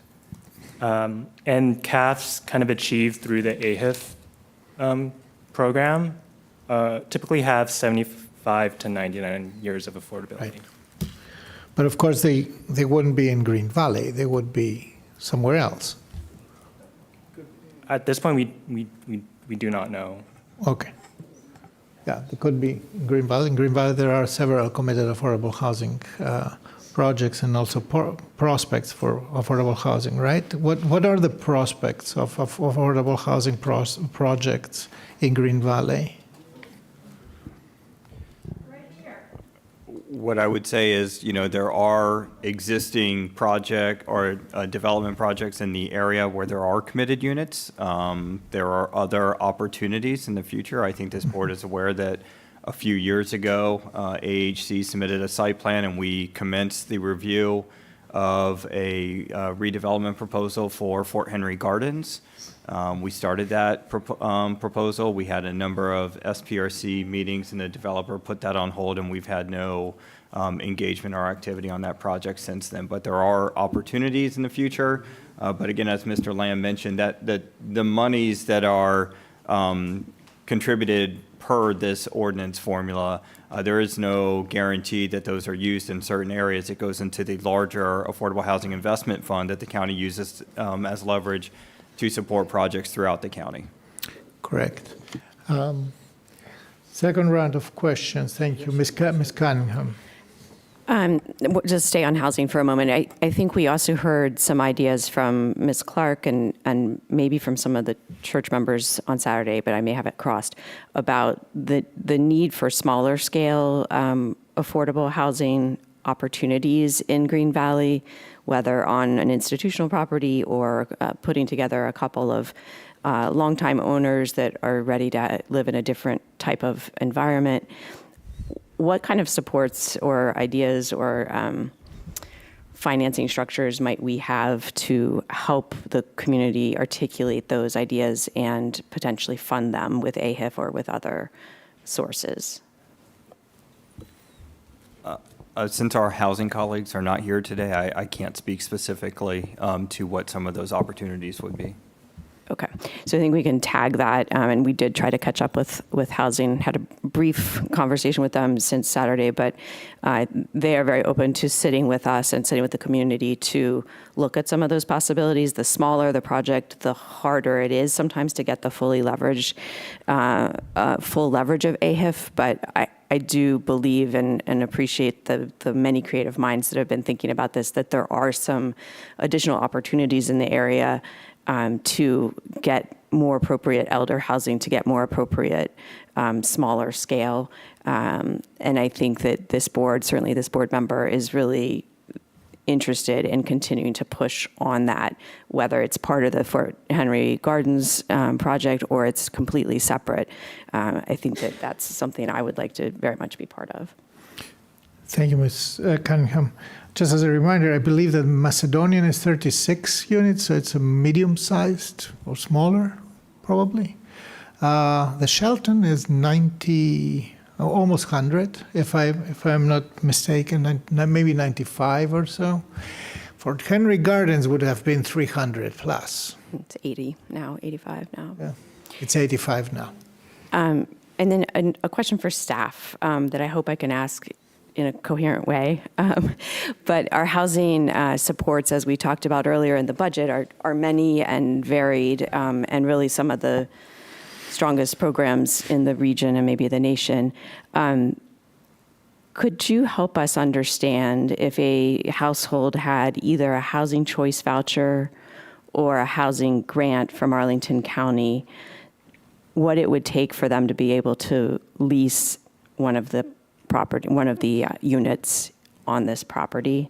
I know it's a little hard because the rent rates aren't set, but maybe using sort of an average or something, we could get to that, because we do have committed affordable units, but we also have vouchers that travel with a family that allow us to more artfully get mixed income. And I'm really interested in maybe there's some small gap that we could come up with to say, our goal is to have 10 housing choice vouchers used in this property or something like that. So can someone help me and get us towards the math there? So I think that if I'm understanding correctly, obviously, we don't know when this project will get constructed, so we won't know what those rents will be. I can tell you what the published rates are for a CAF at a 60% AMI level currently. For a one-bedroom, that's $1,845. So if you're looking at what type of assistance would be necessary to buy down, the ability for non-committed units, I would ask the applicant to participate in this conversation in terms of what they think those rental rates might be to help understand what that buy down opportunity might need to be in order to close that gap.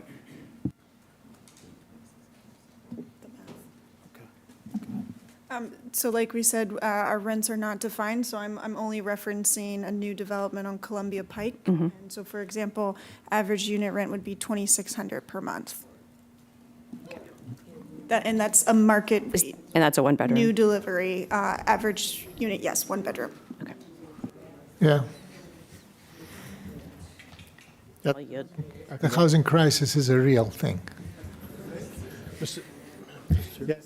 Mr. Spain.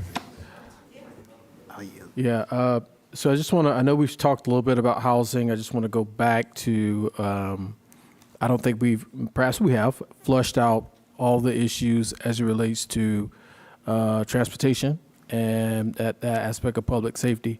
We've heard, right, since, at least I have, some folks come before us and talk about no one at VDOT has been made aware. This development is going to be right beside 395 and 120, Glebe Road. How is it that VDOT is not involved?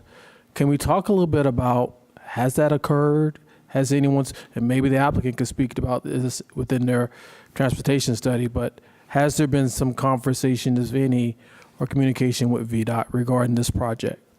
So because this is a private development project, the applicant is responsible for engaging with VDOT to get VDOT's input on the project.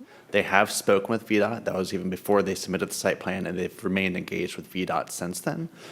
If this were approved, they would still need to submit plans for VDOT's review and approval because of how it affects VDOT's frontage with South Glebe Road. I do want to still offer that staff does engage with VDOT. So that's just instead on county projects, whether that's the county initiating projects on VDOT roadways or conducting studies. I just want to, again, offer that as a way to say, yes, we do engage with VDOT. It's just a question of who is the one engaging with VDOT for the project. Yeah, I think the concern is that a lot of folks feel, the cake's in the oven, it's already starting to bake. By the time, people, go to VDOT, right, and get their assessment as to this particular interchange. So I'll go to the applicant and hear from you, thoughts, engagement, what your conversations have yielded as it relates to this project. You may have talked about it a little bit more, but I think it's critical that you bring it up again, whatever that's been, your conversations with VDOT. Absolutely. No, appreciate the question. As Mr. Johnson mentioned, we did engage with VDOT prior to submitting this application, and we did provide them with plans associated with it, and we've continued to have those discussions throughout the process. And I think afterward, I'm not intimately understanding the permitting process that goes on, but I do believe there's a continued conversation with VDOT. But Ms. Brickto, why don't you go ahead? Sure, yes, that's correct. Yeah, after this part of the process, there is additional coordination with VDOT, as Mr. Johnson mentioned, submitting for permits on VDOT since it is a VDOT right-of-way. So the conversation does continue. The conversation is continuing. Okay. Well, and the review, right? I mean, VDOT will be reviewing this application, They have to issue right? permits, and I'm sure pros. Someone else was, okay. Just for clarification, the VDOT will be reviewing what? The site plan?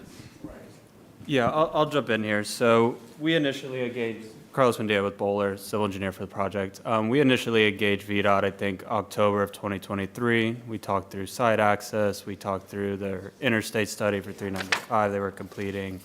We talked through traffic signalization, intersections, a whole gambit of things.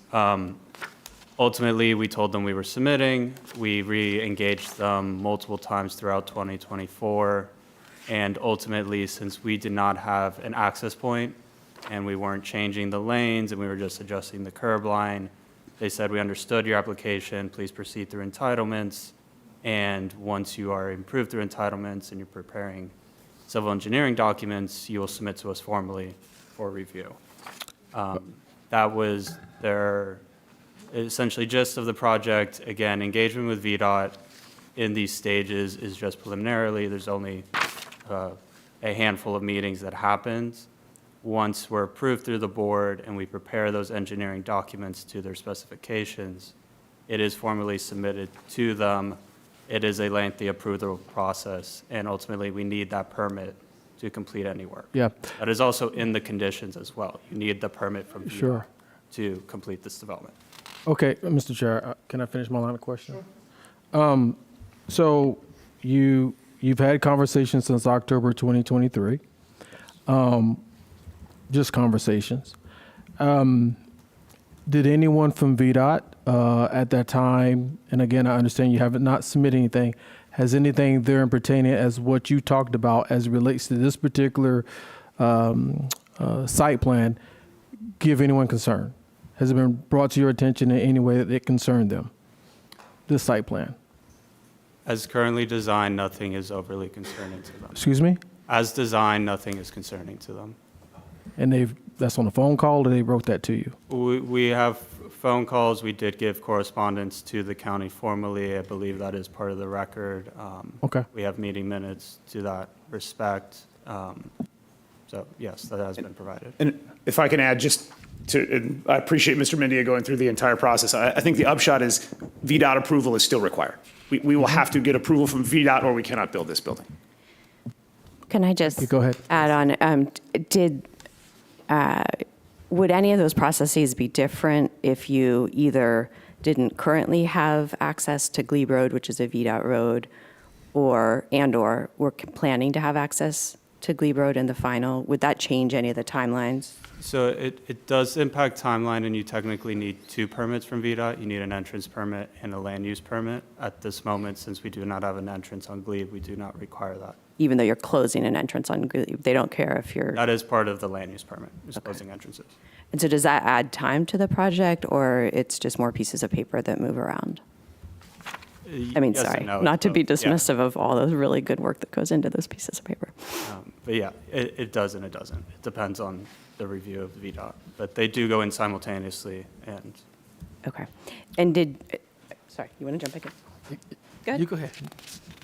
So I'll finish up here, just as relates to transportation and public safety. I think I've made it quite obvious that I share some of the same concerns of the community, despite what we've heard from our transportation committee and many others as relates to mitigating that intersection. But I think there's a lot of work to be done that we can work on. I just want it to be known that I think we have there's a serious problem there that's going to need to be continuously monitored and evaluate it as we move forward. We saw the data from a few years ago with accidents. I think that number is going to go up even higher. Absent anything else outside of, we haven't get to the one way in, one way out, emergency egress, not existent. I mean, I think those are in and of themselves very genuine concerns that perhaps we're going to have to monitor closely. So thank you. Thank you, Mr. Spain. Ms. Cunningham. And then, I'm happy to Ms. share because Coffey. my list is long, as you know. So if anyone else wants to jump in. Ms. Coffey or Mr. Sure, it's on a related topic. I mean, I think thinking about the traffic impact here, I guess zoom out a little bit, right? Because it's a corridor. The Glebe Road corridor has some problems. If anyone has driven on Glebe Road, you know that. And I guess from transportation staff, and I will potentially also queue up Mr. Lentelmi online. I know we've gone about the process of initiating corridor studies with VDOT in the past. I think it is an extensive process, but I don't, and the most recent one I can think of is George Mason Drive, which has been years in the making, I believe. But so can you talk to me about the steps for initiating a corridor study, or even just using George Mason as the example? Like, what did it take to actually get VDOT to the table to try and help us with problems that we all know as locals? And this is the balance with VDOT, is we claim most of our roads from the Commonwealth so that we can take care of them, which means we can engineer them. The roads that are owned by VDOT, we have to get them to care about why we think they should re-engineer their roads. And that's a little bit harder. And we don't have quite as much leverage as one might prefer, in my personal opinion, and not reflective of our county staff. So there's a couple options. We have the easier, faster options where it's primarily a county project or county study, such as what we can do for Vision Zero. Like I mentioned earlier, we did the audit for a portion of South Glebe. We did have to coordinate with VDOT when doing that audit and implementing some of the changes with it.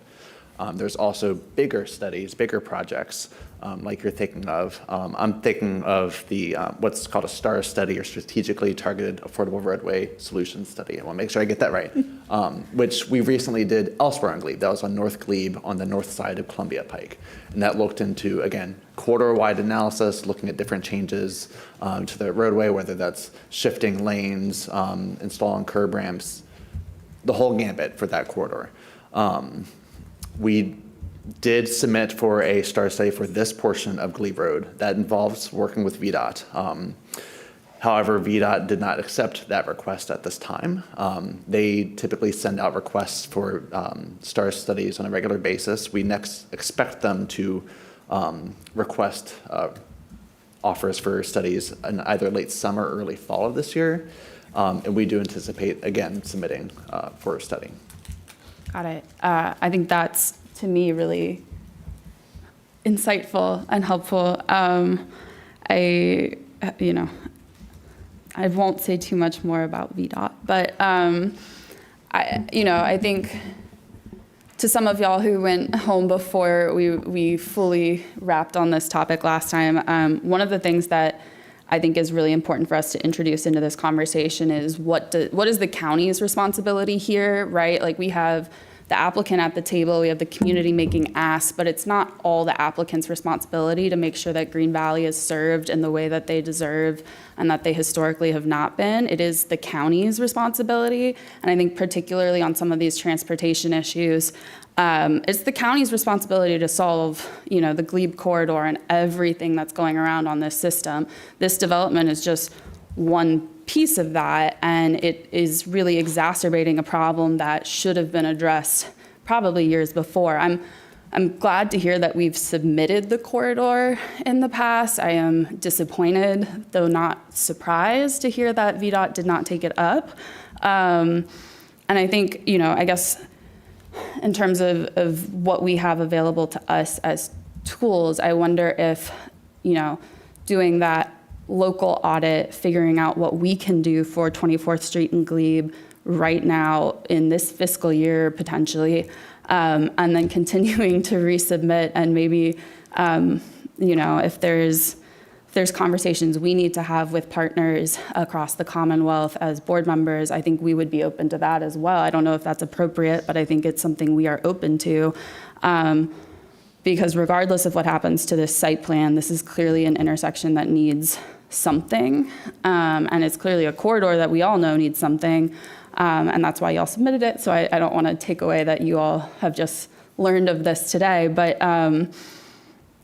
in terms of traffic, I think that's kind of where my head is at, is that those two things kind of need to happen no matter what we do. And so I'll leave it there on traffic for now.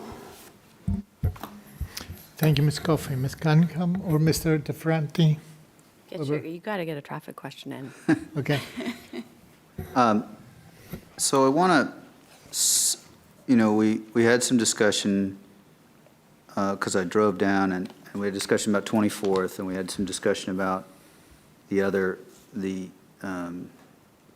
second possibility and the running with the land. But I want to focus in a little bit to see if I understand, because within transportation, there's public safety and there's traffic, and they're related, but they could arguably be distinct. So first question is, have we checked with our fire department, because they deliver emergency services, that at any given moment, one of us could need to save our lives? Have we checked whether the development is safe from a fire EMS access standpoint? And I don't know if that's a Mr. Johnson or, who might be able to handle that, or if there's someone who's just going to parachute through the virtual universe to help me. But it seems like a reasonable question, and I thought I'd ask it. It is a reasonable question. I'm going to give the unpopular response that, again, the fire department does review site plans. They offer input. Again, they've reviewed it to make sure that the site itself is complying with the fire safety requirements. They're not at that time looking at the corridor as a whole or the network as a whole. That is a wider conversation. So I don't know if the others have any other input about that, but at that time, as far as I'm aware, with correspondence with the fire department today, there's not concerns about being able to safely get here.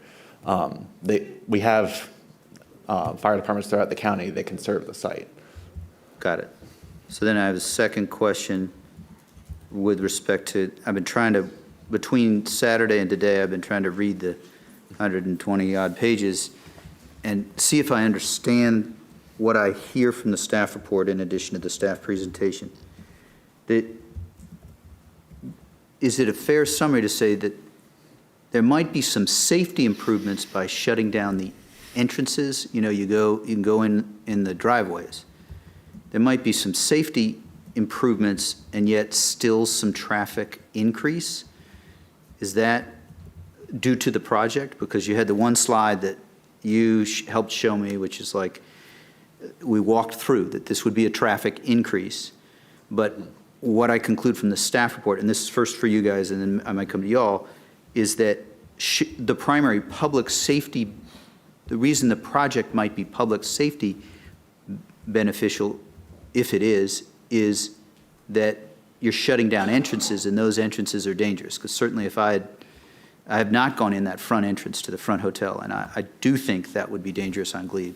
So first for you, Mr. Johnson, even if you might not want to get 900 questions, you're getting a lot of questions. So is that correct, that there could be a public safety entrance benefit primarily due to the entrances, but there still could be a traffic increase? Correct. Those two things are related, but not necessarily correlated. And as I'm thinking about exactly what you just said, those driveway entrances onto 24th Road South, those do, again, face directly onto a heavily used road. There's also the nearby ramps with I-395. One of their entrances is directly adjacent to the on-ramp to 395. I'll be blunt, that's a safety hazard. And I think it is a huge benefit to have those closed off. And again, I'll just back up for a second to even explain why the driveway entrances are a safety concern. That's just another opportunity for vehicles to hit each other. That's another opportunity for vehicles to hit pedestrians who are crossing on the sidewalk. it's safer, far safer to keep entrances away from each other, keep them away from intersections. Again, it's conflict opportunities. It's also less for drivers to have to visually keep up with, so they're much less likely to make a mistake. I was going to say something. Oh, and also, again, with the vehicle traffic on with those two driveway entrances, people do, again, make questionable maneuvers today. If you're leaving, if you're trying to turn left or trying to turn right, but you need to get 2 lanes over. As we've been hearing the public comment and the concerns about vehicle traffic, I've been out to the site. We have traffic cameras on our traffic signals. It's a wonderful tool. I watch. And I see people make some questionable exits onto the roadway from the hotel. So again, that is a huge benefit associated with this project. Thank you. So it's the entrances. Are there other public safety changes that you think improve the site, or is it really just the entrances that you've watched, those videos that are the primary public safety benefit? There's those 2 entrances which are onto Glebe today. There's also the entrance that's onto 24th Road South. That's right at the intersection with Glebe. So again, spacing that further away from that intersection presents a safer condition for everybody. I'm also thinking about the ADA curb ramp improvements for their frontage, again, making it safer and more accessible for pedestrians. I'm also thinking about the improvements to the bus stop, bringing that closer to the intersection. It's just more convenient for drivers because the bus is pulled up further along the street. It's also much better and more efficient for our transit staff for their use as they turn onto the roadway. Got it. So I'll have one traffic question and then I'll yield back to others will have. So we talked on Saturday about traffic and the E, I think, it's not a good intersection according to the staff or the staff report, but also I think some of the site plan pieces, site SPRC, I think there was some traffic analysis in that.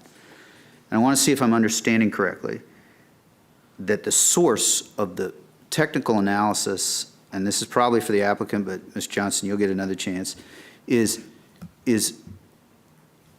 the changes. There's a long study in one of the site plan review documents that sort of shows that there might be additional traffic, but the traffic could be managed a little better. Am I referring to a report that you're familiar with? And can you explain a little bit more clearly than I just bumbled through what I was trying to look at as I looked at the 60-odd page report? Sir, I think you're referring to the multimodal transportation assessment that we did for the project. And so yes, that looks at the site trips in particular, and then it does look at like we talked a bit on Saturday about the intersection nearby and how we can mitigate that. And as we discussed, there's a number of things that we're looking at. One of them was the signal timing adjustments. Another is just the lanes along 24th. We've increased the length of some of the turn lanes to allow additional vehicles in that section. So yes, there are ways to manage that, and that's what we've looked at as part of the study. Great. So I think I'm towards concluding what I experienced and what neighbors have concluded, that the traffic may be worse. It's possible that safety, because those entrances are really foolish, and for the reasons you mentioned, Mr. Johnson, could be at least the same or could be a little bit better. Now, it's also the case that when I'm in traffic for too long, then I get impatient, and I try to be a good driver, but and I stay being a good driver. But traffic does contribute to some public safety. So I hope that is at least helpful. I'll yield. Thank you, Mr. DeFranti. Ms. Cunningham. So while we're on the traffic study, or I know it's a fancier name these days, but MMTA, one community member raised a concern about some of the more recently added no turn on red signs. Were those present when you did the study, or do they impact positively or negatively the operations there? I get why they're safer, but in terms of flow through. Right. Yep. So I think that was something that the county has implemented within, I believe, the last year. I think that was in 2024 that they implemented those. So when we did our initial data collection, those were not in place. I think we look at the difference in trips and how to mitigate that. So it's kind of a sliding scale. So I think even although that wasn't in place when we initially did our counts, it doesn't really change our findings. And does it tend to cause more queuing or longer delay? I think it could. I think the queues could change as a result of the no turn on red. I do think that at that intersection, given some of the movements that are happening there, I think that it's as identified in the Vision Zero study. I think it does help to improve safety in that location. Got it. Thank you for that. The other question that came up from community members recently was, they heard on Saturday that when you were describing the turning times and the signal timing, it wasn't quite making sense. Like, how can you make the turning longer and the signal timing? Can you try again to explain that without me mangling it further? No problem. Sure. It gets complicated with the signal timings. I think just to try to clarify, the cycle length is about 2 minutes. Overall, it's just a little bit over 2 minutes. That does not change. It's still a 2-minute signal cycle. What does change is we are rebalancing the amount of green time that certain movements get. So we're adding additional green time to the movements that we discussed. So the eastbound right on 24th and the northbound left. But the overall cycle it still length adds does up not change. to 2 minutes. Right. And so in one direction, you're waiting a little longer in exchange for being able to turn more seconds. Okay. And then last question on this traffic study is when you do, and I know these studies are hard to digest, and I have tried. Do you do any sensitivities about, like, if there's 50% more cars than we thought, what would happen? And then how would that change the mitigations that we might choose to do quickly? I think, again, because we mitigate back to the baseline condition, that's really what we focus on, so that things can change over the course of a day. Traffic can be different one day versus the next day. The weather changes things, so no 2 days are exactly the same, but we have a good sense of what's happening, and then because we mitigate back to that, it doesn't really change the mitigations that we find, if that makes sense. Well, like if in the peak hour, instead of 150 cars, you had 225 cars. Would it trigger a pedestrian crosswalk? Would it trigger a light? Would it just work? No, it's a great question. It's something we talked about extensively at SPRC and the Transportation Commission. What the county's standard site plan conditions require is that there be traffic monitoring post-approval once the site is operating to basically deal with that, right? If something, reality does not match the studies, right? We trust the studies, and that's how we do our planning, but we know that reality can sometimes differ. So in order to account for that, there are mandated check-ins and plans to be provided, studies to be provided to the county about what the actual traffic is in the area, and those are at mandated periods. Given some of the concerns and discussion that we've heard, we have agreed to more frequent and earlier studies to be provided to the county. And then to your point, if something is different than had been projected or expected, then those additional mitigations can be put in place, working through with the county. Okay, great. And so that is a perfect segue to, I think, one question that came up on Saturday, I hope we may have had a chance to research and find the answer to, is the fairly recent, I think it's the Bell Apartments across the street. Was there a traffic study or an MMTA or whatever we called it then, and how has it played out? So the Bell Apartments across the street, that was actually from 2006, that's older. A little bit further. And back then we called it I think it was a traffic impact assessment. So much more vehicular focused than we are today, where we're looking at everything. Staff did go back through and find the staff report for that. I did finally find a copy of their TIA, and they did assess the nearby intersections. They identified a negative impact to the level of service with that site's intersection with 24th Road South and South Glebe, so they paid the county money to contribute to building the signal that's there today. There is also an impact to the northbound traffic on Glebe Road, and to accommodate that additional capacity, they widened the road, providing the left turn lane for people to turn left onto 24th Road South. That way those folks kind of get out of the way since there's the additional northbound traffic. It did not extend further south to the on-ramp to I-395, so there's no way to really compare that to today. And it did identify a failing level of service for, I think it was left turns from the off-ramp from 395 onto Glebe Road. So that one is a bit similar to today because that is another failing level of service. But again, I do want to caution that that's from 20 years ago. So the approval was 2006. The traffic assessment was actually 2004. So over 20 years ago. Glebe Road, like 395, they're both regional roads. There's a lot of other factors that affect the vehicle traffic conditions on those roads. Great. Thank you for pulling that. That's helpful to understand. I have one last set of questions, and if I'm the last one, I'll ask them for traffic. Okay. For our staff, can you share what the specific steps would be and whether we've begun them to consider an emergency easement through the Shirlington Road industrial property just for egress in the event of emergency, or to purchase that property, or to do a curb cut to Glebe? Which of those have we pursued, and can you lay out what the steps are to pursue each of them? So I'll speak to the questions about access to Shirlington Road. So first, there's been no active discussions about obtaining an easement or building a road through there. That's outside the site plan. They're not generating a need for that today. The reason we're discussing it is because we have the area plan, which identifies that as a future condition. It doesn't specify when it happens.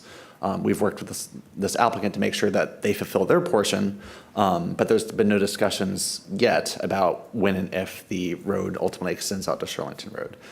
If the county board does want to pursue that option, it would require taking private property. That's whether it's taking some kind of interest as via the easement or just straight up taking the property to build the road. And then the county would then be responsible for building it and maintaining it. And it's a road that we don't need today. So that's a significant additional cost. It would also be incredibly disruptive to those neighbors.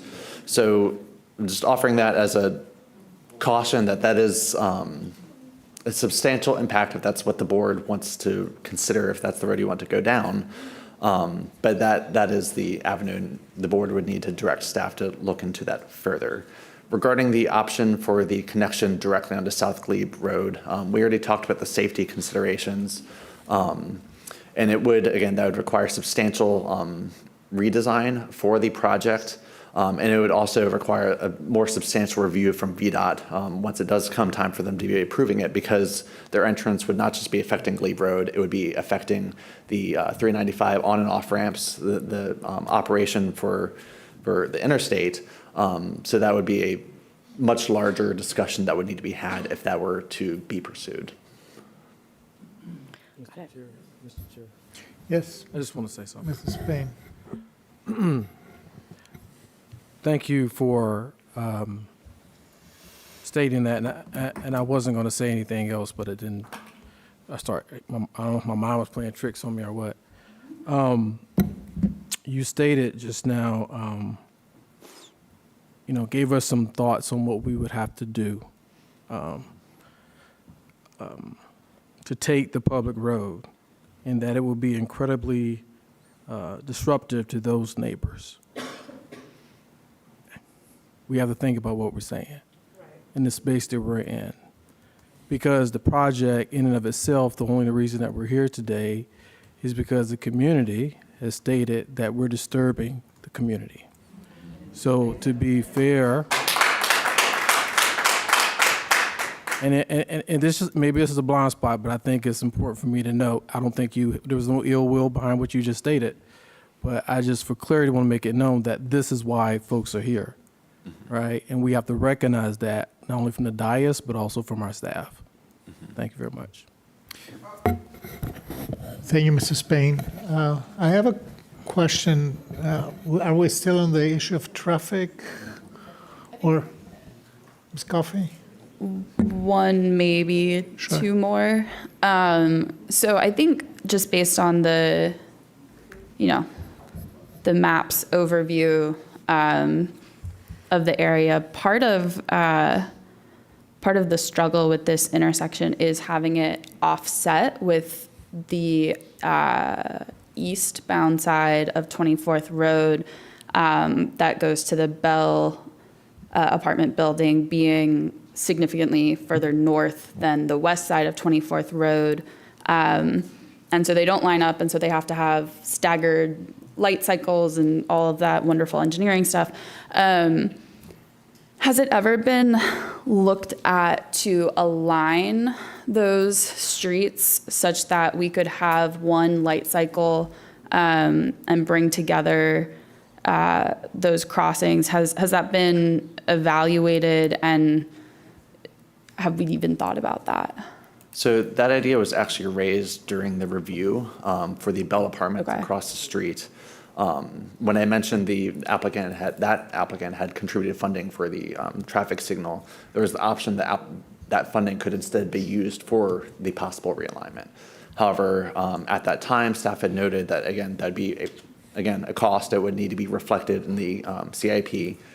As you can imagine, it's not been realigned, so it was never designated. I did check the next CIP that was published after that. It's not in that CIP. And at that time, staff also noted, again, there's the funding challenge. There's also, again, the impacts to the existing apartment building to the north, on the north side of 24th Road South, and also the need for, there was never like a final engineering design for what that would look like. So again, it's been discussed. I don't know, again, that was a conversation 20 years ago, what actually happened with those conversations, but I do know that at the time there were constraints associated with it. Yeah, I appreciate that. And then I guess, is it possible for us to bring up the map of the site? Either current condition or as proposed is fine. I just want to look at something.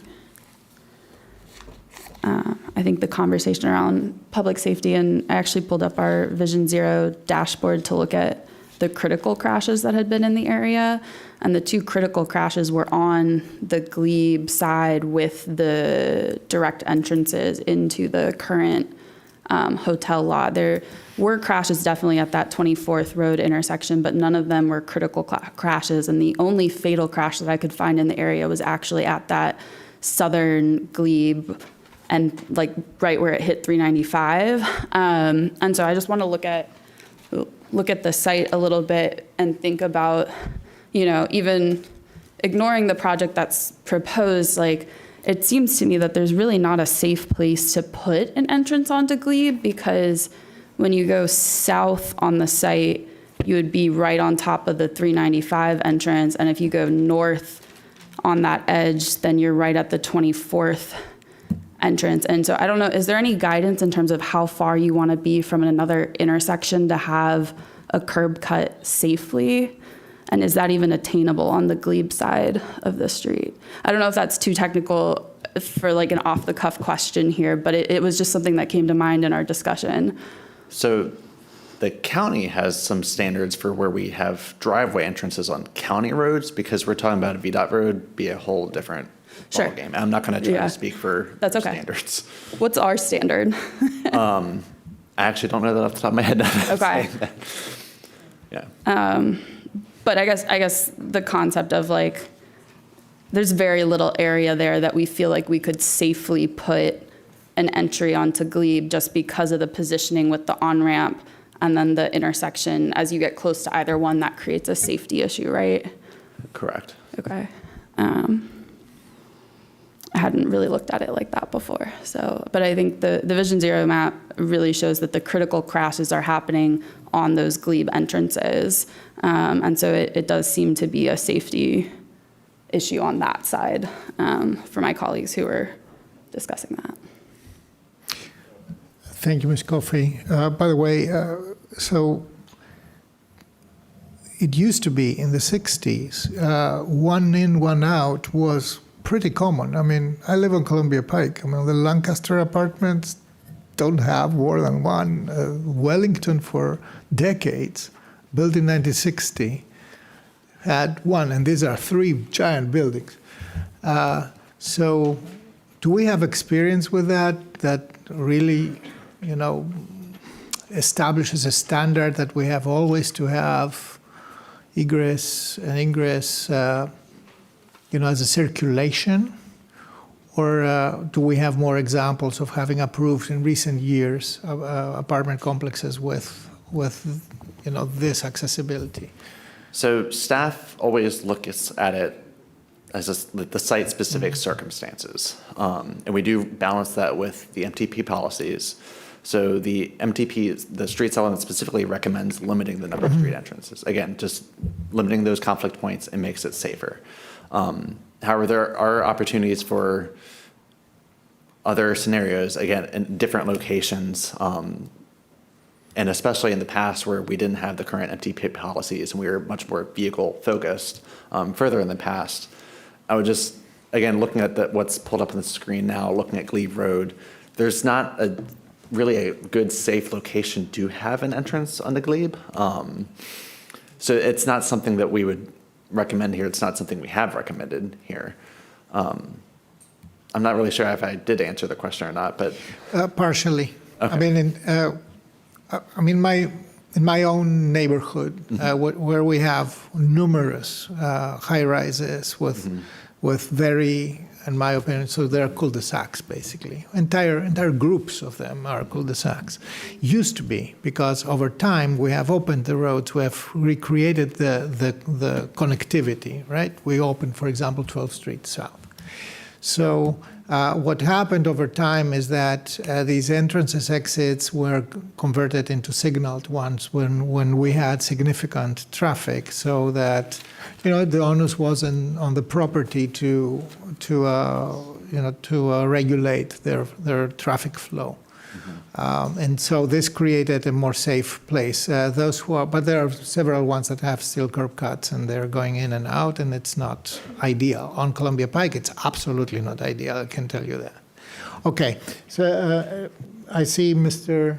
Vice Chair, Ms. Cunningham, Vice Chair DeFranti. I don't see your lights. And Mr. Spain. So this is, I'm sorry, I did think of another traffic circulation related question because it came up on Saturday. And I don't know, Mr. Johnson, whether you'd be able to answer this. I'm trying to think through in my mind. Arlington View is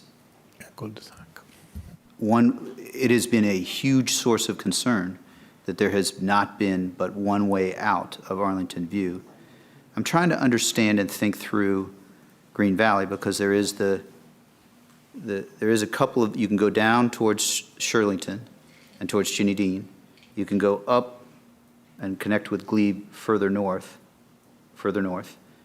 And you can also, the other way you would work 24th Road. So I don't know that this is your bailiwick, but it doesn't seem to me that this is quite as, there is this side connection in Arlington View, but this does not seem to me that it's, you were talking about the site and one way in and one way out, but on Saturday, there was a brief conversation about the entirety, but it doesn't seem to me that, that's not to say that traffic won't be a problem, but I'm trying to think in my mind, it actually seems that Arlington View is more stuck in one way in, one way out than what I can picture of the three different efforts in Green Valley, and I'm trying to understand if staff has any expertise or any thoughts on that. And that's not to say that Arlington View isn't a, that is what we wrestled with, but I don't know if staff has any thoughts on that or colleagues. Yeah, I was not and have not been involved with that one, so I'm not going to try to speak. Sure. Okay. It's just I'm trying to think through. That's no further questions. Just a comment and thought. Thank you. So Ms. Cunningham or Mrs. Spain first, and then. No, I think that, maybe that's, I don't know, you're trying to draw a parallel, Mr. Vice Chair, to something. But I believe there has been a conversation, and I don't know so much germane to this particular conversation today, that there are 2 points now that you can get into Arlington View. There's a lot of history there, of course, but I think that's maybe something we can look at.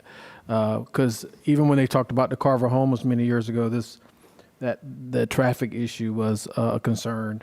So we can talk about it perhaps another time. Yeah. Ms. Cunningham. I had one last question on sort of the bus stop movement on 24th Road. So the bus stop is moving to be safer and more accessible. Can you talk to us about you're driving to work, you've left this beautiful new apartment, and you're using your housing voucher, and you're going right onto 24th.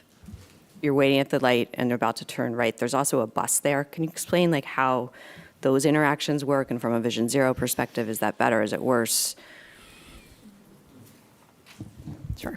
Yeah, so the bus, and I think you're just asking about just kind of how that operates within kind of the context Car and bus interaction at that, and why that location. Yeah, sure. And I think, and Mr. Johnson may be able to speak to it more, because I know that the transit, I think the transit department, that's where they prefer to have the bus stop locations, is kind of on that section of the intersection.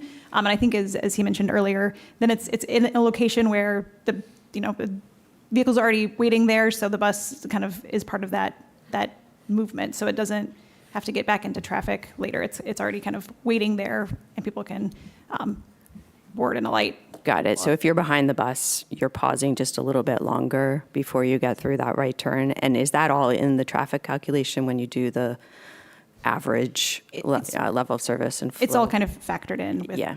Okay. I think that might be it.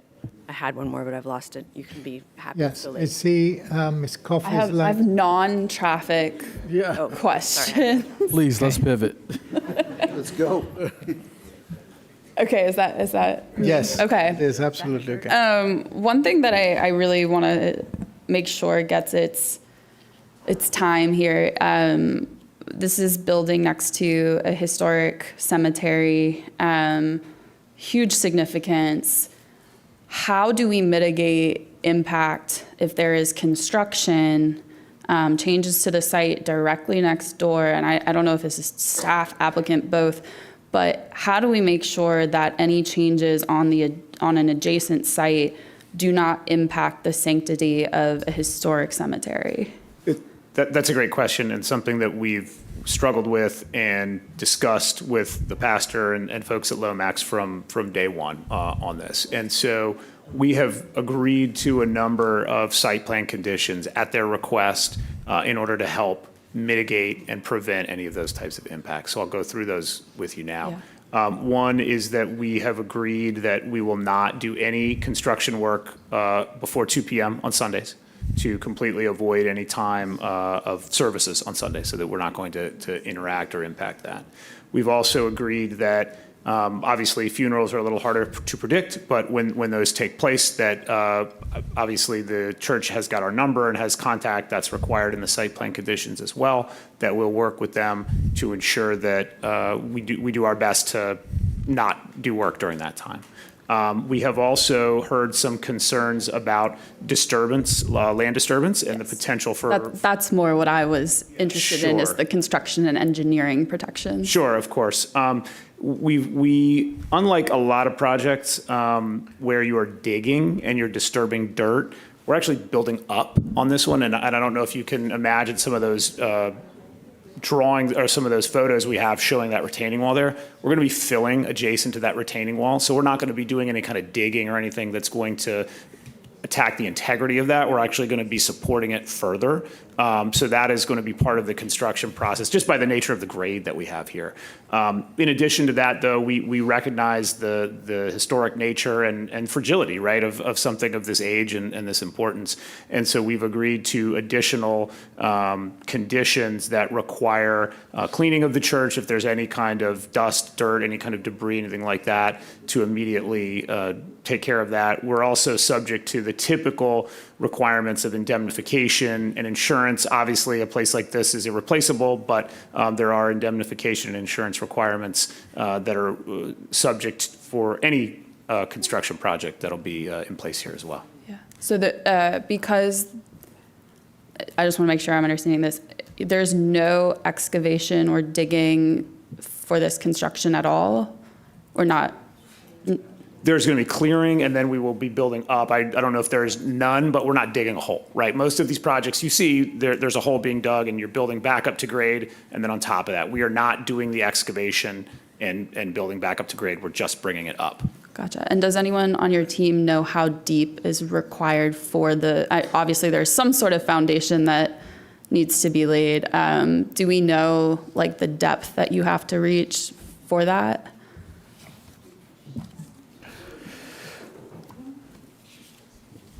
And just to add on to what Mr. Whitmore said, there will be obviously excavation in the road. Pull the mic. Sorry, Michael. there will be excavation in the road for proposed utilities and upgrades that are required for this project.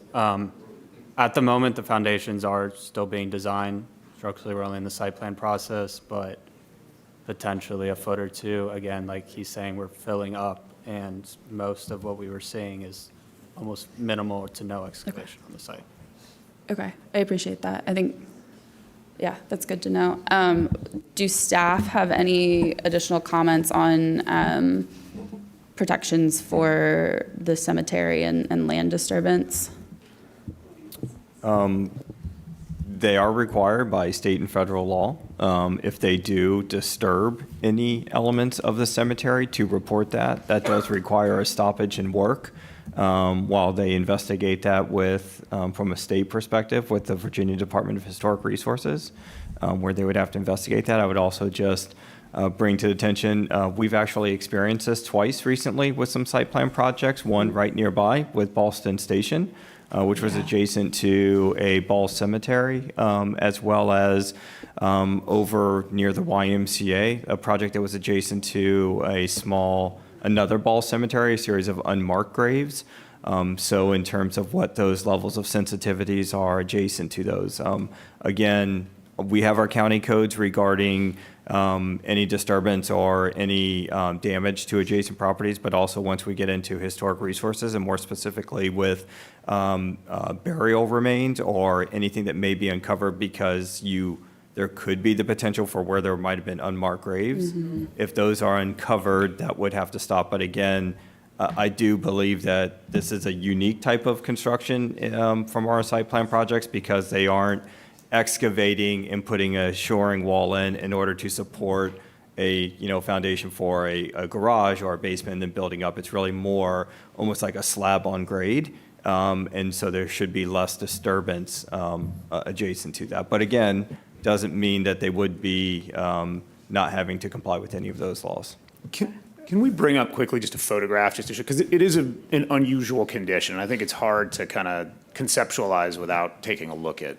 Yeah, you can, and while you do that, I'll ask a follow-up question, which is, you said that the developer would have to report if there's a disturbance of the cemetery. Is there a process by which a neighbor perhaps could report if they notice a disturbance? Absolutely. Depending upon the nature of that disturbance and what it is. This is going back in time, but we also had a situation a few years ago in Roslyn where there was disturbance on an adjacent garden apartment building due to some excavation work. And it started as a small crack and got a lot bigger. And that started that process in terms of how that was remediated. But it can be a neighbor complaint, which our code enforcement staff would deal with. But if it's something larger, then it could involve a state or federal agency as well. Okay, thank you. I think that is critically important, that there is opportunity for redress in situations like this, and like you said, immediate stop work for these worst case scenarios. Mr. Whitmore. I was just going to mention somebody, I think maybe Mr. Johnson has brought up that image, so you can see that kind of grade change there, so that we're actually going to be filling in and keeping that wall in place, and it will be supported with the fill that is going to be part of our foundation. So not something you typically see, so I think it's helpful to take a look at the. Yeah, can you explain that, I guess, a little bit more? Sure, and I might kick it over to Mr. Mendia if it's going to get any more complicated than that. Yes, and I think something else to consider is our building is set back from that wall and property line. Don't have the number in front of me, I believe it's like 80 feet. So we're putting the new public park adjacent to that wall, filling that in with soil and park material, not building foundations. And So, building up. Mr. Clerk, could we put the screen back up if possible? That had the current site condition, or did they stop sharing? Sorry. So what you're saying is that the pavement here will be removed, and then that area will actually be filled in with additional soil on top for 80 So it's 32 and a half feet. 32 and a is the half park, feet. And then you have 26 feet for the road and then a setback to the building. Okay, and then it's only, I guess, is the building going to be brought to grade with the top of the retaining wall, or is it going to have a drop and a retaining wall somewhere along that portion of the site? It'll be brought to grade. It'll be brought to grade, okay. Thank you. Thank you, Ms. Coffey. Jumping over to Mr. Spain. So I'm probably going to shift a little bit. It seems, and this is more for the applicant again, and thank you for, again, getting us up to speed about a few things you're providing as far as community benefit. Just so I can be perfectly clear, can you just go through the list, right, and kind of lay it out for us? We know your contributions to the AF, to all that, but community benefits per some level of collaborative engagement that you've had with stakeholders. And I'm gonna be first to tell you, I know you've spoken with members of our staff, you've spoken with Lomax, you spoke with Green Valley, you spoke with folks in the community, and there's a lot of information there. A lot of people asking for a lot of different things, right? So for the record, can you just share with us again, what are you laying out? What are your company, as far as community benefits, what are you offering to the Green Sure. Valley? So, thank you. Great question, and one we're very happy to talk about. I'm going to ask us to share our screen here quickly. And while we're doing that, I mean, look, board member, I'm not going to say, because we've definitely heard from folks in the community in Green Valley who've said, this is not a community benefit for us, or this is not a community benefit that I think is going back to the community. So I'm not going to tell you or anybody here what is specifically going to meet that criteria, right? I will tell you the things we're doing, and I'll tell you the things we're doing in direct response to requests from the community, and I'm going to frame it that way if that's all right, because I don't want to presuppose what somebody may or may not think is of value to this particular community. So I'm going to walk through this here in detail, if you all will indulge me here. So there is going to be the open space that we've talked about. That's going to be that walkway adjacent to the church. It's absolutely going to be public space and publicly accessible 24/7. There is going to be that future connection for that Shirlington Road once that property turns over. That was an important part of the Village Center plan and of the 4 Mile Run Valley plan. And so we're doing our part to connect. We know that isn't going to happen necessarily until that other property turns over, whether that's eminent domain or redevelopment, but we're doing our part there. We discussed the new bus shelter. We are, again, at the request of the church, going to be providing that screening, that barrier there that you see in the rendering, as well as a gate on the arch. Obviously, because the church is an historic landmark, we would have to go through the HALRB process in order to have that approved, but we're happy to do that. And that serves a twofold purpose. And again, these are at the request of Lomax, so I'm going to paraphrase what I believe their rationale is. One, the barrier to help maintain the sanctity and separation so that folks who are visiting the graveyard and cemetery can do so without any kind of interruptions from folks that may be in the open space, as well as the gate and signage, I should mention, to ensure that nobody is trespassing or makes a mistake thinking that the historic cemetery is part of that public area. That is private property, and we're going to be able to make that clear. We are going to be talking about improvements to, we talked about improvements to the School for Children. We're also talking about improvements to the square as well that we've been discussing with the Civic Association. We'll have new street lighting. And then in terms of just making I'll probably skip these because these are typical improvements, but basically making the property a little less impervious, right? Providing more green space. LEED Gold, public art, and that was one that we thought was important, that the church, again, asked that the public art on site be specific to the history of Lomax, and we're happy to do that, and we've committed to a condition to that effect. We've talked about the $2 million or other on-site contribution, the 9 units, family size market rate units, and then can you go to the other slide that is specific to community requests? We've got one other, and I apologize for the length of this, perfectly fine. but I think it's important.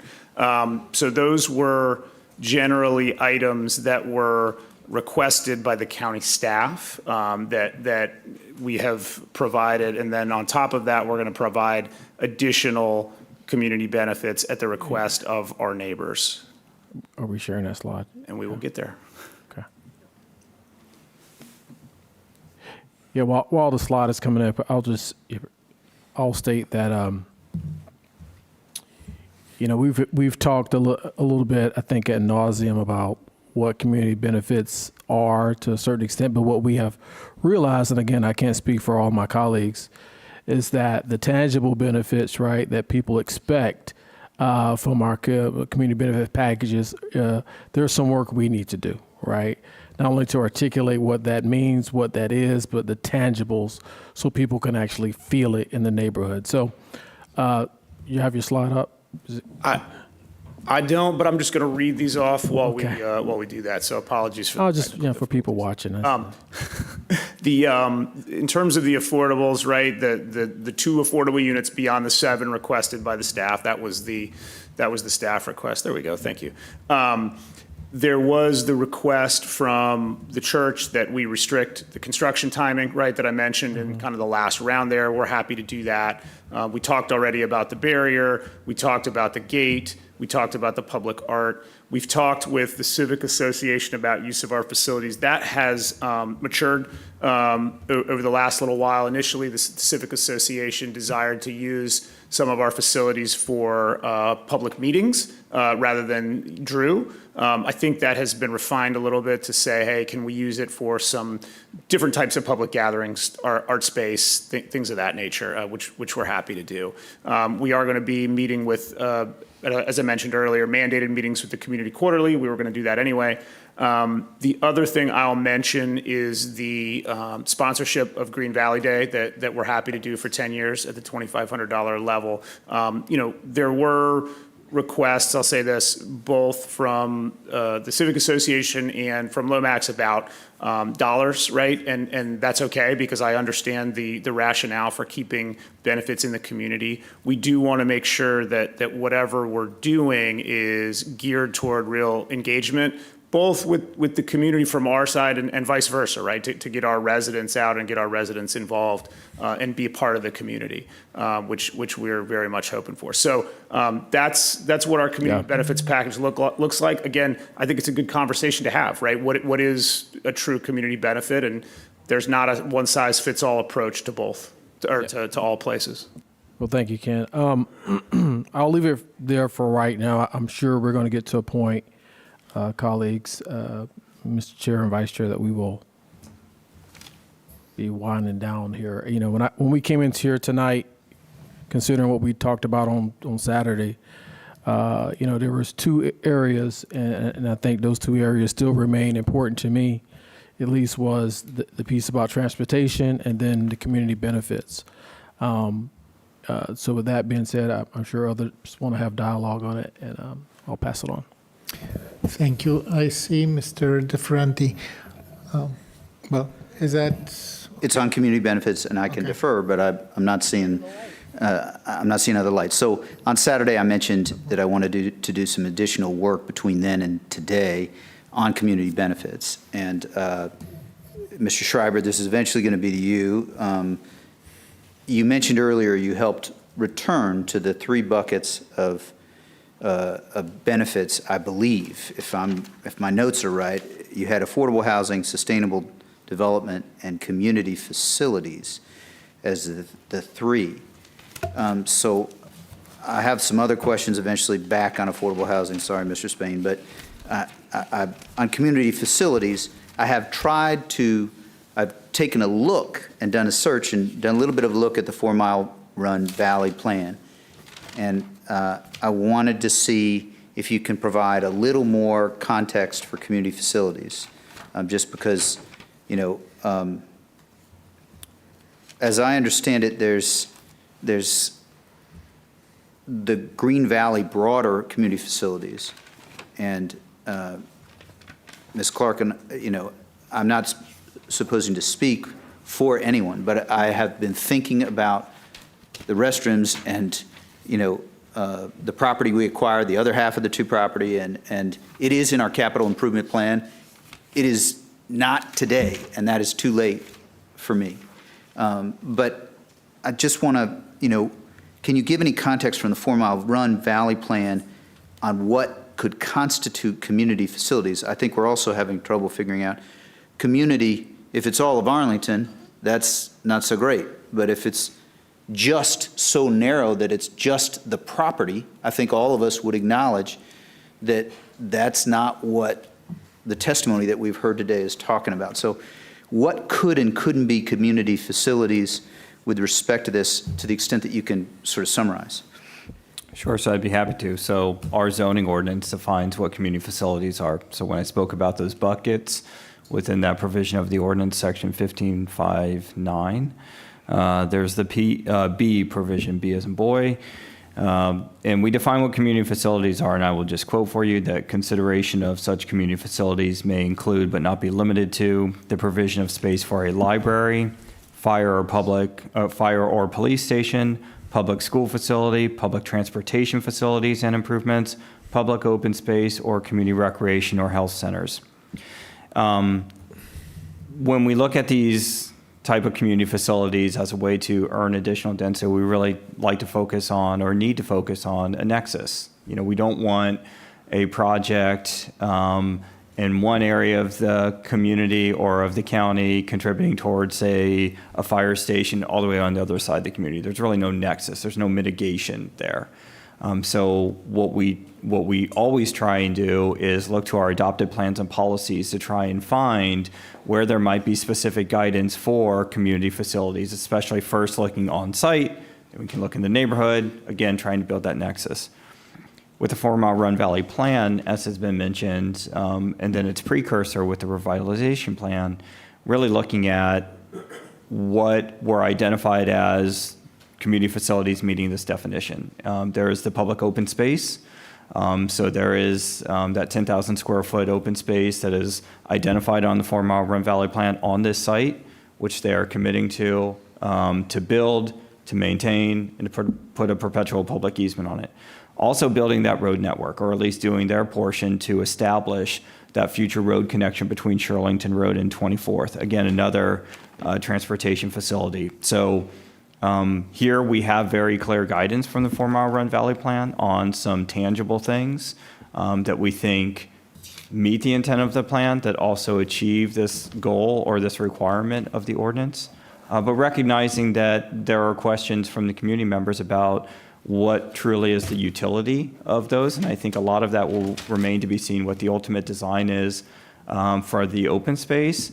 And then I think we can all acknowledge that the transportation improvement, what they're doing is they're establishing what they can do on their site to connect to a future connection by way of future redevelopment. It's a very challenging situation, but at least there is a process set in place whereby if that adjacent site does redevelop, we will have a public easement on this site to allow for that road connection. We will have a stub that will allow for a direct connection from the property to the west all the way over to 24th.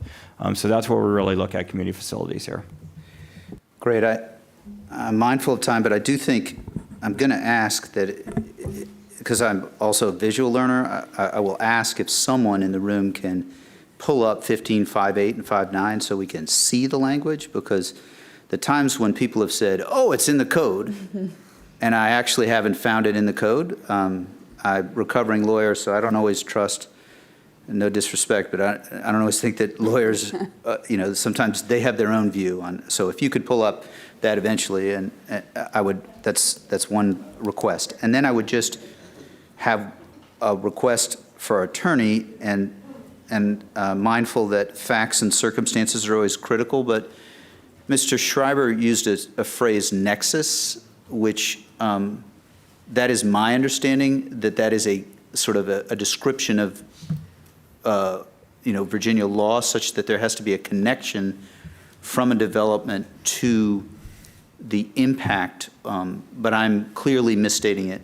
But I do at least want to get some sense on the record that nexus is not just a phrase that Mr. Schreiber is making up. It's a thing that a prism or a way through which you see some of the work on land use and community benefits. Couldn't you take 90 days to get answers to this rather than keeping everybody here this way? Mr. Zimmerman, I'm just sorry, let me Ms. ask, Zimmerman. please. We have many difficult decisions. I think you're really taking advantage of these people here, and it's very abusive Oh. and disrespectful. So, you get a little taste of your own disrespect. Y'all will take it. Thank you. So much performative virtues they're doing.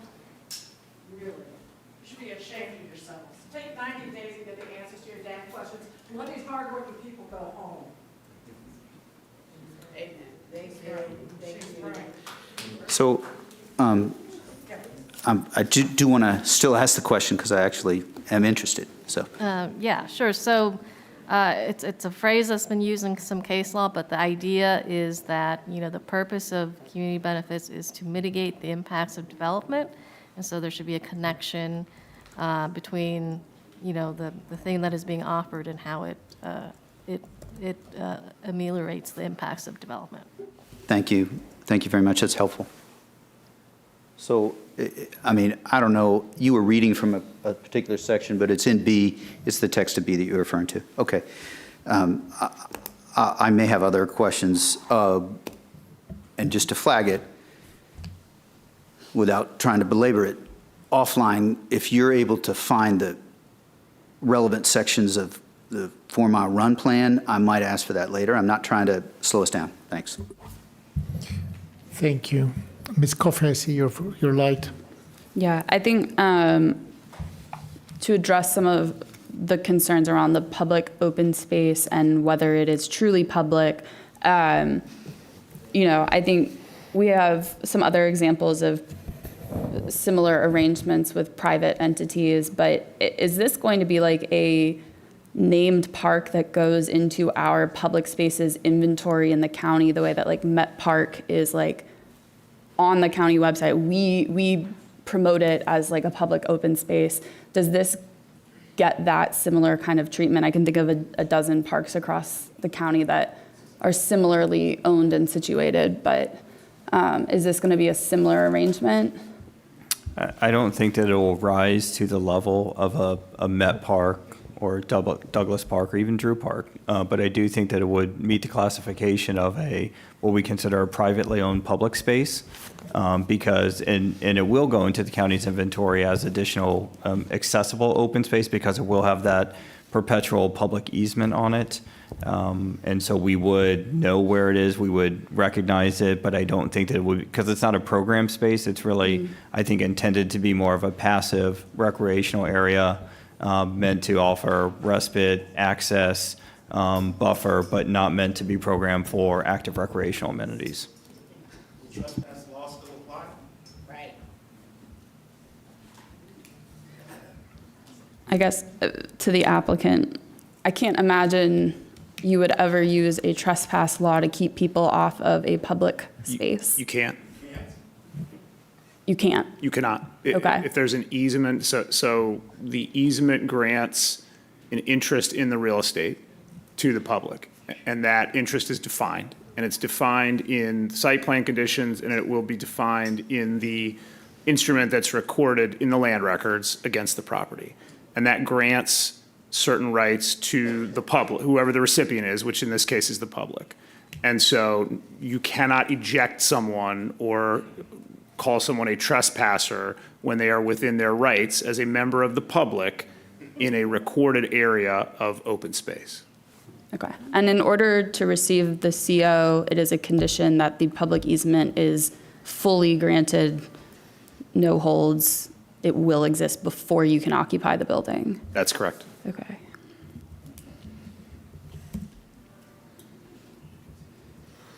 Thank you, Ms. Coffey. Mr. DeFranti. And Go ahead.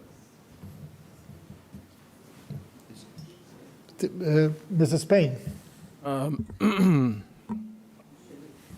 So I just want folks to know that we hear you. And I'm just going to go through a few things.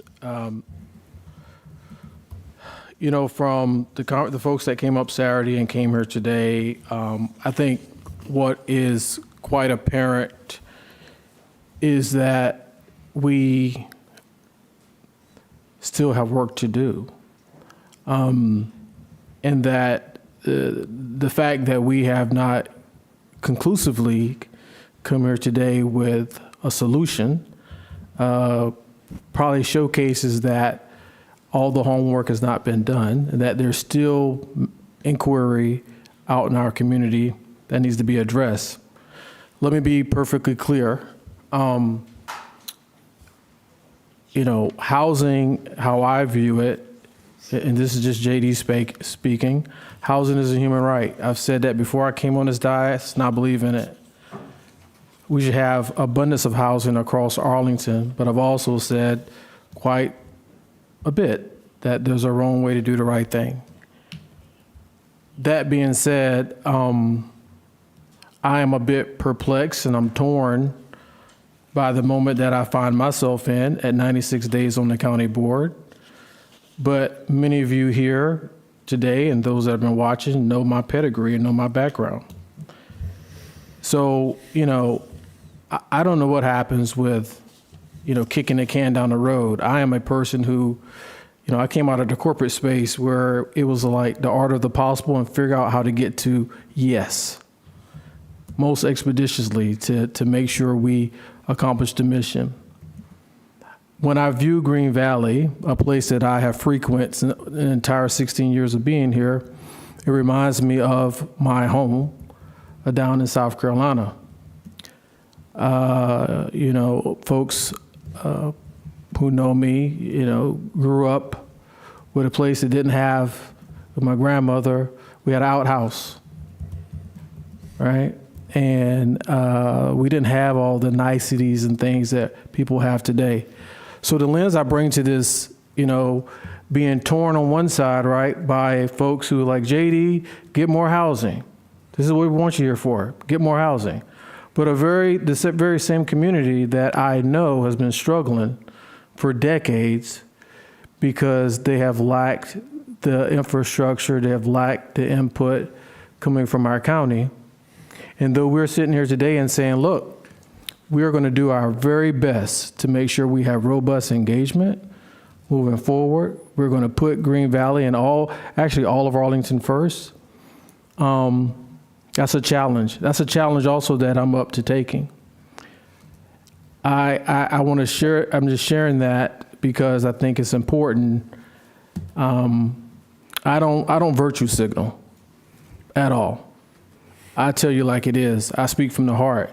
Ms. Coleman came up and she spoke earlier, Ms. Jacqueline Coachman, about her experience and her professional background, which I admire. I like that. I mean, that's what we need to hear. That's what we need to hear from. She has that experience, but we also have people here who have a different perspective.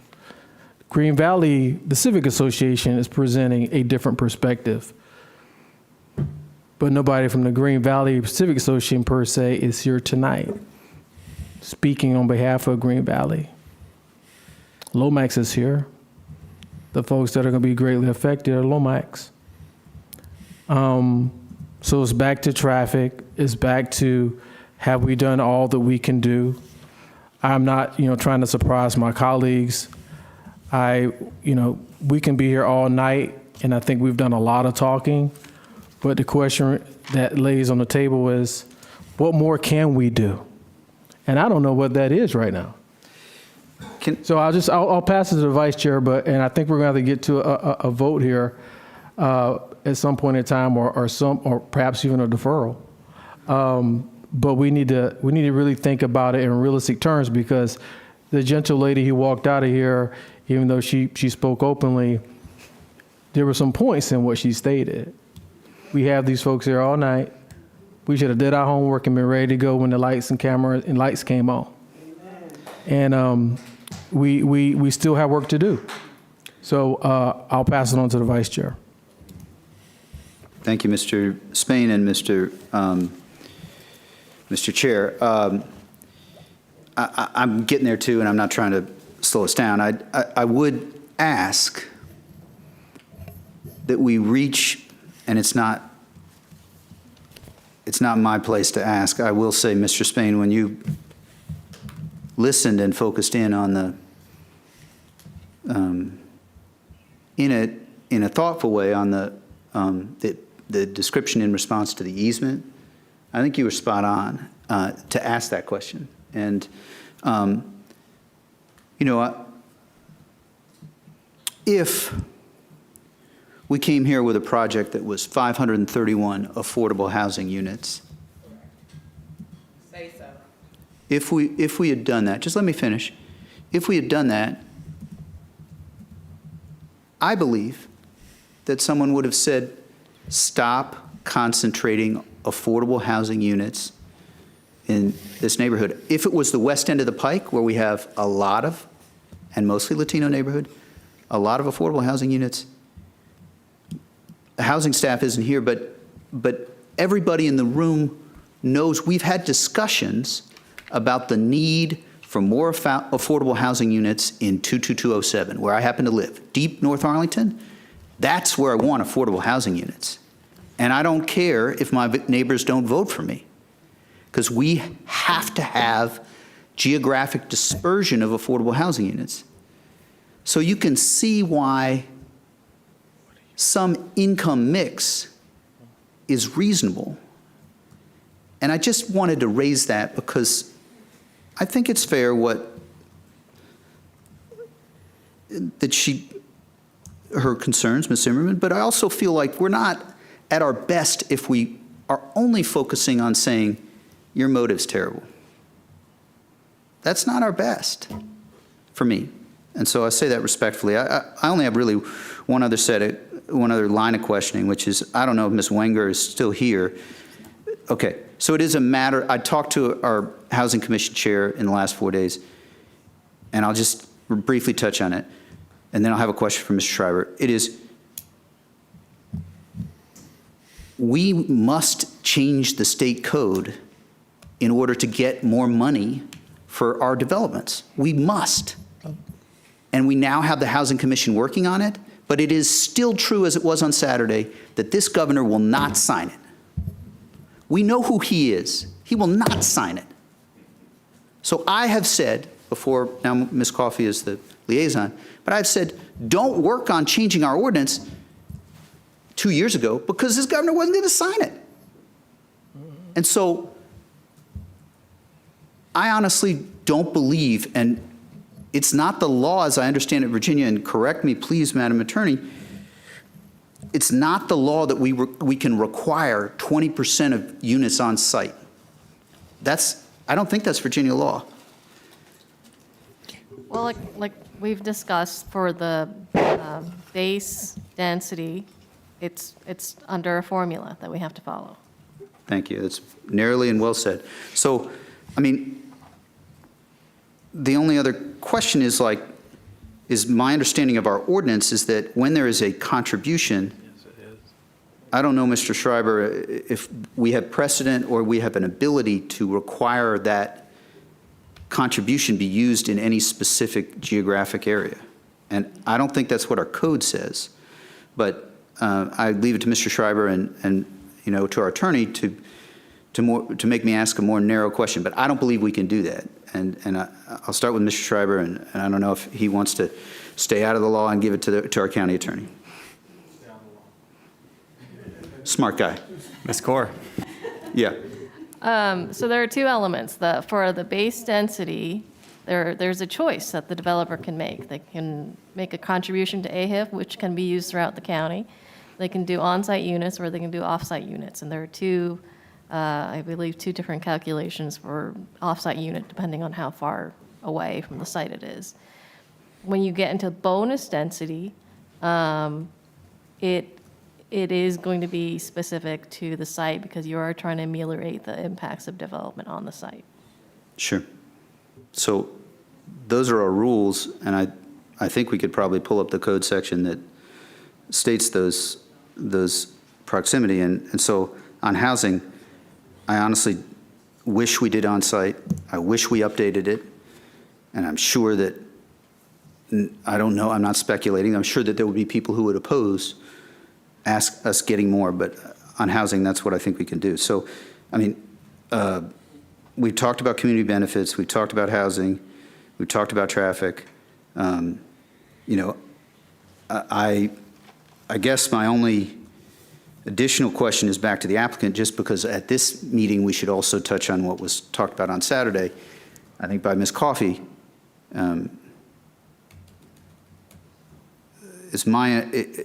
If there is deferral, is there consequences for that deferral? It has to be, I'd like to hear it specifically again. Yes, that's correct. There will be consequences. We are bound by our current contract with our financials, and we have the fiduciary responsibility to uphold those timelines presented. So can you elaborate a little bit? Does it mean that the project would basically not happen? Correct. The current deal as... So the contract would deal with the financial entity that backs you? Yes. And can you speak at all, sorry, Mr. Chair, Yeah. can you speak at all to the timing with respect to that, to the extent you're able, because mindful that folks reasonably are asking questions like 5 days, can we defer it 30, 60, 90? What is the timeline? And, you know, I want this on the record, because if we're going to, you know. Yes. To speak to the timeline as stated on Saturday, we do have a hard deadline, and that date is prior to the 15th. So, thank you. So let me understand that. So we are here basically with a very, very short, environment of movement here, right? This is not a desirable position to be, right? Normally, you take precautions, you leave a little bit. I mean, anything can happen. So why are we here in that situation? So, Chair, I think it's a good question, and I think it's a question that we've kind of been struggling with too, right? As I talked about earlier, right? We've been at it since November of 2023, right? Mm-hmm. We've been talking since that point with the community about this project, and people are saying to who, and I understand that not everybody feels as though they've been engaged.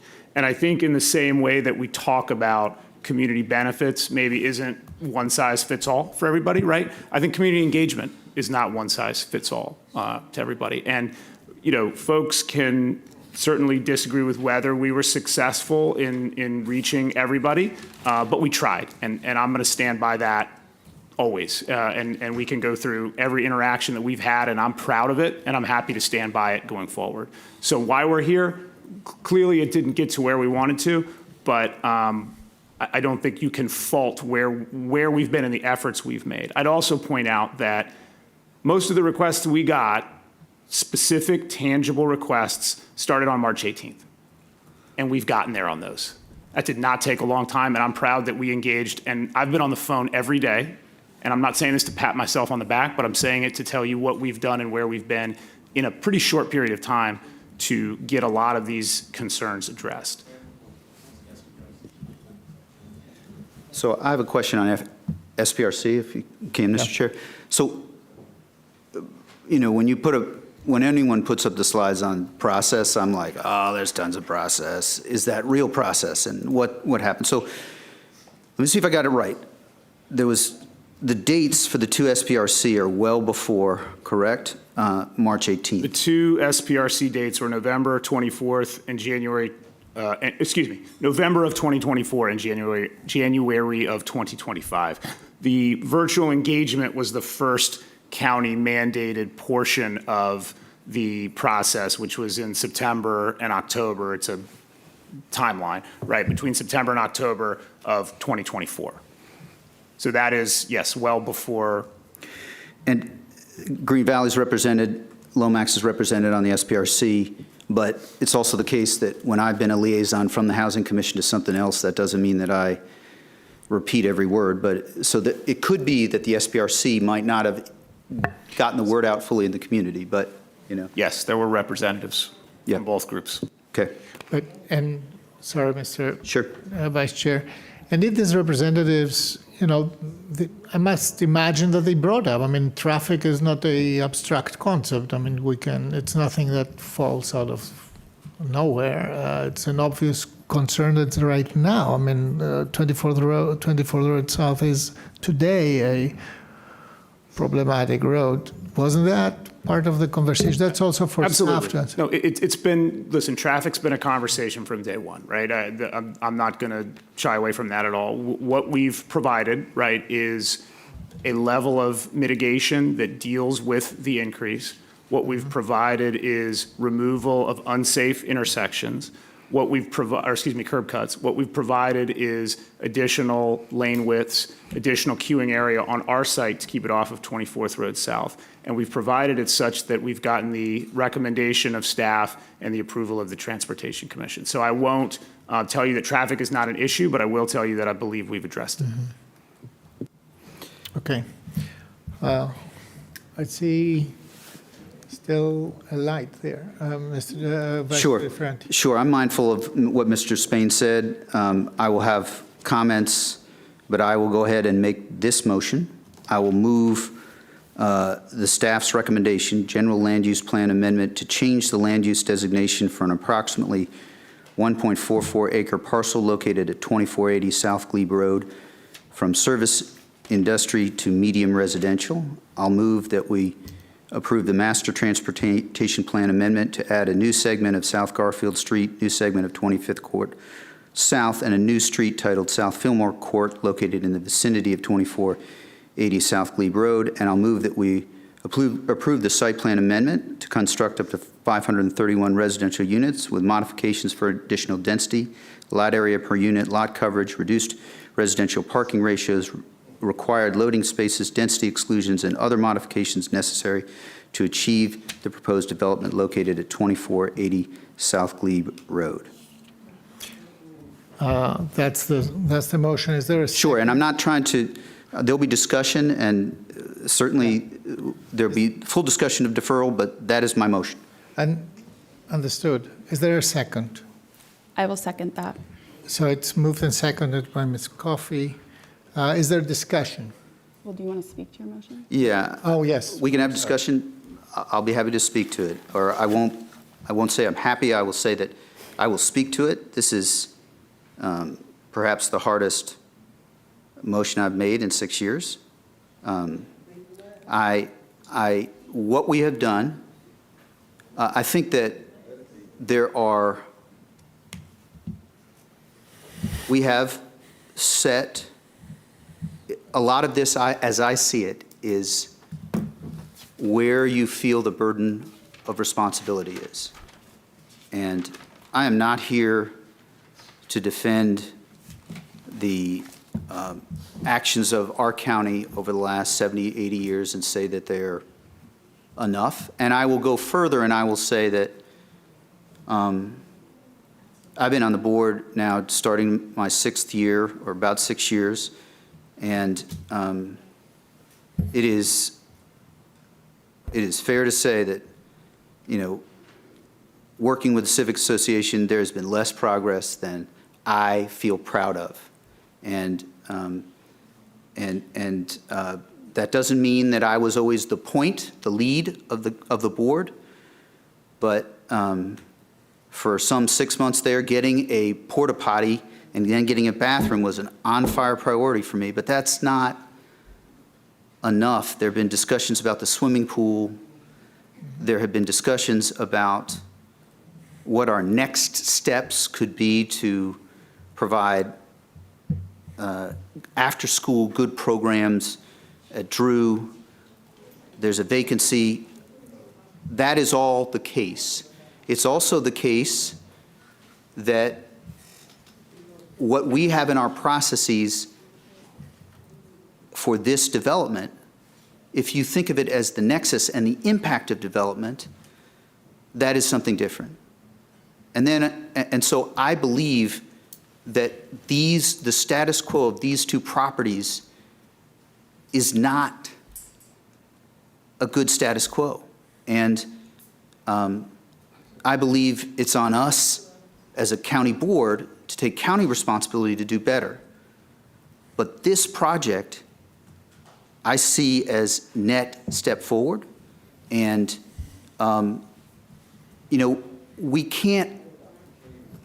should have better rules, and we should have a better housing ordinance, but that's not where it is. That's not what the rules are. And so just let me finish, and I'll say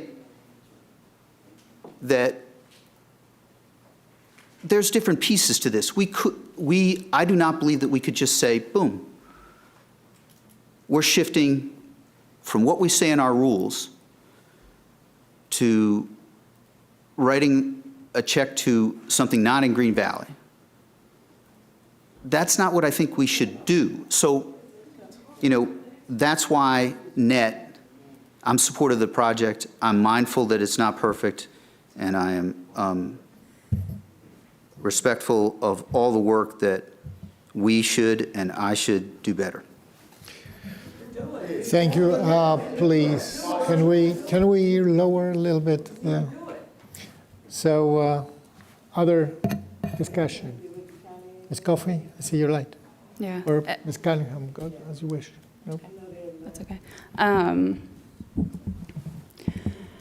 I think we are in a position where we have a project that has fulfilled the letter of the law, fulfilled beyond the letter of the law. Can we, please, can we lower a little bit the reactions and let Ms. Coffey speak? It's okay. I get it. I'm not interrupting y'all. I think we are in a situation where the county has asked legally for what we are entitled and able to ask for, and what needs to go beyond that is frankly the county's actions and the county's investment. I've had conversations when it comes to childcare with Ms. Cora, our attorney, and they are ongoing about being able to create potentially childcare as a community benefit, as an alternative option or an additional option with housing. I've had, I met with the chair of our housing commission to help him set up a subcommittee to study our affordable housing ordinance, because I do think it does not go far enough. And I think that we have a history of not just disinvestment, but intentional racism and blatant, yeah, maybe. And I think that what we have here, though, is a project that is offering something that I don't know that in a month, 2 months, 3 months, that we're going to come to the table with anything different other than no project at all, because the financing right now, the markets are not supportive of building anything. And that's what we've seen on affordability as well. We've seen affordable projects fall through. We've seen market rate projects fall through. Last year was the lowest number of housing starts that this county has seen in more than 10 years because of the financial context that we live in, and it's only getting worse. And I look at the existing conditions of this site, which is not just bad, but dangerous, and it's not providing any housing. If this site plan doesn't move forward, we lose 9 units of affordable housing because there will be 0 units of affordable housing on this site. I feel pretty boxed in by what we're allowed to ask for. If I could make this building 50% affordable, I would. If I could make it 100% affordable, I would. But I'm not allowed to ask for that, even as a county board member. And so I'm really struggling to figure out what else could change about this project, given that I am not allowed to ask for anything more. And the alternative is really no project at all. And so that's how I got to where I am. Thank you, Ms. Coffey.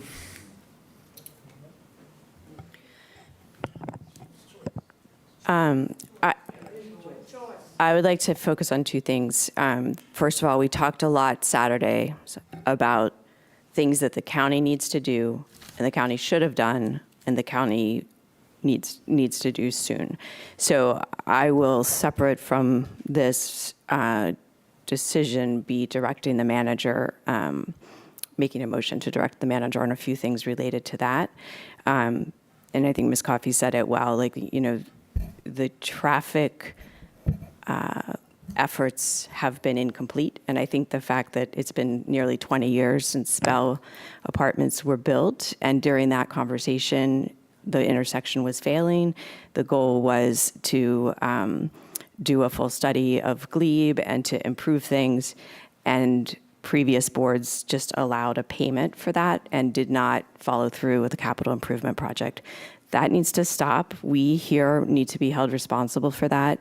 And that is separate and apart from this particular development. I, in my motion, will direct that to begin absolutely immediately. And there's some pieces of it that take longer, but that needs to stop. We need to do what we need to do to ensure whatever development or just whatever continuing to live in your house that happens in Green Valley is accessed through safe roads that are operating as best they can, just as we do throughout the rest of the county.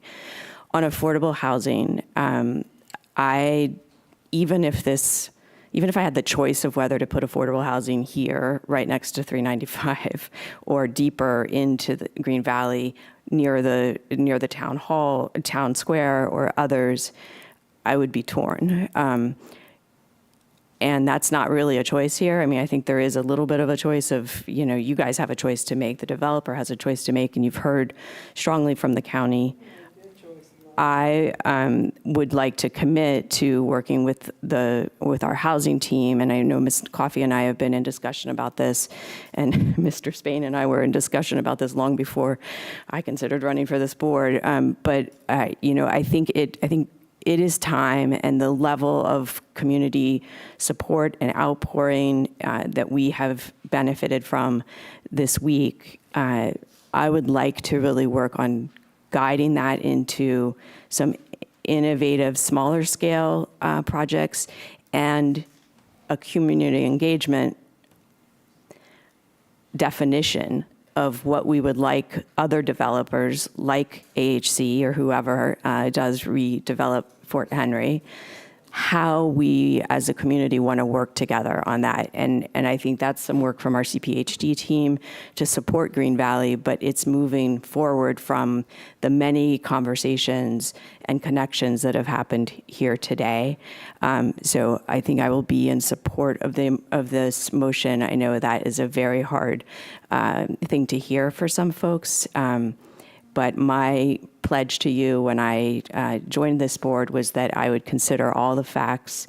And God love you, I have been in not just one, but the two. The staff are really done with me this week.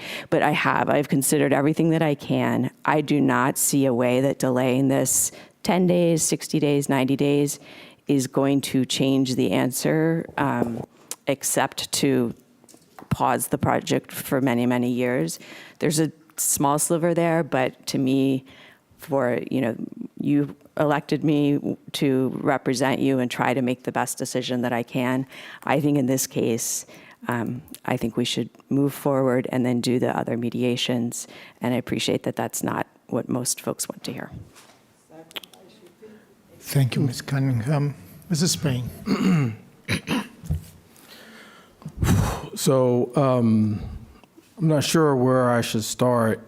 But first, I think I will state publicly, I received the text message, so I think I'm going to start with an apology to the Green Valley Civic Association. I referenced that nobody from Green Valley Civic Association was here tonight, but there are some conditions by which some folks cannot be here. And out of respect for the organization, because I think everyone should be treated fairly, I misspoke. So I take that for what it's worth and realize that that's an absence of judgment on my part. But I'll say this, as I said earlier, what I do understand is that You have Green Valley Civic Association, which has a unique dynamic that goes back many years. You have Lomax AME Zion Church, national landmark, historical landmark, and all things in between. I have met with, as I look out here into the audience and I see the signs and I see the faces and I see clergy, and most of you know I am a person of faith. Not trying to invoke my faith into this decision making, but that's how I'm guided. But I also have a lot of lived experience, and I lived in a lot of places. And I think, I cannot be bought. I have not been bought. This is 98 days on the board, and this is a pretty significant challenge. One side, a community that's torn. The other side, the potential of what can we do? What more can we do? The buck doesn't stop, in my opinion, with the decision that we make here tonight as a collective. Would I like to see us defer? Yes, but the votes aren't there. It's not going to happen. I'm not saying that just to say it, but I don't want to waste anyone's time. And what I would say is, in this case, what I'll be asking for, y'all, many here, many watching, supported me and put me in this office to be a change agent, but also be a collaborator. A lot of folks here, I don't see eye to eye and eye with everybody, but we have to find ways to work together in unity. And I believe as we move forward in this particular project, given everything that I'm concerned about, what's most concerning right now to me is the traffic piece. Yet I still believe we need more housing. We need more housing. Bottom line. I know this is not going to be, the best for everyone, the best outcome. Some folks may say, well, you sold us out and all this other stuff. But people that know me know that I'm a hard worker and that I'm going to work hard for the community to get what's duly deserved in Green Valley, not just now, but in the future. So even if I abstain, even if I say no, I'm going to tell you right now that's not going to change the outcome. I'm speaking to reality of what you just heard. So with that being said, I just want you to know I am supportive of the project in and of itself as its principle. I believe it needs to happen. Are we getting everything that we need in this? No, we're not. We're just not. But when are we going to get 100% of everything we want in life? So what I would say is, for those of you that are just walk with us, have some level of confidence in us, in this board, as we move forward. And it's probably, this is the early stage, but we can do better. We know this. We can do better.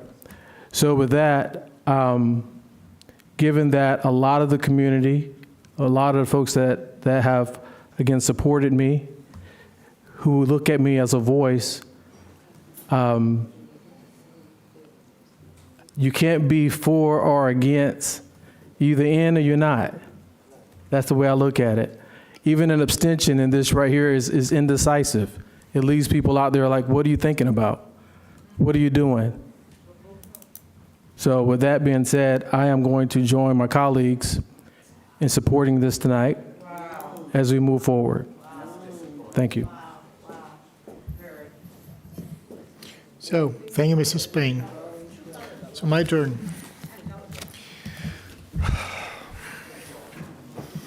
There is no question that it's a difficult decision if we stay here and we torture this conversation over 2 consecutive meetings. There is a reason for that. And I can tell you that this is just a fraction of the conversations that we have had with each other. We really worked very hard to understand the context of all that.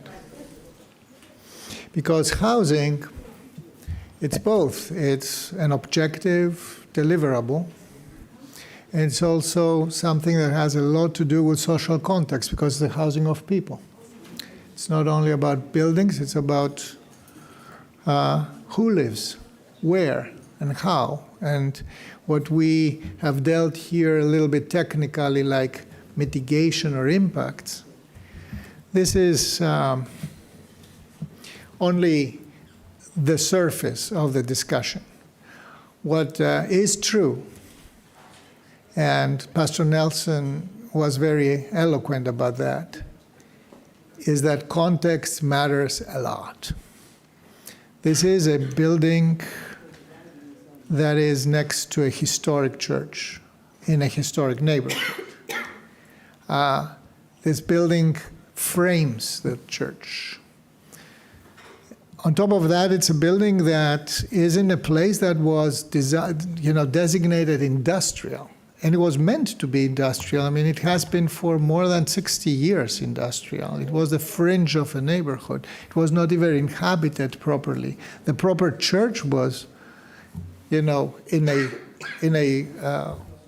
fringe position, which is very unfair to this church, to the congregation of the church, to the history of this church, to everything that this church means for this community and for Arlington as a whole. So I know many of you, I live close by. I walk through these streets every day. I can tell you that many things are fixable. Traffic is a fixable thing. Seriously. It is bad, but it is doable.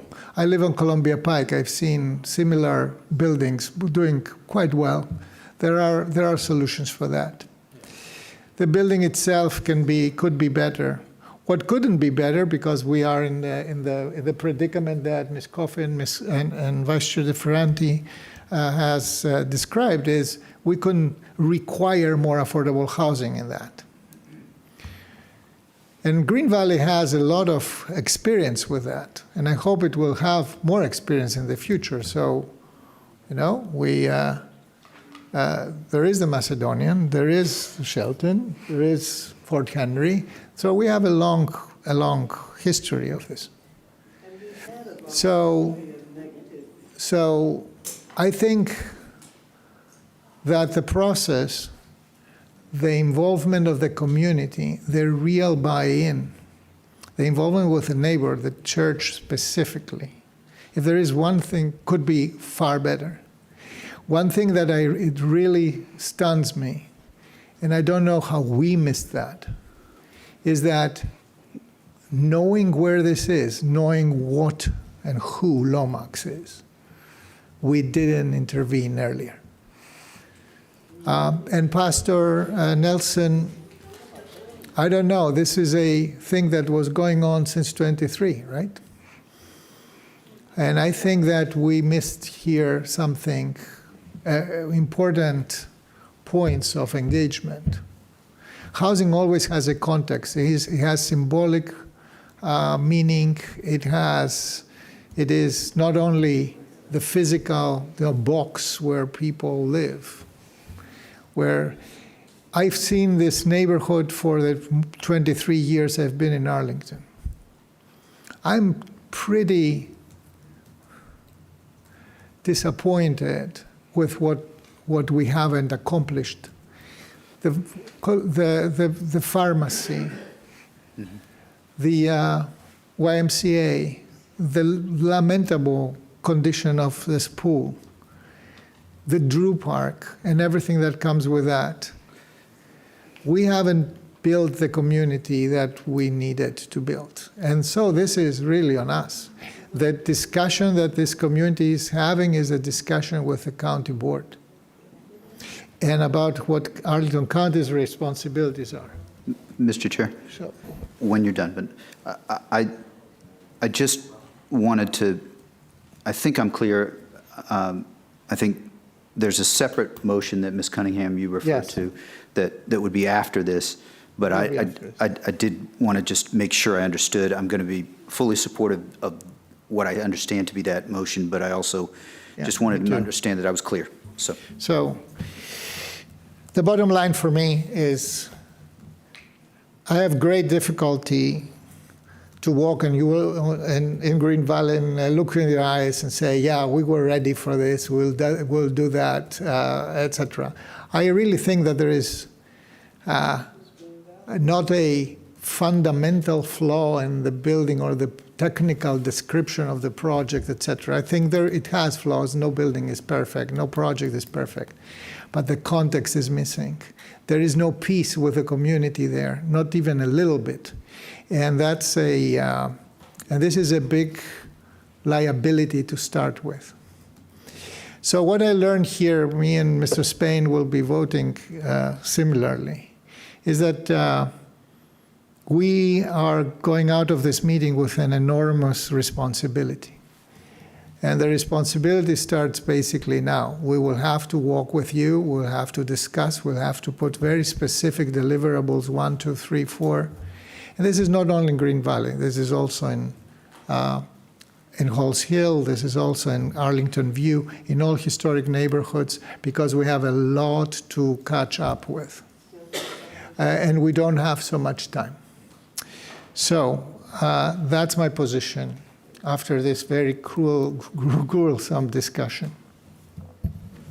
So, shall we take a vote? Sure. Oh, just a second. Do I understand it correctly?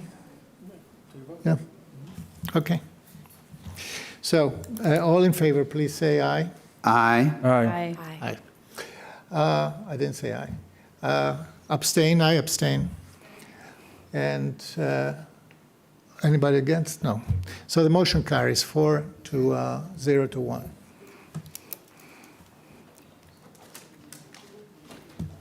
So I think that you have an additional motion. I'd like to offer an additional motion to direct the county manager to provide a preliminary plan at the May board meeting for completing several key traffic safety analyses in Green Valley, including number 1, conduct a Vision Zero analysis of the 24th and Glebe intersection to include reconsidering the right on red at this intersection. 2, approach the adjacent landowners about purchase and permanent easement to connect Shirlington Road and Garfield. 3, complete an initial feasibility and cost analysis of 24th Road realignment, which would be a CIP project. 4, review the status of other paper streets in Green Valley and the feasibility, cost, and timing for building these streets. And 5, identify opportunities to improve bus service, quality, and frequency in Green Valley. A second. Is there any discussion? Do you want to speak to? I think we've had a lot of the discussion already. Several of these are overdue, 20 years in some cases, longer in others. And this board member and I think this board would like to get moving and bring the community along with us so that we get it right this time. Okay, so any other questions or comments? Okay. So it's a heavy list of deliverables, by the way. It's a plan, a plan. So I would just like to particularly thank Ms. Cunningham for bringing this forward, because I've been working to prepare, and you did this work, and I think all of us would appreciate it, and in different ways, and I particularly appreciate, I think, Mr. Spain, you spoke to the follow-through that we need. So I just want to thank you, Ms. Cunningham, for bringing it forward, and of course, all of us would support. So all in favor of this motion, please say aye. Aye. Aye. Carries unanimously. So, and with that, Mr. Clerk, is there anything else coming before the board tonight? Further items? Okay. So with that, we are adjourned. And does